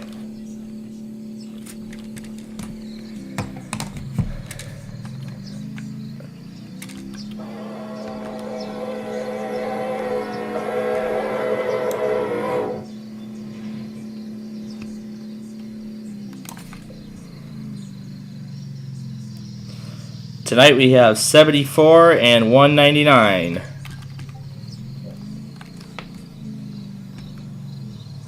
About an hour late. Only about an hour late to the Plata tonight.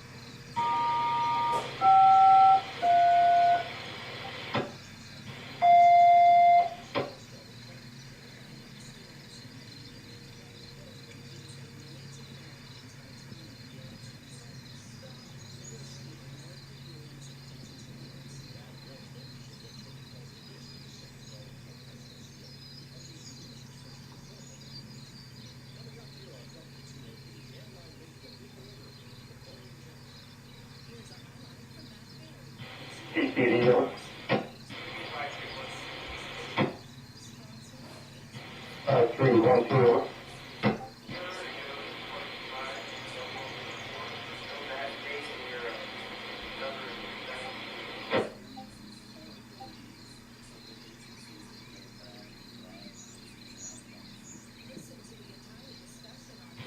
All right, let's do a live shooting call on your second floor.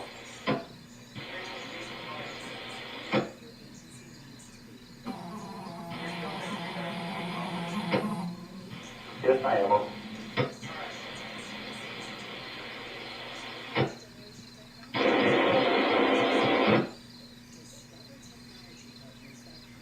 Let's go.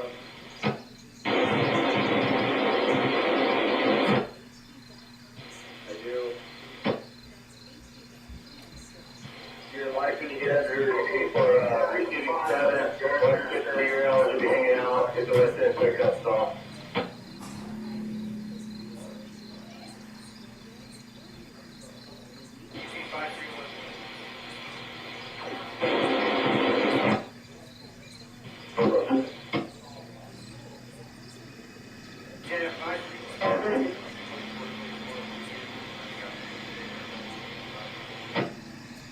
Rex, go ahead and make your move there. We're right here.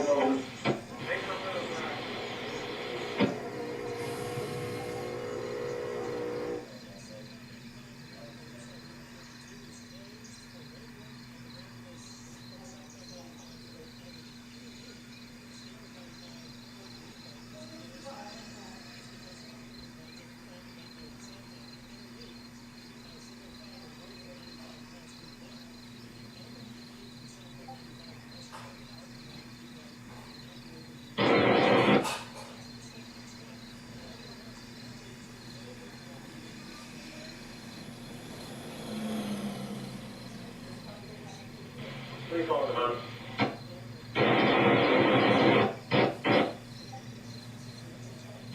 Okay, well, you're just pulling in, so.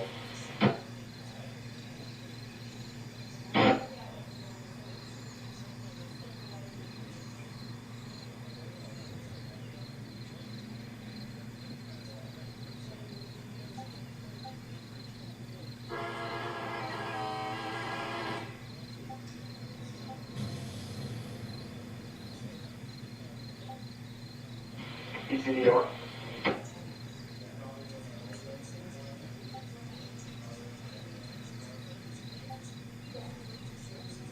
Two-way, need to ride QBet, coming up at 292.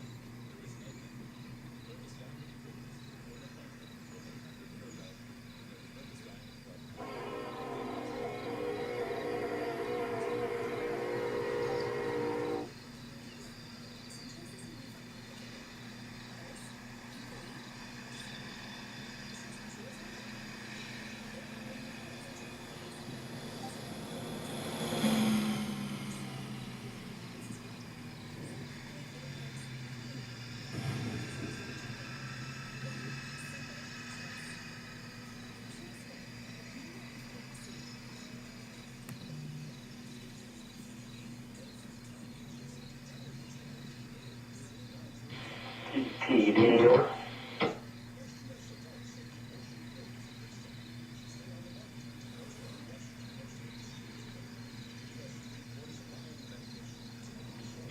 Alright, I'll get you another right now. Looks like that one, looks like you must have took it over.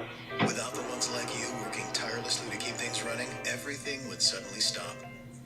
No matter your industry, Grainger's here for you. Yes, I got another Professional one. You grade requested supplies. for you. Call, click Grainger.com or just stop by. Grainger, for the ones who get it done.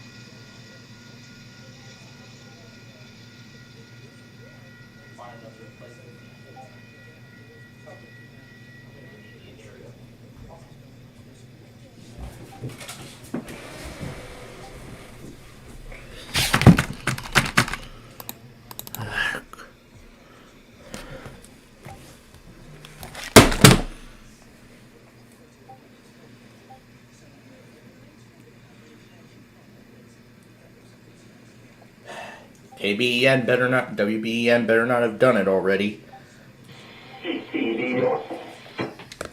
They better not have sent it out already.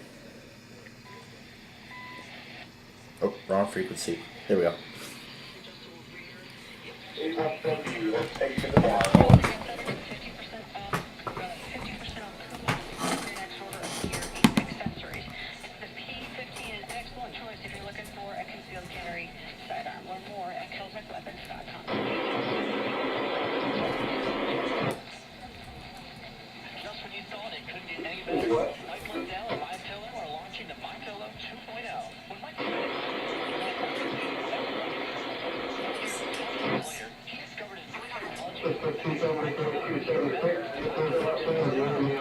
Adjustable fill of the original pillow, but with a brand new fabric made with temperature regulating thread. The My Pillow 2.0 is the softest, smoothest, and coolest pillow you'll ever own. But it gets better. The My Pillow 2.0 is currently buy one get one free with promo code Dana at mypillow.com. My Pillow 2.0, with its temperature regulating technology, is made in the USA and comes with a 10-year warranty, 60-day money-back guarantee. Go to mypillow.com and use code Dana in the radio listener square to get the My Pillow 2.0 buy one get one free offer. Say goodbye to tossing, turning, and flipping your pillow over in the middle of the night and enter promo code Dana to get your My Pillow 2.0s now at mypillow.com. That's mypillow.com. I want to talk to you about Heather in Louisiana. Heather writes in to discuss her experience with Relief Factor. She says that she loves Relief Factor and knows the difference when she doesn't use it. She says she's been a loyal customer for the last 2 years and tells everyone about it. She shared her packets with a fellow police officer so he could try them. She said she loves working out and always talks about ways to stay. It has not happened. Thank you for the wonderful product. Well, Heather, thanks for helping to keep the streets safe. And like Heather, my husband Chris takes Relief Factor, and you too can be pain-free. Your first step is to order the 3-week quick start for the highly discounted price of $19.95. And after trying Relief Factor, over 500,000 people have gone on to order more. Try it out for yourself and see what all of these people are talking about. Visit ReliefFactor.com or call 800-4RELIEF to find out more about this offer. That's ReliefFactor.com or call 800-4RELIEF. Live your best life and feel the difference with Relief Factor. An orthopedic surgeon makes understanding pain painless. It's the biggest frustration that patients have. This is Dr. Pamela Mehta talking about aches with unexpected origins. I see patients with pain in their knees, their hips, their back. And we still didn't get a The WTOP. pain is actually coming from their feet, but they aren't expecting to hear that. Those patients are super surprised. They can't believe that the pain in their knee isn't coming from actually inside the knee. But if you think about it, the feet are the Come on, WBEN, any day now. That's why she suggests personally fit arch supports. Emphasis on the personal fit. If you get something basing it just on your shoe size, it isn't going to fit you properly. And if it doesn't fit well, it probably won't work well. Go get arch supports fitted to you. It's as easy as going into a Good Feet store. You heard the doctor. Try Good Feet for yourself with a free fitting and test walk. Learn more at goodfeet.com. We're in your neighborhood. Visit goodfeet.com to find the location nearest to you. This is a test of the Western New York Emergency Alert System. Oh, what a relief. I thought I was going to miss it. I thought I missed it for a second. I thought I was going to miss it. You know, I thought I had missed it. In the event of an actual emergency, this system would bring you news and important information. This concludes the test of the Emergency Alert System. I'm not going to do any of the other stations. I'm doing just the originator.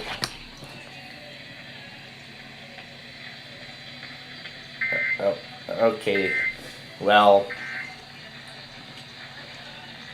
I don't know if that should be considered a fail because there was like a long pause in between the message and the headers.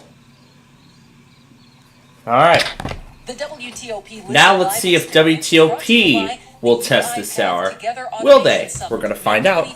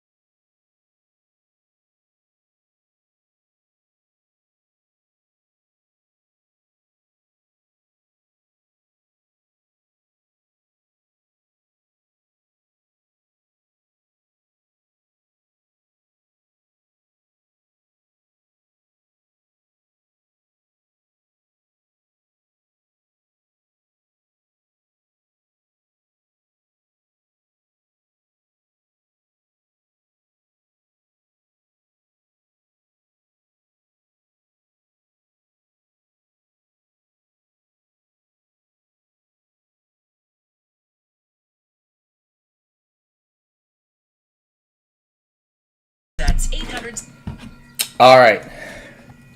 We will check in with WTOP again in the next hour. And now, ladies and gentlemen, it's the moment you've all been waiting for. It is about time for the Crash Town Game Thing grand finale here tonight. And following that, we will talk about the upcoming debut. We will be talking about the big debut that will be coming to our weekly Test and Wednesday compilation tonight. More particularly, we're going to be talking about the same tests that we saw last week. So we're going to see, we're going to talk more about those, and maybe we will actually see something new come out.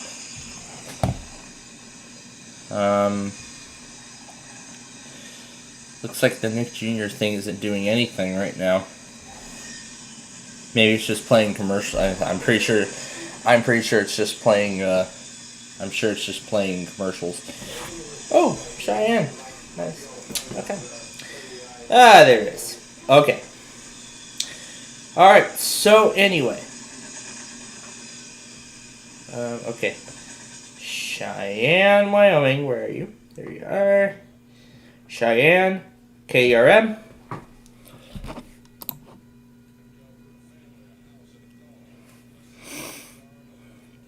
4-day severe weather event.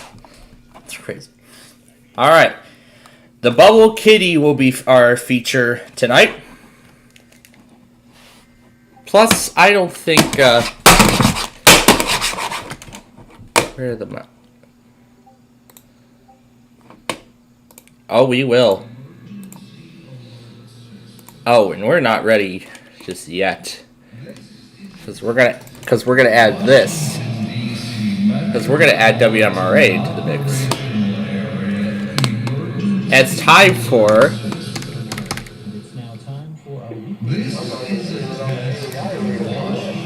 It's time for this. You're listening to the BBC on WMRA, and it's now time for our weekly test of the emergency alert system. This is only a test. You're listening to the BBC on WMRA. And here we go. And it's now time for our weekly test of the emergency alert system. This is only a test. You're listening to the BBC on WMRA, and it's now time for our weekly test of the emergency alert system. This is only a test.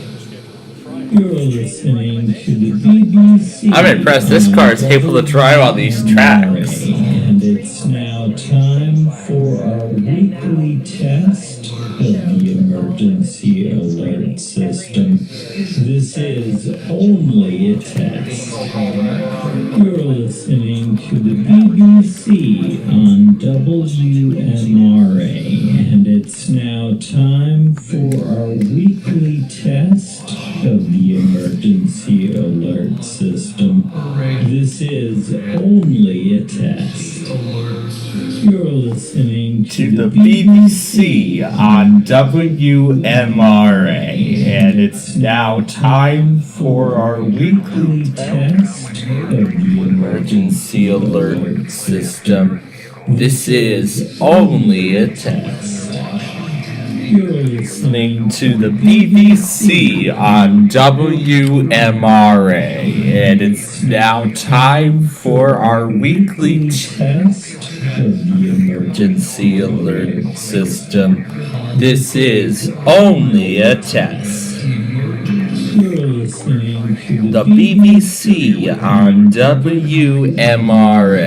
And it's now time for our weekly test of the emergency alert system. This is great. This is only a test. You're listening to the BBC on WMRA, and it's now time for our weekly test. I don't think we ever got Air 1 today, didn't we? Nope. Not at all, but I think while we have this time, why don't we try and encourage Air 1 to test? Like this. It's now time for our weekly test of the emergency alert system. This is only a test. You're listening to the BBC on WMRA, and it's now time for our weekly test of the emergency alert system. This is only a test. You're listening to the BBC on WMRA, and it's now time for our weekly test. All right. It is showtime. This is only a test. And that's done. You're listening to the BBC on WMRA. Discussion concerning Watch 206. I'm sure Watch 205 has been allowed to expire, if not already. This is only a test. You're listening to the BBC on WMRA, and it's it's now time for our weekly test of the emergency alert system. This is only a test.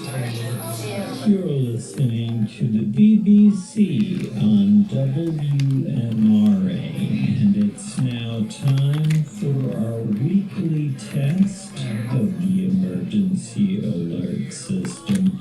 This is only a test. You're listening to the BBC on WMRA, and it's now time for our weekly test of the emergency alert system. This is only a test. You're listening to the BBC on WMRA, and it's now time for our weekly test of the emergency alert system. This is only a test. You're listening to the BBC on WMRA, and it's now time for our weekly test of the emergency alert system. This is only a test. You're listening to the BBC on WMRA, and it's now time for our weekly test of the emergency alert system. This is only a test. You're listening to the BBC on WMRA, and it's now time for our weekly test of the emergency alert system. This is only a test. You're listening to the BBC on WMRA, and it's now time for our weekly test of the emergency alert system. This is only a test. You're listening to the BBC on WMRA, and it's now time for our weekly test of the emergency alert system. This is only a test. You're listening to the BBC on WMRA, and it's now time for our weekly test of the emergency alert system. This is only a test. You're listening to the BBC on WMRA, and it's now time for our weekly test of the emergency alert system. This is only a test. You're listening to the BBC on WMRA, and it's now time for our weekly test of the emergency alert system. This is only a test. Got out just in time. You're listening to the BBC on WMRA, and it's now time for our weekly test of the emergency alert system. This is only a test. You're listening to the BBC on WMRA, and it's now time for our weekly test of the emergency alert system. This is only a test. You're listening to the BBC on WMRA, and it's now time for our weekly test of the emergency alert system. Oh, I didn't see a tornado warning come out Only a test. by Cheyenne.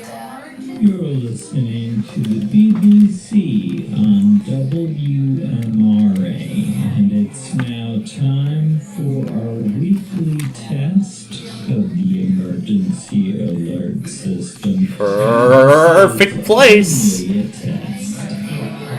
You're listening to the BBC on WMRA, and it's now time for our weekly test of the emergency alert system. This is only a test. You're listening to the If I put the contrast bright enough, I'd be able to see the spots. Let's try it. And it's now time for our weekly. Yeah, barely. I don't even think they were. I don't think they even put those spots in when they were making this episode in particular. WMRA, and it's now time for our weekly test of the emergency alert system. I think we need to add something else. What should we add? Oh, this MontCoEAS stuff? Or this? Oh, that's better. It's now time for our weekly test of the emergency alert system. This is only a test. You're listening to the BBC on WMRA, and it's now time for our weekly test of the emergency alert system. This is only a test. You're listening to the BBC on WMRA, and it's now time for our weekly test of the emergency alert system. This is only a test. You're listening to the BBC on WMRA, and it's now A cheetah. for our weekly test of the emergency alert system. This is only a test.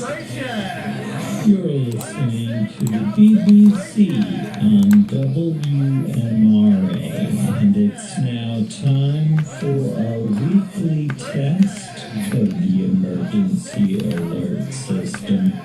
This is only a test. You're listening to the BBC on WMRA, and it's now time for our weekly test of the emergency alert system. This is only a test. You're listening to the BBC on WMRA, and it's now time for our weekly test of the emergency alert system. As best as he can give it. Only a test. You're listening to the BBC on WMRA, and it's now time for our weekly test of the emergency alert system. This is And this car is the fastest I can get it to go in this game. listening to the BBC on WMRA, and it's now time for our weekly test of the emergency alert system. This is only a test. You're listening to the BBC on WMRA, and it's now time for our weekly test of the emergency alert system. This is only a test. You're listening to the BBC on WMRA, and it's now time for our weekly test of the emergency alert system. This is only a test. You're listening to the BBC on WMRA, and it's now time for our weekly test of the emergency alert system. This is only a test. Oh, great. Here we go again. Bismarck. To the BBC on WMRA, and it's now time for our weekly test of the emergency alert system. This is only a test. National Weather Service in Bismarck has issued a severe thunderstorm warning for South Central Burley County and South Central North Once upon a time, 10:15 p.m. Central there's this Daylight really fast car driving down the road at like 100 miles an hour with Michael Jackson's Billie Jean playing in the background. moving southeast at 20 miles per hour. Expected hazards include quarter-size hail. This happens Severe weather has been reported by the public. by the The public. following impacts are expected. Damage to vehicles is expected. This severe thunderstorm will remain over mainly rural areas of South Central Burley County, including the following locations: McKenzie and McBell Dam Recreation Area. For your protection, move to an interior room on the lowest floor of the building. Are we stopped? Oh. Ah, it wasn't even recording. The thing wasn't even recording. Alright, let's try this again. The National Weather Service in Bismarck has issued a severe thunderstorm warning for South Central Burley County and South Central North Dakota until 10:15 p.m. Central Daylight Time. The cat At heard. 9:13 p.m. Central Daylight Time, a severe thunderstorm was located near Minocin, or 9 miles east of Bismarck, moving southeast at 20 miles per hour. Expected hazards include quarter-size hail. Severe weather has been reported by the public. The following impacts are expected. Damage to vehicles is expected. This severe thunderstorm will remain over mainly rural areas of South Central Burley County, including the following locations: McKenzie and McBell Dam Recreation Area. For your protection, move to an interior room on the lowest floor of the building. This is only a test. Here is the forecast for the Bismarck WMRA. He comes out of the waterfall. For our weekly test of the emergency alert system. This is only a test. You're listening to the BBC on WMRA, and it's now time for our weekly test of the emergency alert system. This is only a test. You're listening to the BBC on WMRA, and it's now time for our weekly test of the emergency alert system. This is only a test. You're listening to the BBC. And there's another tornado warning. WMRA. Yet another one. It's now time for our weekly test of the emergency alert system. This is only a test. You're listening to the BBC on WMRA, and it's now time. And we're driving in a bare-bone vehicle. Test of the emergency alert system. This is only a test. You're listening to the BBC on WMRA, and it's now time for our weekly test of the emergency alert system. This is only a test. You're listening to the BBC on WMRA, and it's now time for our weekly test of the emergency alert system. This is only a test. You're listening to the BBC on WMRA, and it's now time for our weekly test of the emergency alert system. This is only a test. You're listening to the BBC on WMRA, and it's now time for our weekly test of the emergency alert system. This is only a test. You're listening to the BBC And that's that story. on WMRA, and it's now time for our weekly test of the emergency alert system. This is only a test. You're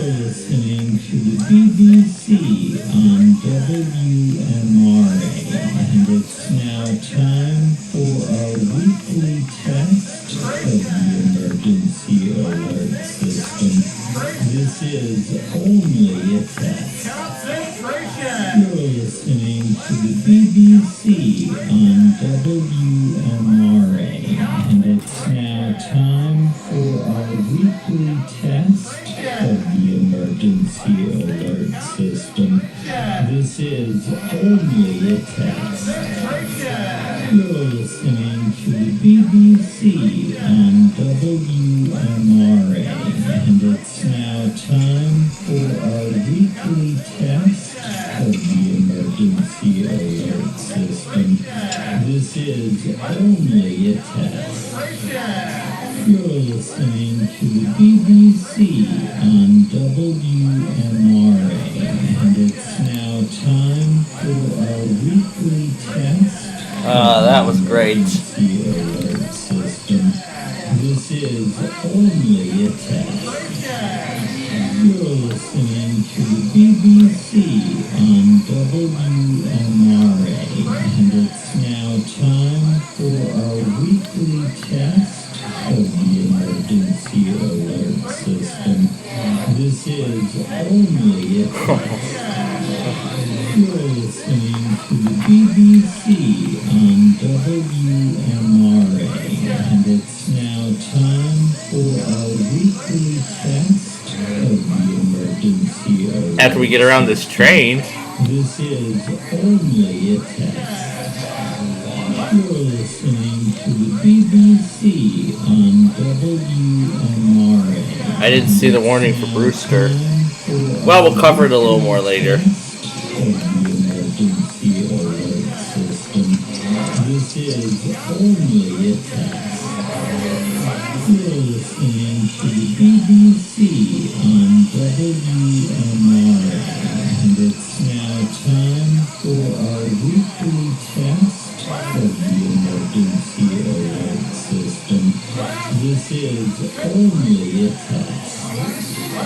You're listening to the BBC on WMRA, and it's now time for our weekly test of the emergency alert system.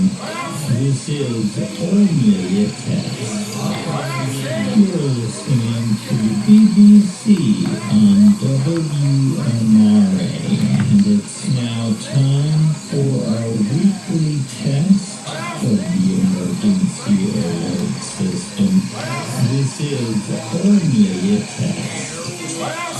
You're listening to the BBC on WMRA, and it's now time for our weekly test of the emergency alert system.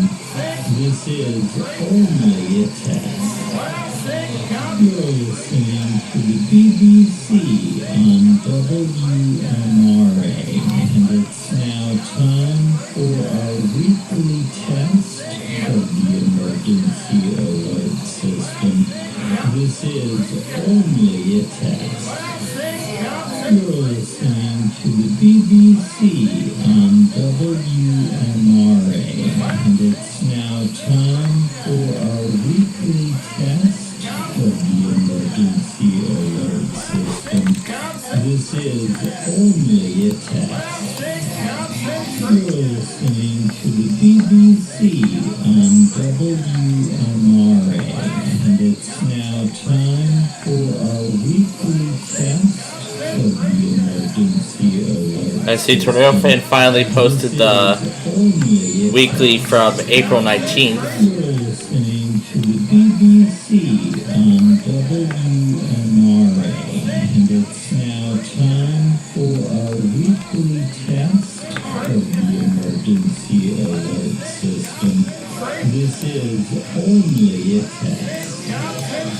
You're listening to the BBC on WMRA, and it's now time for our weekly test of the emergency alert system. An exciting finish. Only a test. You're listening to the BBC on WMRA, and it's now time for our weekly weekly test of the emergency alert system. This is only a test. You're listening to the BBC on WMRA, and it's now time for our weekly test of the emergency alert system. This is only a test. You're listening to the BBC on WMRA, and it's now time for our weekly test of the emergency. That's a great system. This is only a test. Put this back on Wheel of Fortune. Yes, you can, with ocean spray. Time for our weekly test of the emergency alert system. This is only a test. You're listening to the BBC on WMRA, and it's now time for our weekly test of the emergency alert system.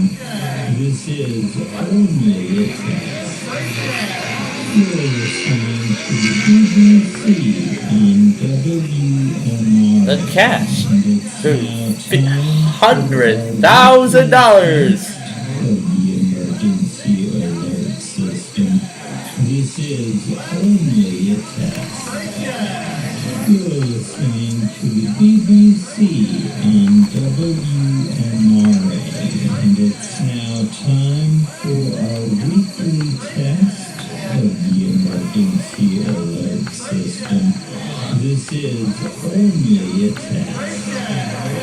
You're listening to the BBC on WMRA, and it's now time for our weekly test of the emergency alert system. This is only a test. You're listening to the BBC on WMRA, and it's now time for our weekly test of the emergency alert system. This is only a test. You're listening to the BBC on WMRA, and it's now time for our weekly test of the emergency alert system. This is only a test. You're listening to the BBC on WMRA. What is that? An Alabama iPause test? Our weekly test of the emergency What on earth is this? system. 25,000. This is only a test. You're listening to the BBC on WMRA, and it's now time for our weekly test. That doesn't sound like a weekly. Hold up. What's the text on it? What does it say? Oh my god! Oh my god! Oh my god! Oh my god! This has to be listening to the BBC on WMRA, and it's Vanna's daughter. Weekly test of the emergency alert system. This is only a test. You're listening to the BBC. Oh my god. WMRA, and it's now time for our weekly test. Oh my god. Emergency alert system. This is only a test. Oh my god. To the BBC on WMRA, and it's now time for our weekly test of the emergency alert system. This is only a test.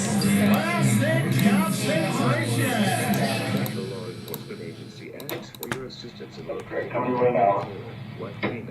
6 months of age. Lily Ray Pruitt, white female, 2 years. Oh, whatever. And Phoenix Royal. If Springfield doesn't work anymore, then I don't care. Oh my god. That has to be the biggest fail I have ever seen. You guys, do you think that sounds like a weekly to you?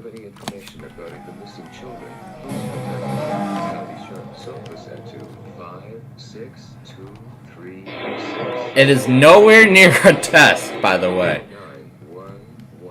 911. I like the way Dave says the emergency number. 911. Oh, look at that. Look at that. What a coincidence. Birmingham puts a flash flood warning out for Tuscaloosa. What a coincidence. If you have lights, if you want to pull down the mountain from there, I can meet you there. And Calera. Calera. And Calera. Calera. Calera. It's Calera. Whatever Calera is. And we can now go ahead and discard the vehicle. And we're going to go ahead and take a gradual walk over to the playground as we cover the, as we do our little half hour, like our little 15-minute intermission. Yeah.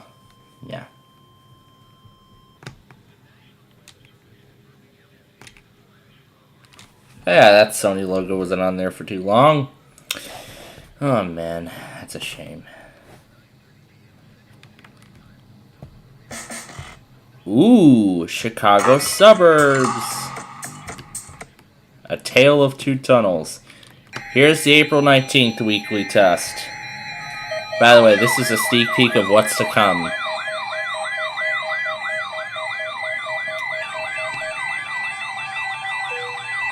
Detroit Pontiac got on the news. Students. But it is also about the student's parent. Why the principal has been suspended remains so about the student's parent. Why? Detroit Pontiac ended up on the news. It was over his school. Well, we'll talk about that and more in just a little bit here. Oh, look at that. Look at that. Just hours later, they finally get going. And we're well into the 5th inning, and it's already tied at 1. Oh, well, this is going to be quite a night. I was originally thinking they were going to postpone it and make tomorrow a doubleheader. Well, I guess, That's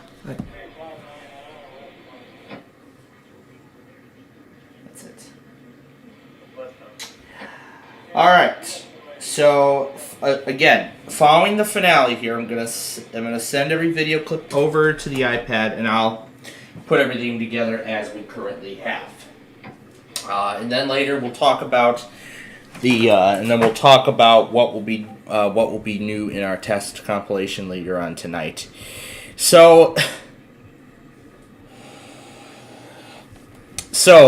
here's what was going on. Local 4 News in Detroit was doing a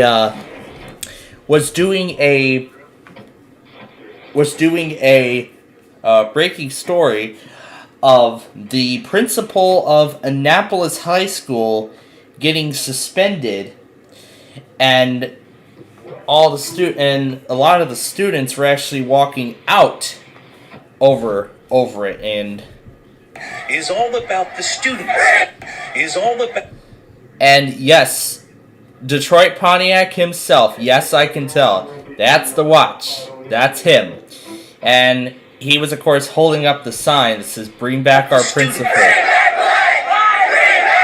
But it is also about the student's parent. Why the principal has been suspended remains unanswered. It comes just days. And those are the only sections where that is. You know what? If I ever end up on the news myself, then whenever that day might be, then you know what? I will probably do it as well. I just don't even know. Ah, there's a defunct land about a ride. 78 years Victory's Day, whatever this is.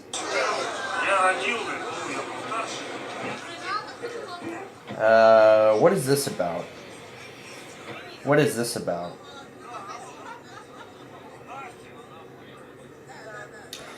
This is Dimitri's video here. It looks like this was a fireworks show of sorts.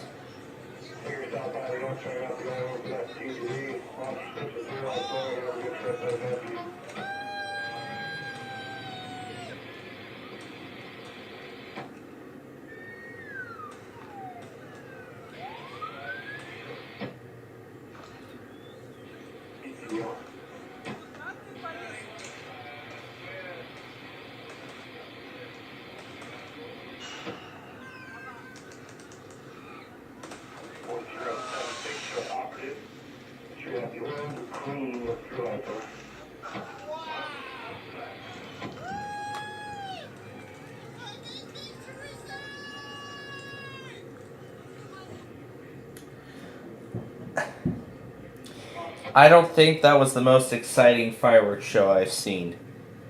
By far, personally. That's my opinion. But anyway, of course, Brian, did get the San Francisco monthly test earlier today. There was my Tuesday test compilation. This is the monthly test. The emergency alert system equipment. If this had been an actual emergency, you would have received timely emergency information. This concludes this test of the emergency alert system. Final Cut Pro is now on the iPad. Oh, that is so wonderful.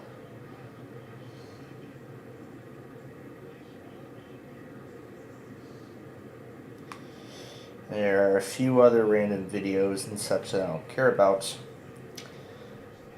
What's this? Severe Thunderstorm Watch 202. Oh, that was from earlier. Or was it yesterday? It was yesterday.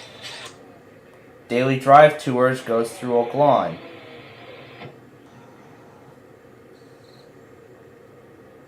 Here we are. Let's see where this leads us to.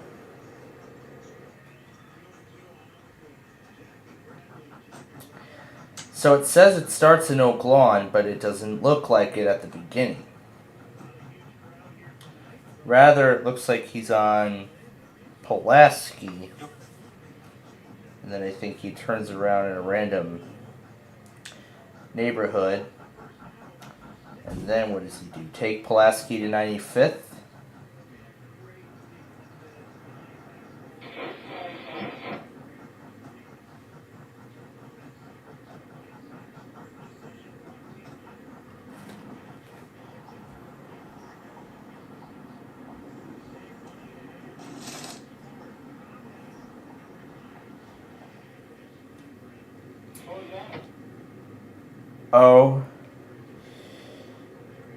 Oh my gosh. This one railroad crossing in particular, I have never seen in a very, very, very long time. And you know what? I'd be more than happy to show you what I'm talking about right here. Oh, great. Laramie, Wyoming. Yet again.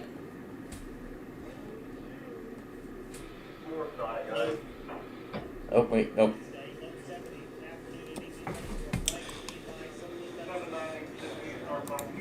No. I don't need the experience personalized. I'm fine. Oh, are they? Oh. Oh, I guess they're, okay, I guess they're resending it with the correct... Okay, they're resending it with the correct code. Okay.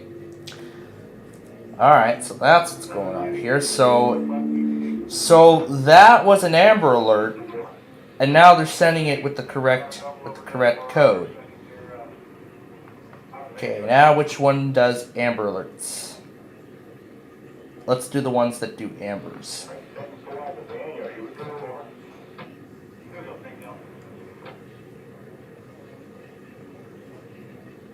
morning, spring swirls in the hatchery. Owls are believed to be an extreme.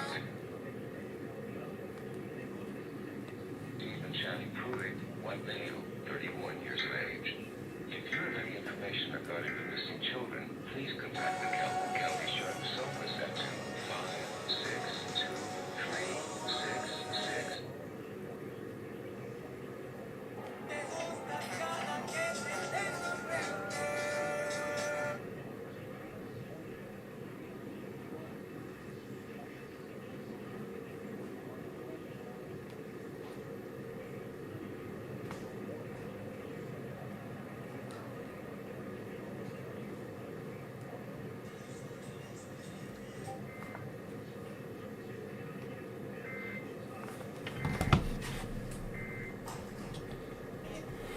Alright, so we figured out the mystery of what that test was, apparently was. So that was an Alabama Amber Alert. However, they sent it as a weekly test instead of the Amber Alert code. So that is something, I guess I could say. Alright, let's see if I remember.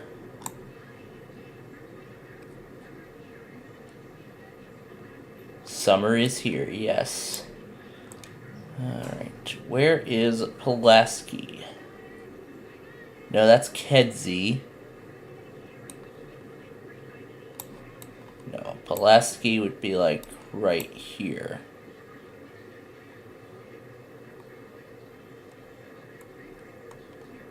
Pulaski Road, yes.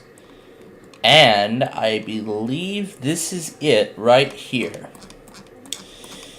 So this apparently is part of a rail line that leads into some kind of factory.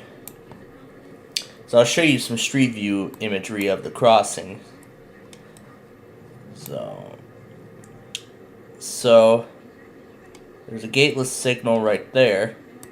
I don't think that's what it looked like back then. What if we go back to like 2012?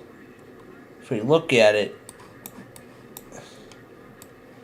Oh, the crossing has been this way its whole life. Here's September 22. Yeah, look at that. It's been a long time since I've ever seen this crossing as a whole. You can see there's the Alsip Water Tower and then 294 is right there. Oh my god, it's been a long time since I've last seen that rail crossing. A very long time. Been a very long time. And then of course over the river. Under 294. I think this thing starts near Oak Lawn. It does begin near Oak Lawn.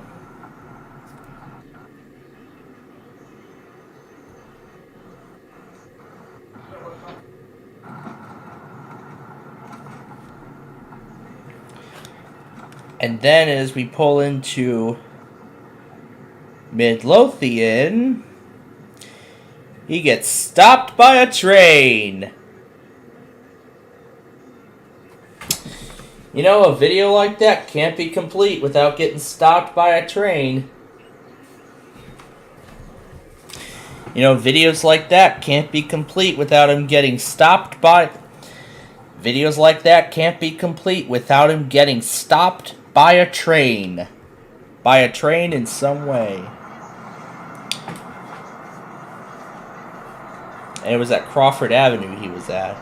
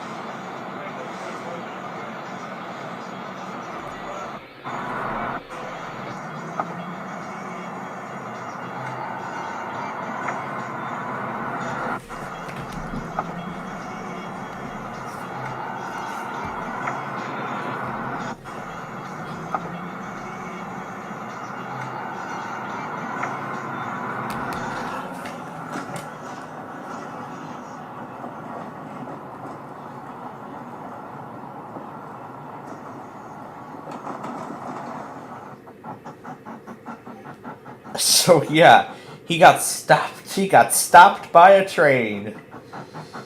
You know, videos like that can't be complete without him getting stopped by one. Alright, where does he go now? All the way to I-80. Oak Lawn, Midlothian. Oh, he goes all the way to Richton Park. And that's where the video concludes. All the way to Richton Park? Wow. I have never seen him go that far. So on the way to Richton Park, he gets stopped by a train in Midlothian. That is wonderful. 4 p.m. Central Daylight Time. A severe thunderstorm was So that explains the mystery behind this. This was supposed to be an Amber Alert, but they sent it with the wrong code. golf ball size hail and 60 miles per hour wind gusts. Yes, Alabama screwed up the CAE code. And then about 10 minutes later, they sent it again, this time with the proper code. So they did it correctly this time. Sighting entries. Locations impacted include. And I did partially get it on a couple of AM/FM stations along the way. This includes US Highway 281 between miles So 646 and 600. next, let's talk sports here. Again, the Sox just got started. It's a 1-1 tie. And now we look at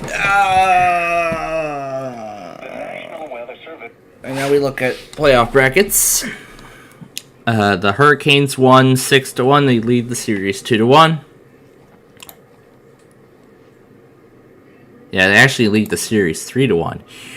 It looks like they could be on their way to the conference semifinals. It looks like they could be on their way to the conference final if they win their next game.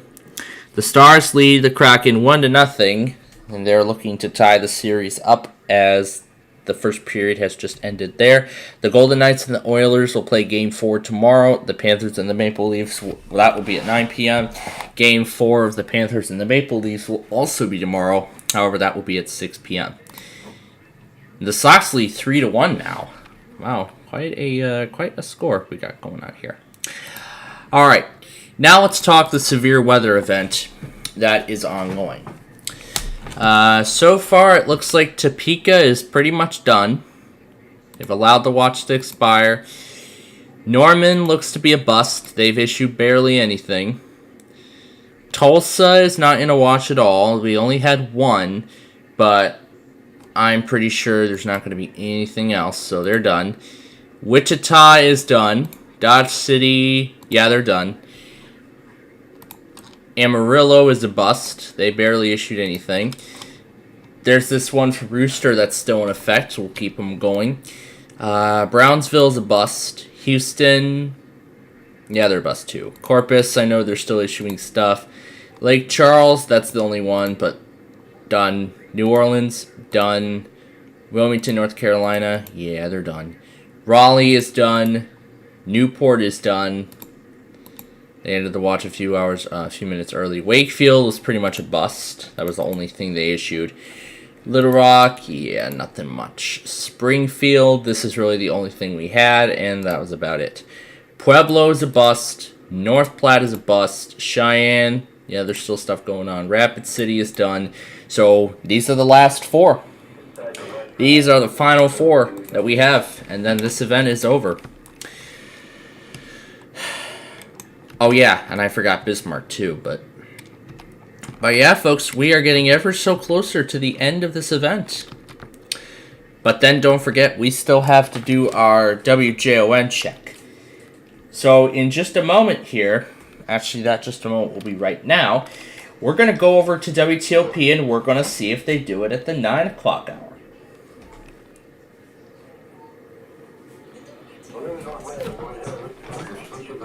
Six stations are already done. This is only day 2 of the work week, and already 6 stations are done. Remember, ALK, WMRA, KMOX, and WAOK both tested on Monday. They both tested yesterday. WYCT and WYPR both tested earlier this morning, and WLXC tested earlier. WLXC went at 418 earlier this evening. As of right now, no other stations have gone yet.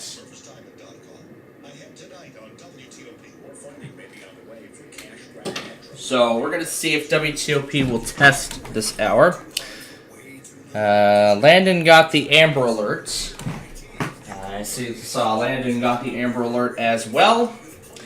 I think it's his first Amber Alert in Alabama in a while. I'm sure he's staying in Alabama after he went to Alaska. I don't think he's living in Alaska now. I think he went to Alaska for a while for college or something. Pretty much that's what I think. So we're gonna do the second half of our finale in just a moment, and then we are going to finish up the compilation. Get that finished. I'll get that uploaded. I should have it all set by tonight. If not, I'll see how much time I have to get it in tomorrow morning as I put all the weeklies together. And then it's going to be another episode of Flutter Realm versus Michael Jackson. I don't know if I should try to live on the air again, because you know how we did all those pre-rolls and that sign-off clip versus Flutter Realm? I think we should try that again. That was so much fun. Still no EMF. I don't know what is going on. Well, I mean, these EMFs have at least at least they have 3 to 5 days to test. So Air 1 right now is on day 4.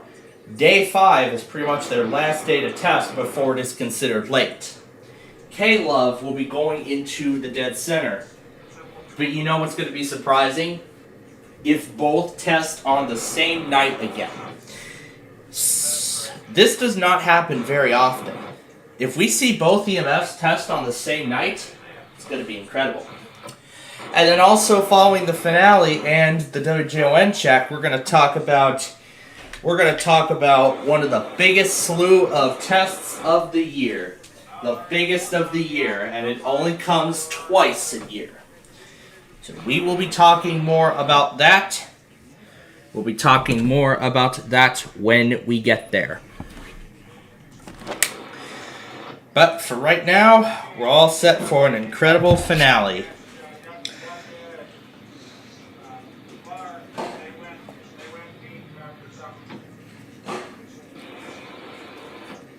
Tiggy Pork Chop got it.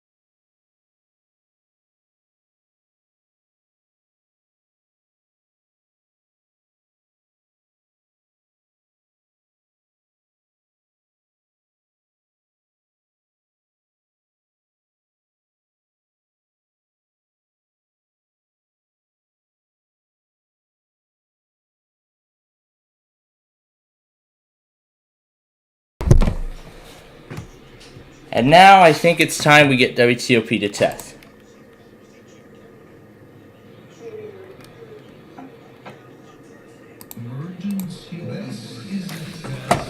Washington, D.C. Metropolitan Operational Area Emergency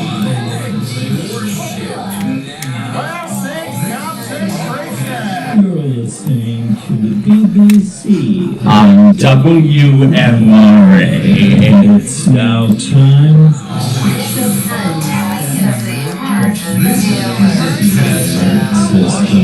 This is only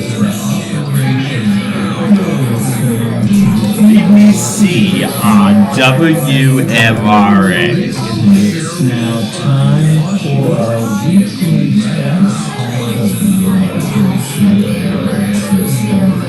This is only a test. You're listening to the BBC on WMRA. It's now time for our weekly test of the emergency alert system. This is only a test. You're listening to the BBC on WMRA. And it's now time for our weekly test of the emergency alert system. This is only a test. You're listening to the BBC on WMRA, and it's now time for our weekly test of the emergency alert system. This is only a test. You're listening to the BBC on WMRA, and it's now time for our weekly test of the emergency alert system. This is only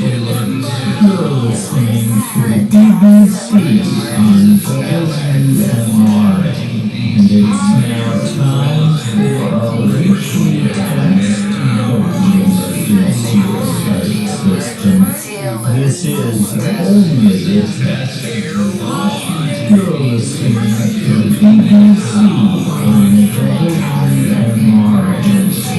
WMRA, and it's now time for our weekly test of the emergency alert system. This is only a test. You're listening to the BBC on WMRA, and it's now time for our weekly test of the emergency alert system. This is only a test.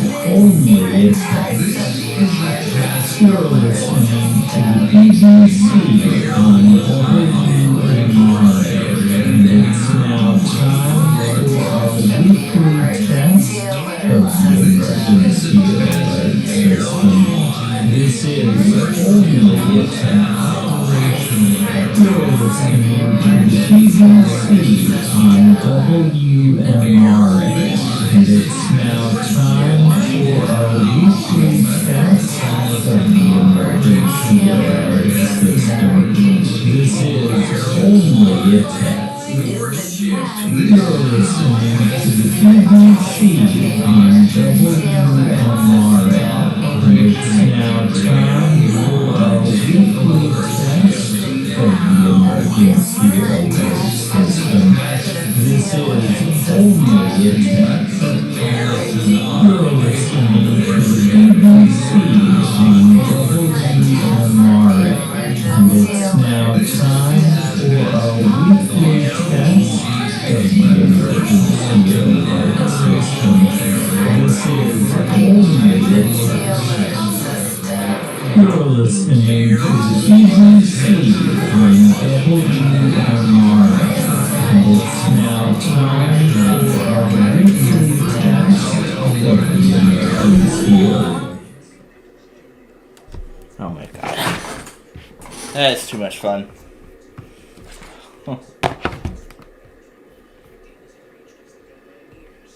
Oh, look what else has happened. A Cass County, Minnesota IPOS test. Isn't that nice?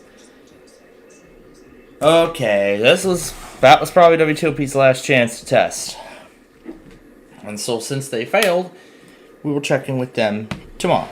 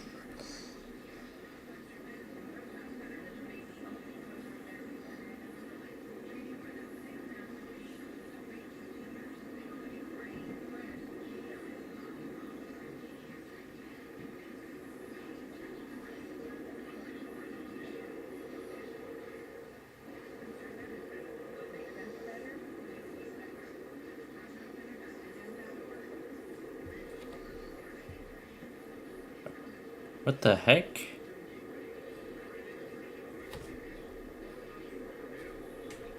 Oh, if I hold down the video, it plays at 2x speed.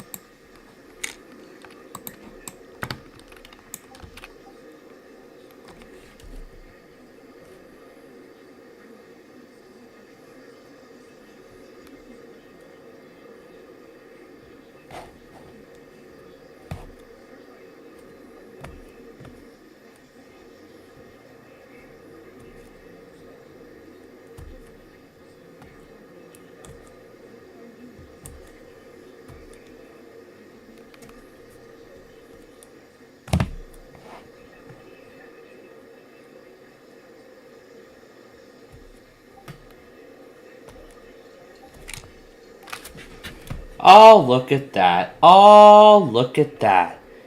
They took all this time, and look who finally tests. And of course, I missed it.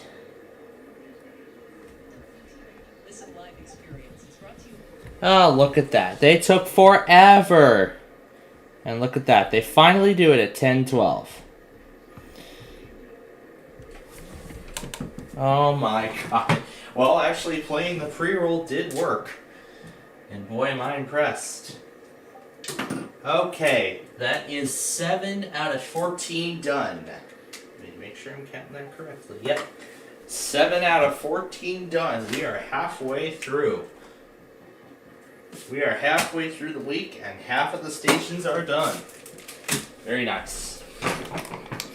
But, no worries. I am going to go back on TOP, and I'm going to get that later. But for now, though, we are going to actually try out the biggest, I guess, battle, I should say. That was a fun little documentary about the Wiggles Big Red Car Ride at Dream World in Australia. No, I think it's time we do try one of the biggest battles of the night. It's going to be all these pre-rolls versus the Flutter Realm. And I'm going to have I-294 playing in the background on another device as well. We'll run this the whole way through, and then after that, we are done. This is going to be a lot of fun. And of course, I'm going to mute.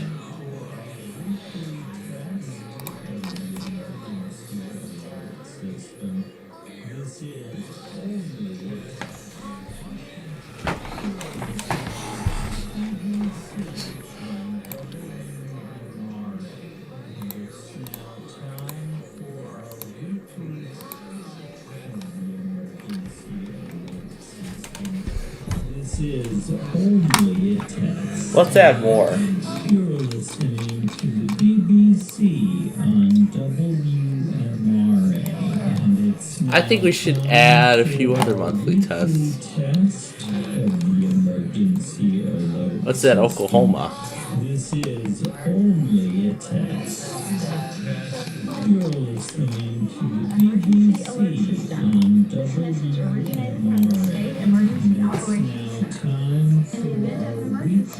Let's add Ohio into the mix. This is Emergency alert system. You're listening to the BBC on WMRA. And it's now time for our weekly test of the emergency alert system. This is only a test. Emergency operations center. You're listening to the BBC on WMRA. And it's now time for our weekly test of the emergency alert system. Emergency operations. This is only a test. This system will bring you You're listening to the BBC on WMRA. And it's now time for our weekly test of the emergency alert system. This is only a test. You're listening to the BBC on WMRA. And it's now time for our weekly test of the emergency alert system. This is only a test. Emergency alert system. Alright. With that done, I'll go ahead and turn this off. We don't need it now. Alright. We are ready to go. This is finale part 2.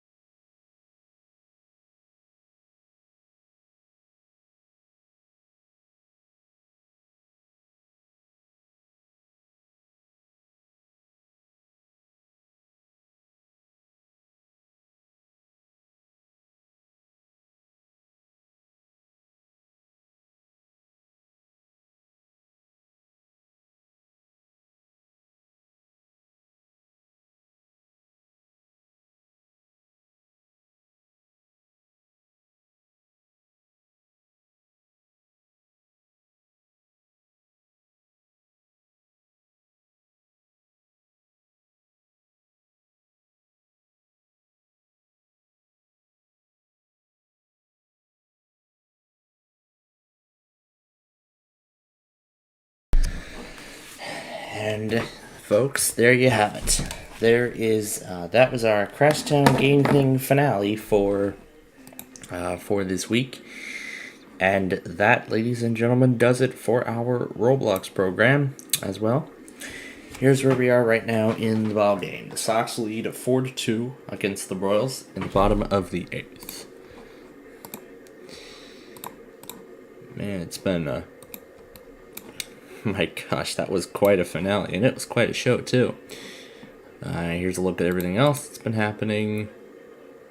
Pretty much that's it for Springfield. I think that's it for Corpus.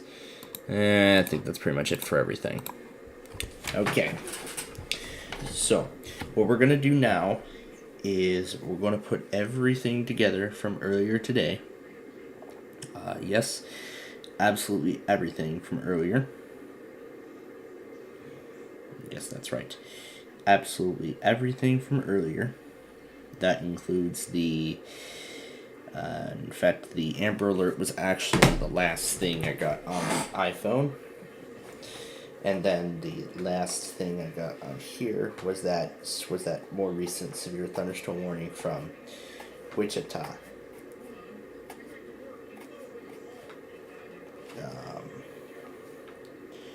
What we can go ahead and clear, however, is all of the WTOP videos, including this one.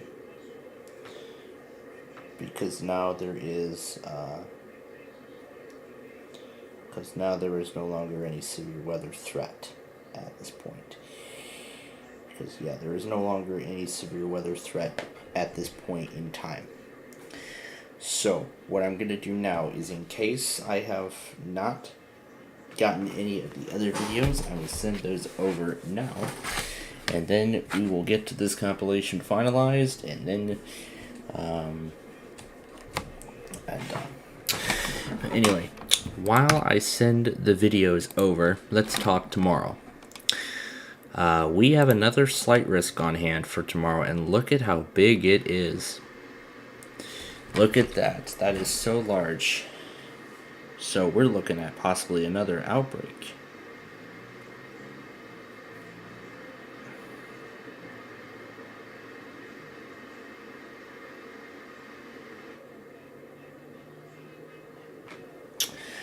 And earlier I was told about this new restaurant that opened in downtown.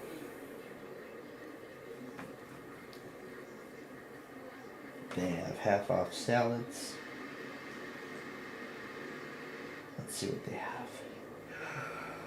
Ooh, they got curds.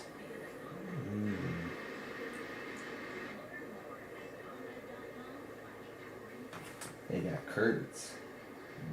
Those are good. Let's see, Racing Power posted his stuff. And that's pretty much it. Alright. So let's go ahead and put in the list here offices that will most likely postpone their weekly test tomorrow. However, what I believe it'll be is it will most likely be the Mountain Time Zone that will be affected the most.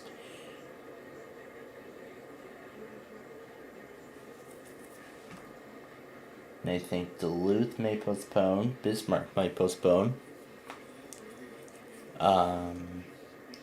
We don't care about Billings. Riverton, I think, will definitely postpone, because, I mean, they're in a slight risk, so if Riverton's in a slight risk, then why are they even going to test in the first place? So they're postponed. We don't have any offices for Cheyenne. We don't have any stations for Cheyenne, so Pueblo, I don't think we care about. Let me see what kind of risk Grand Junction is in for tomorrow.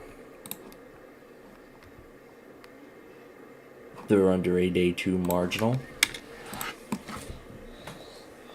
So I think Grand Junction might postpone.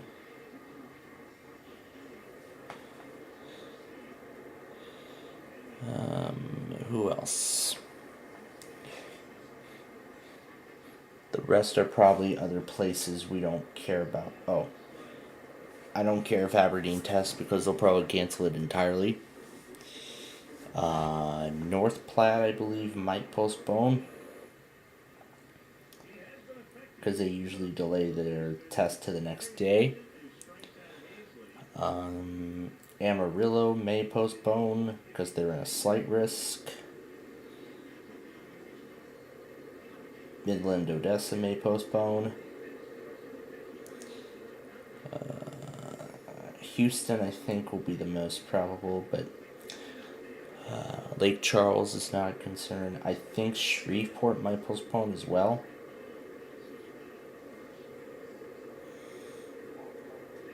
So in all, that is a total of 10 offices that will possibly postpone their weekly test tomorrow, or they may still decide to do it even though in that risk of severe weather. But tomorrow is also another big day, because tomorrow we have the first of our annual Alert Ready Canada. We have the first of our biannual Alert Ready Canada national tests that will be taking place this year. Now, so here's the order it's going to go. New Brunswick and Newfoundland will go first.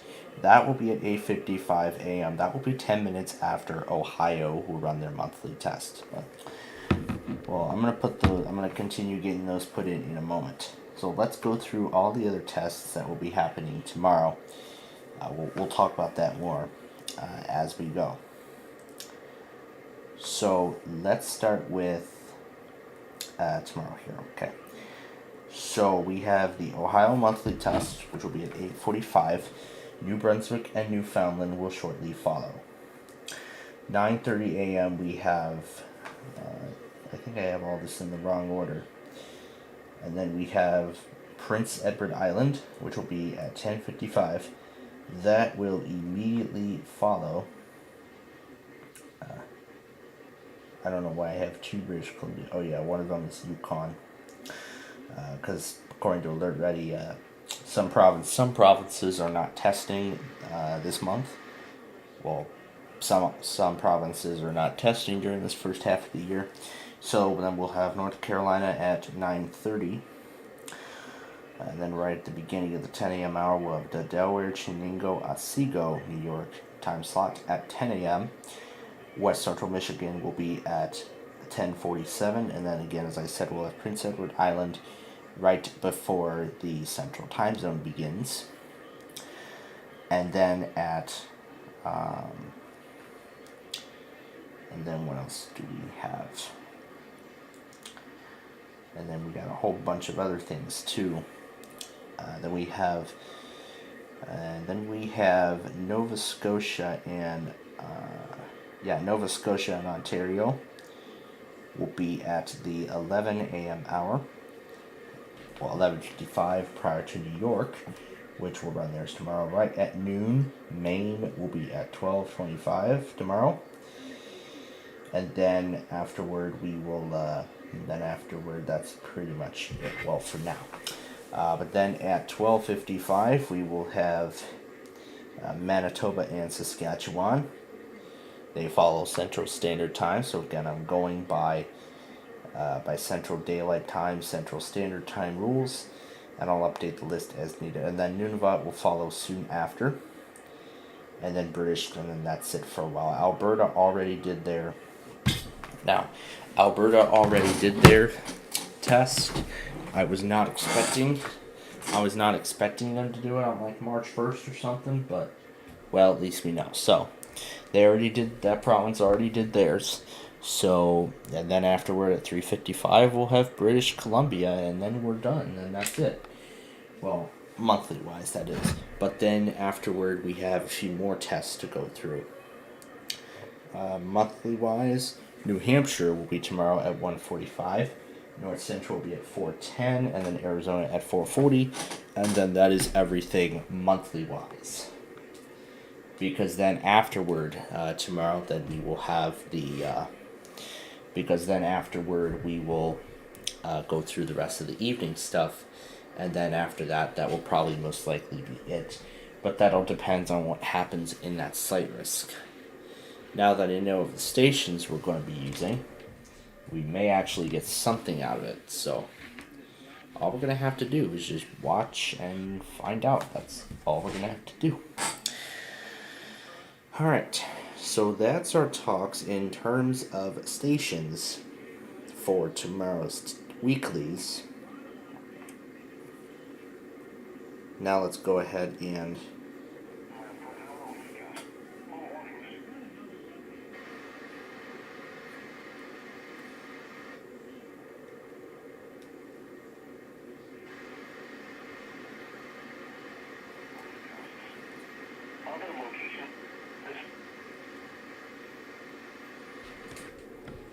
so now I'm going to put the remaining videos in. Well, we're really behind. Well, either way, we're going to put the remaining videos into the compilation. Then we're going to run our last WJON check, and then we're done. The National Weather Service in Greenville, Spartanburg. National Weather Service.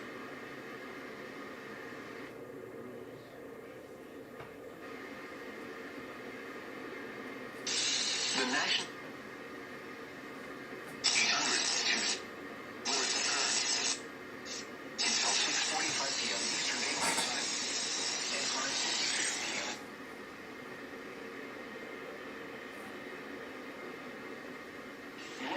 Moving south Eastern Daylight Time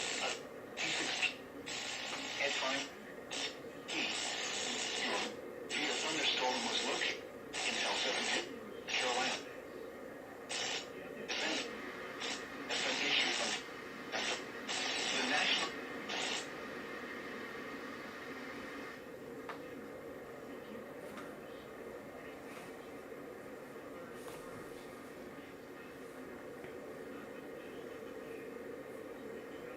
At 6:27 p.m.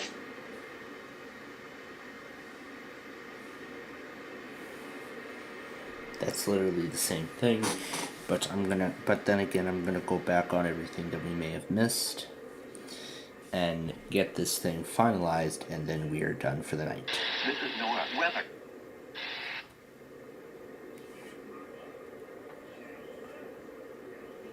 Immediately for the following.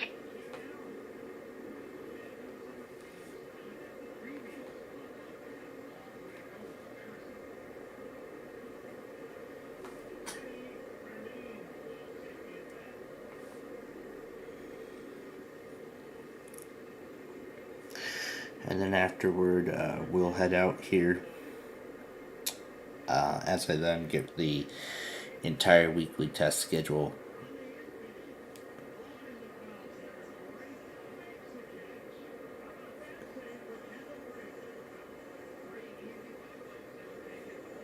Radar indicated threat.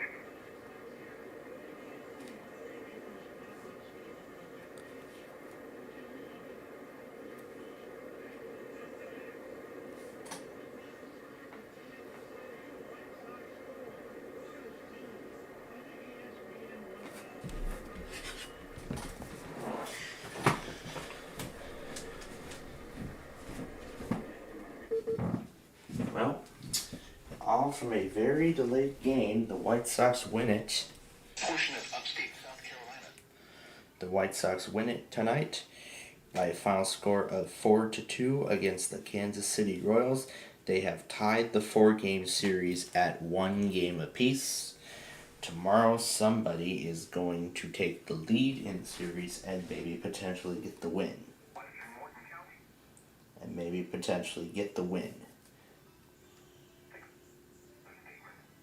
Maybe tomorrow will be the day. Well, maybe for our White Sox, but who knows? We'll see.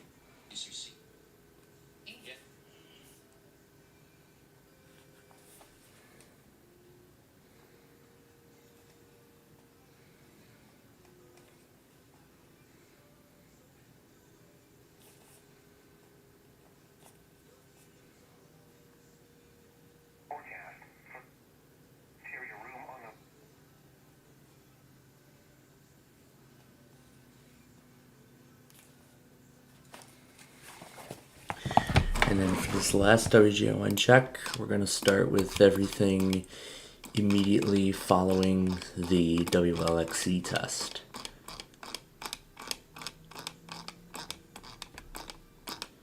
Which will be right up here somewhere.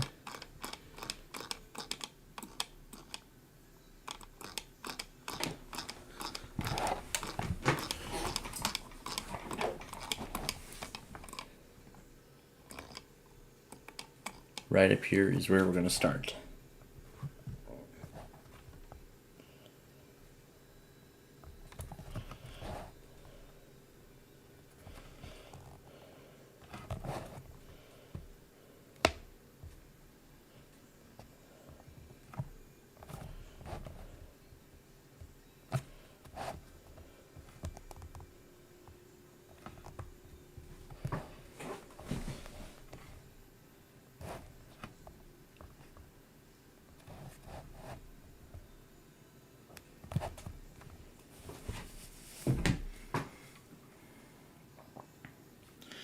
So tomorrow is going to be a crazy day of tests, and I do not want you all to miss it. This will be one of the biggest, this is going to be one of the biggest weekly test weeks of the year. This is going to be one of the biggest test weeks of the year, because we're going to have the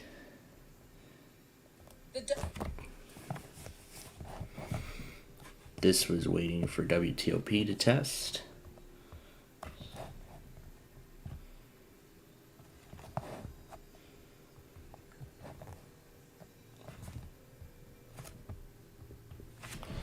And while we're at it, let me go ahead and move all the WTOP stuff over to the next week.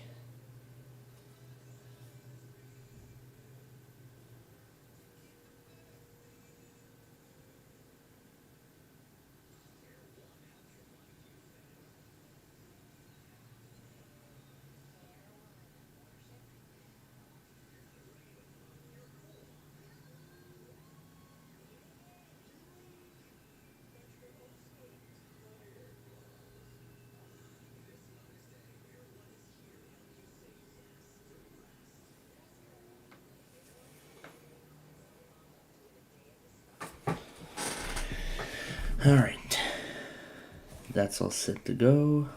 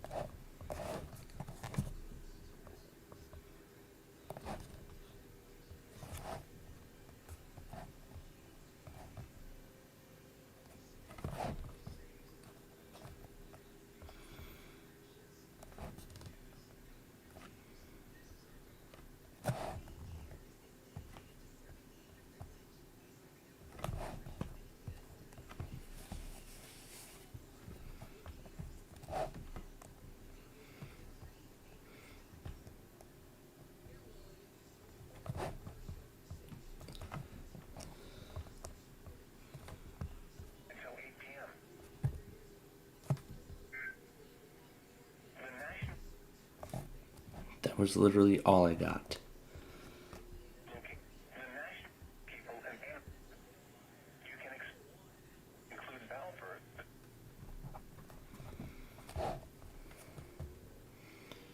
So I did let it go for a while, even if it included repeats.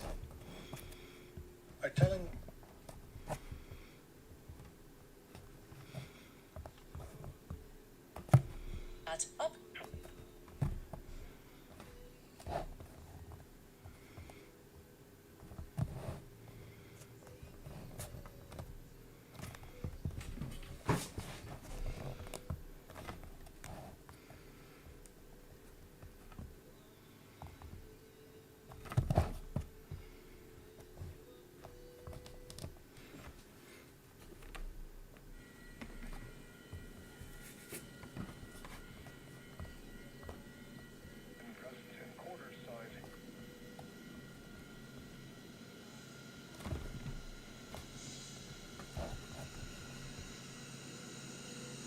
Now, as much as I would like to include the other one, it stays silent for a long period of time.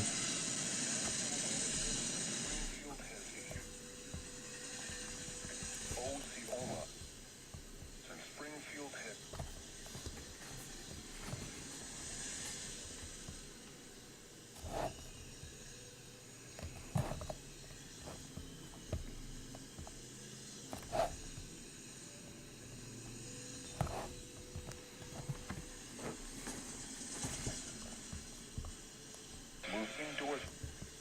Strong is outdoors. 10 p.m. for Central North Carolina. Storm watch number 2. This is NOAA. That was the first try re-recording a warning. The current.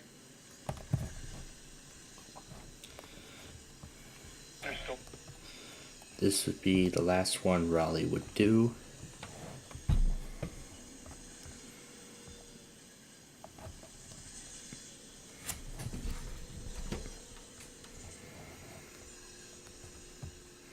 And then the surprise appearance from Aberdeen. This one was silent the whole time. Here's WTOP getting in on the mix now. But again, nothing.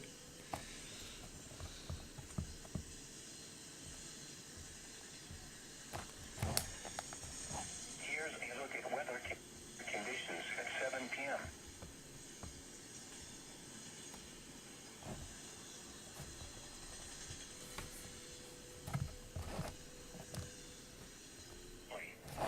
You can expect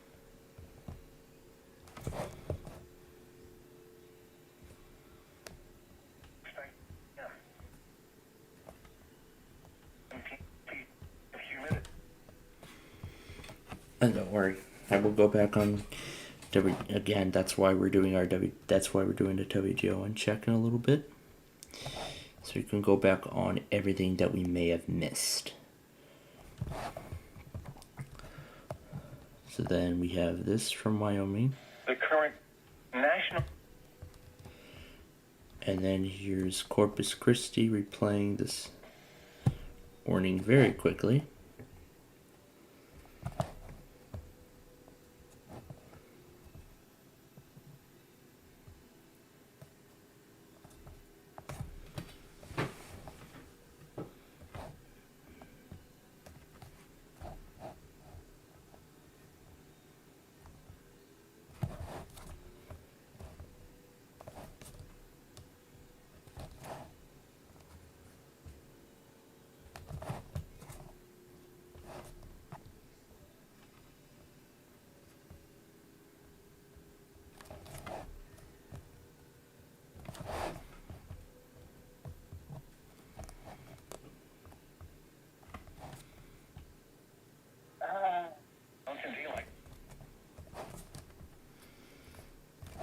Yeah, that was during that episode of Classic Concentration I was watching.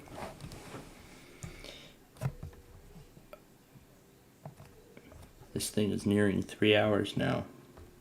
Was based on radar indications.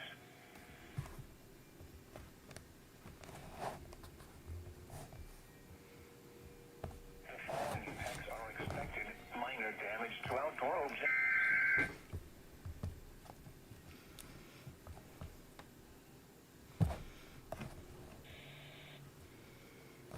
And this thing followed soon after. All right, let's.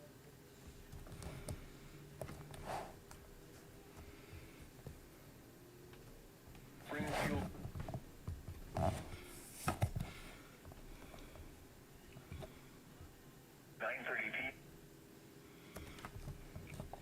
And then this clip that only lasted 35 seconds. It was actually pretty short. It's quite the shortest clip. And I don't want any of that classic concentration going into the mix. And then here...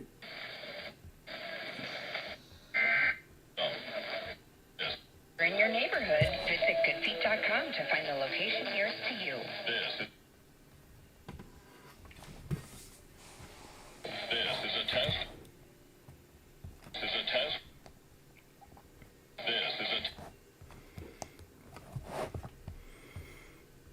Then the Buffalo, New York monthly test. WTOP attempt, whatever it is again. The warnings from Cheyenne.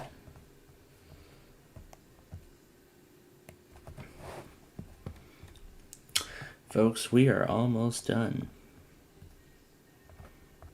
Moving east at Dakota. Then again, the stuff from Bismarck.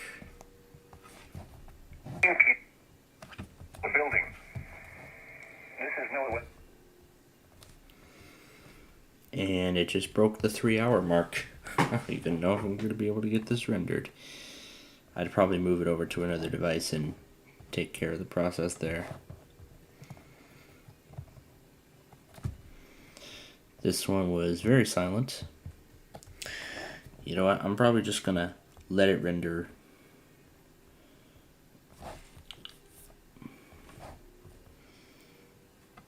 Then here's the Amber Alert that was sent as an RWT. Here's the flash flood warning from Birmingham. Additional details.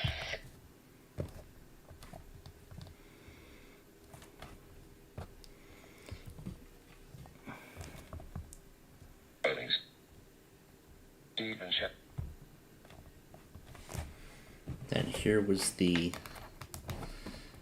other attempt at the Amber Alert. If you have any information regarding the... Actually, I'm just going to discard that thing entirely. And we're going to grab these recordings here. These are the final 4. Yep, these are the last 4 going in. And then this compilation is final. I see it failed to save a recording for Wichita. So either I forgot to hit the record button or it didn't save entirely.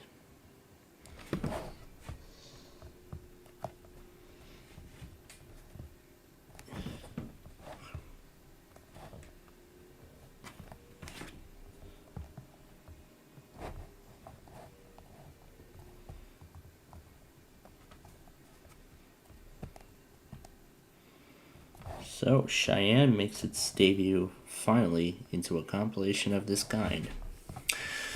Alright, that is everything. Let's see how much space we have. Well, we're getting there. In fact, we're pretty much done with all the Monday iPod stuff, so all that can go. Because that thing did actually go through successfully. That is considered final. And, well, we will clear up some space so we can make room for that. And before we do, however, we have one more piece of business to take care of. And that is to go back on everything from earlier. And that last piece of business is to go back on everything from earlier today. So now for our WJON check, meaning we're going to go back on absolutely everything that went through. And after that, this will be the end. And after that, that will be the end of the video. I can't believe Arkansas PBS ran 4 weeklies in a single day.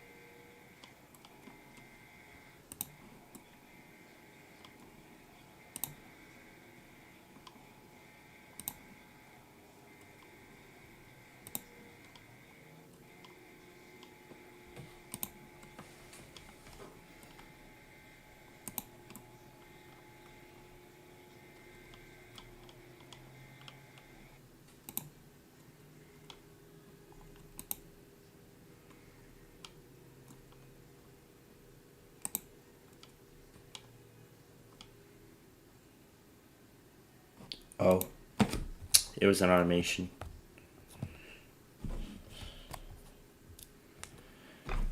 Oh, I forgot it was part of an automation.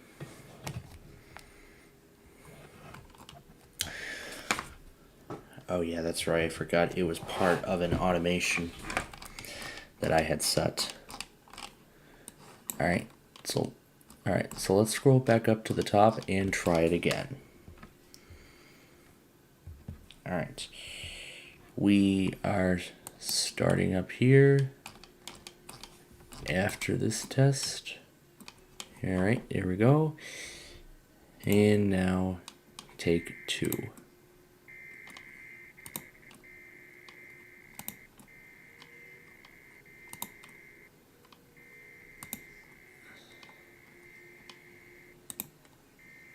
And then afterward, I am ready to finish off that compilation. Get it in the books, done, get it over with, have it ready for tomorrow.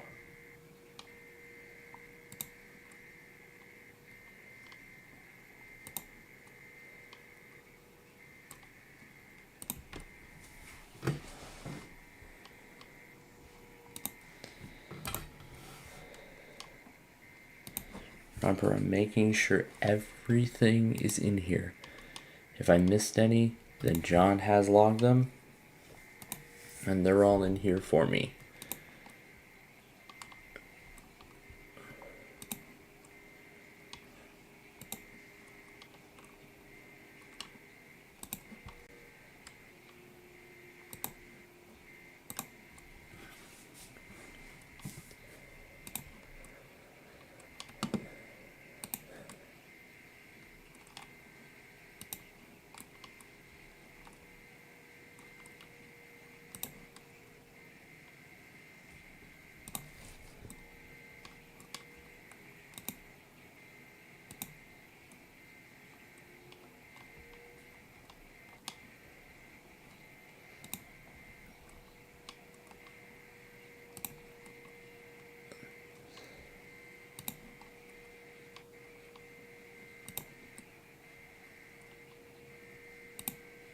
So I don't know how many postponements exactly we're going to get tomorrow.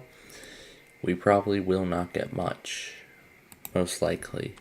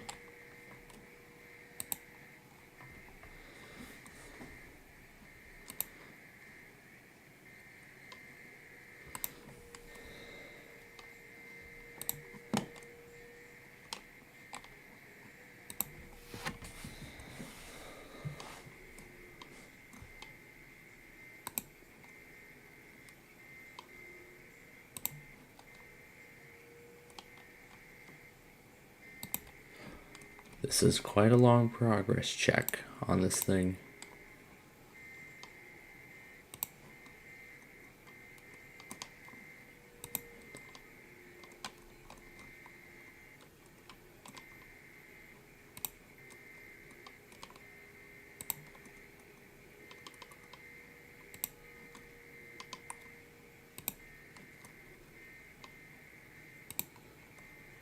Here's the Alabama Amber Alert that was sent as a weekly test. Here are those flash flood warnings. Here's the Amber Alert with the correct code. This is that severe thunderstorm warning, the Cass County, Minnesota IPOS test, and then finally the WTOP weekly. And that will be the end of this compilation for May 9th of 2023. And again, all of this will premiere. Oh, there's KQAM. I was just about to finalize it without it. Well, good thing it came up. So I will. So in that case, then I will finalize it. Now again, I can't go anywhere else on Discord right now because I am currently using it to play back all those clips. Once they've all finished playback, then and I end the video and it saves, then I will go. Then I can start venturing around. Because remember, both EMFs still need to test. Air 1 is on day 4. Tomorrow will be their last day before they're considered late. Tomorrow will be their last day before they're considered late.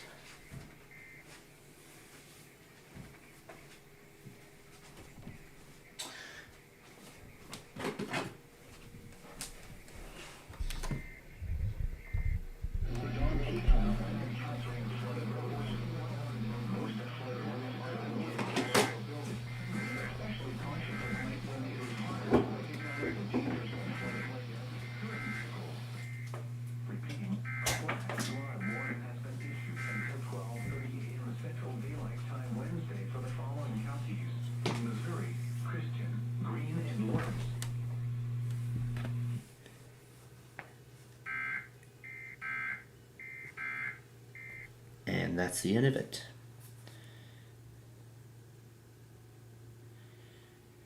Yes, there we go.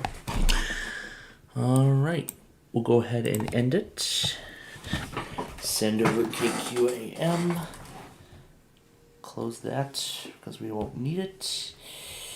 Now into the actual movie to finalize it.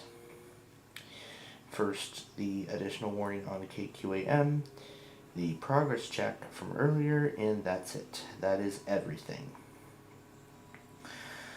And then after all of that, that is everything. That is absolutely everything, and this compilation is officially final.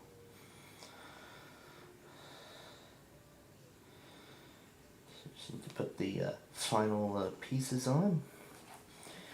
Then I need to see what I used. Did I use the no sound effects? Oh, so I gotta wait till I get all the way to the end, and then I said no sound effects, and that is it.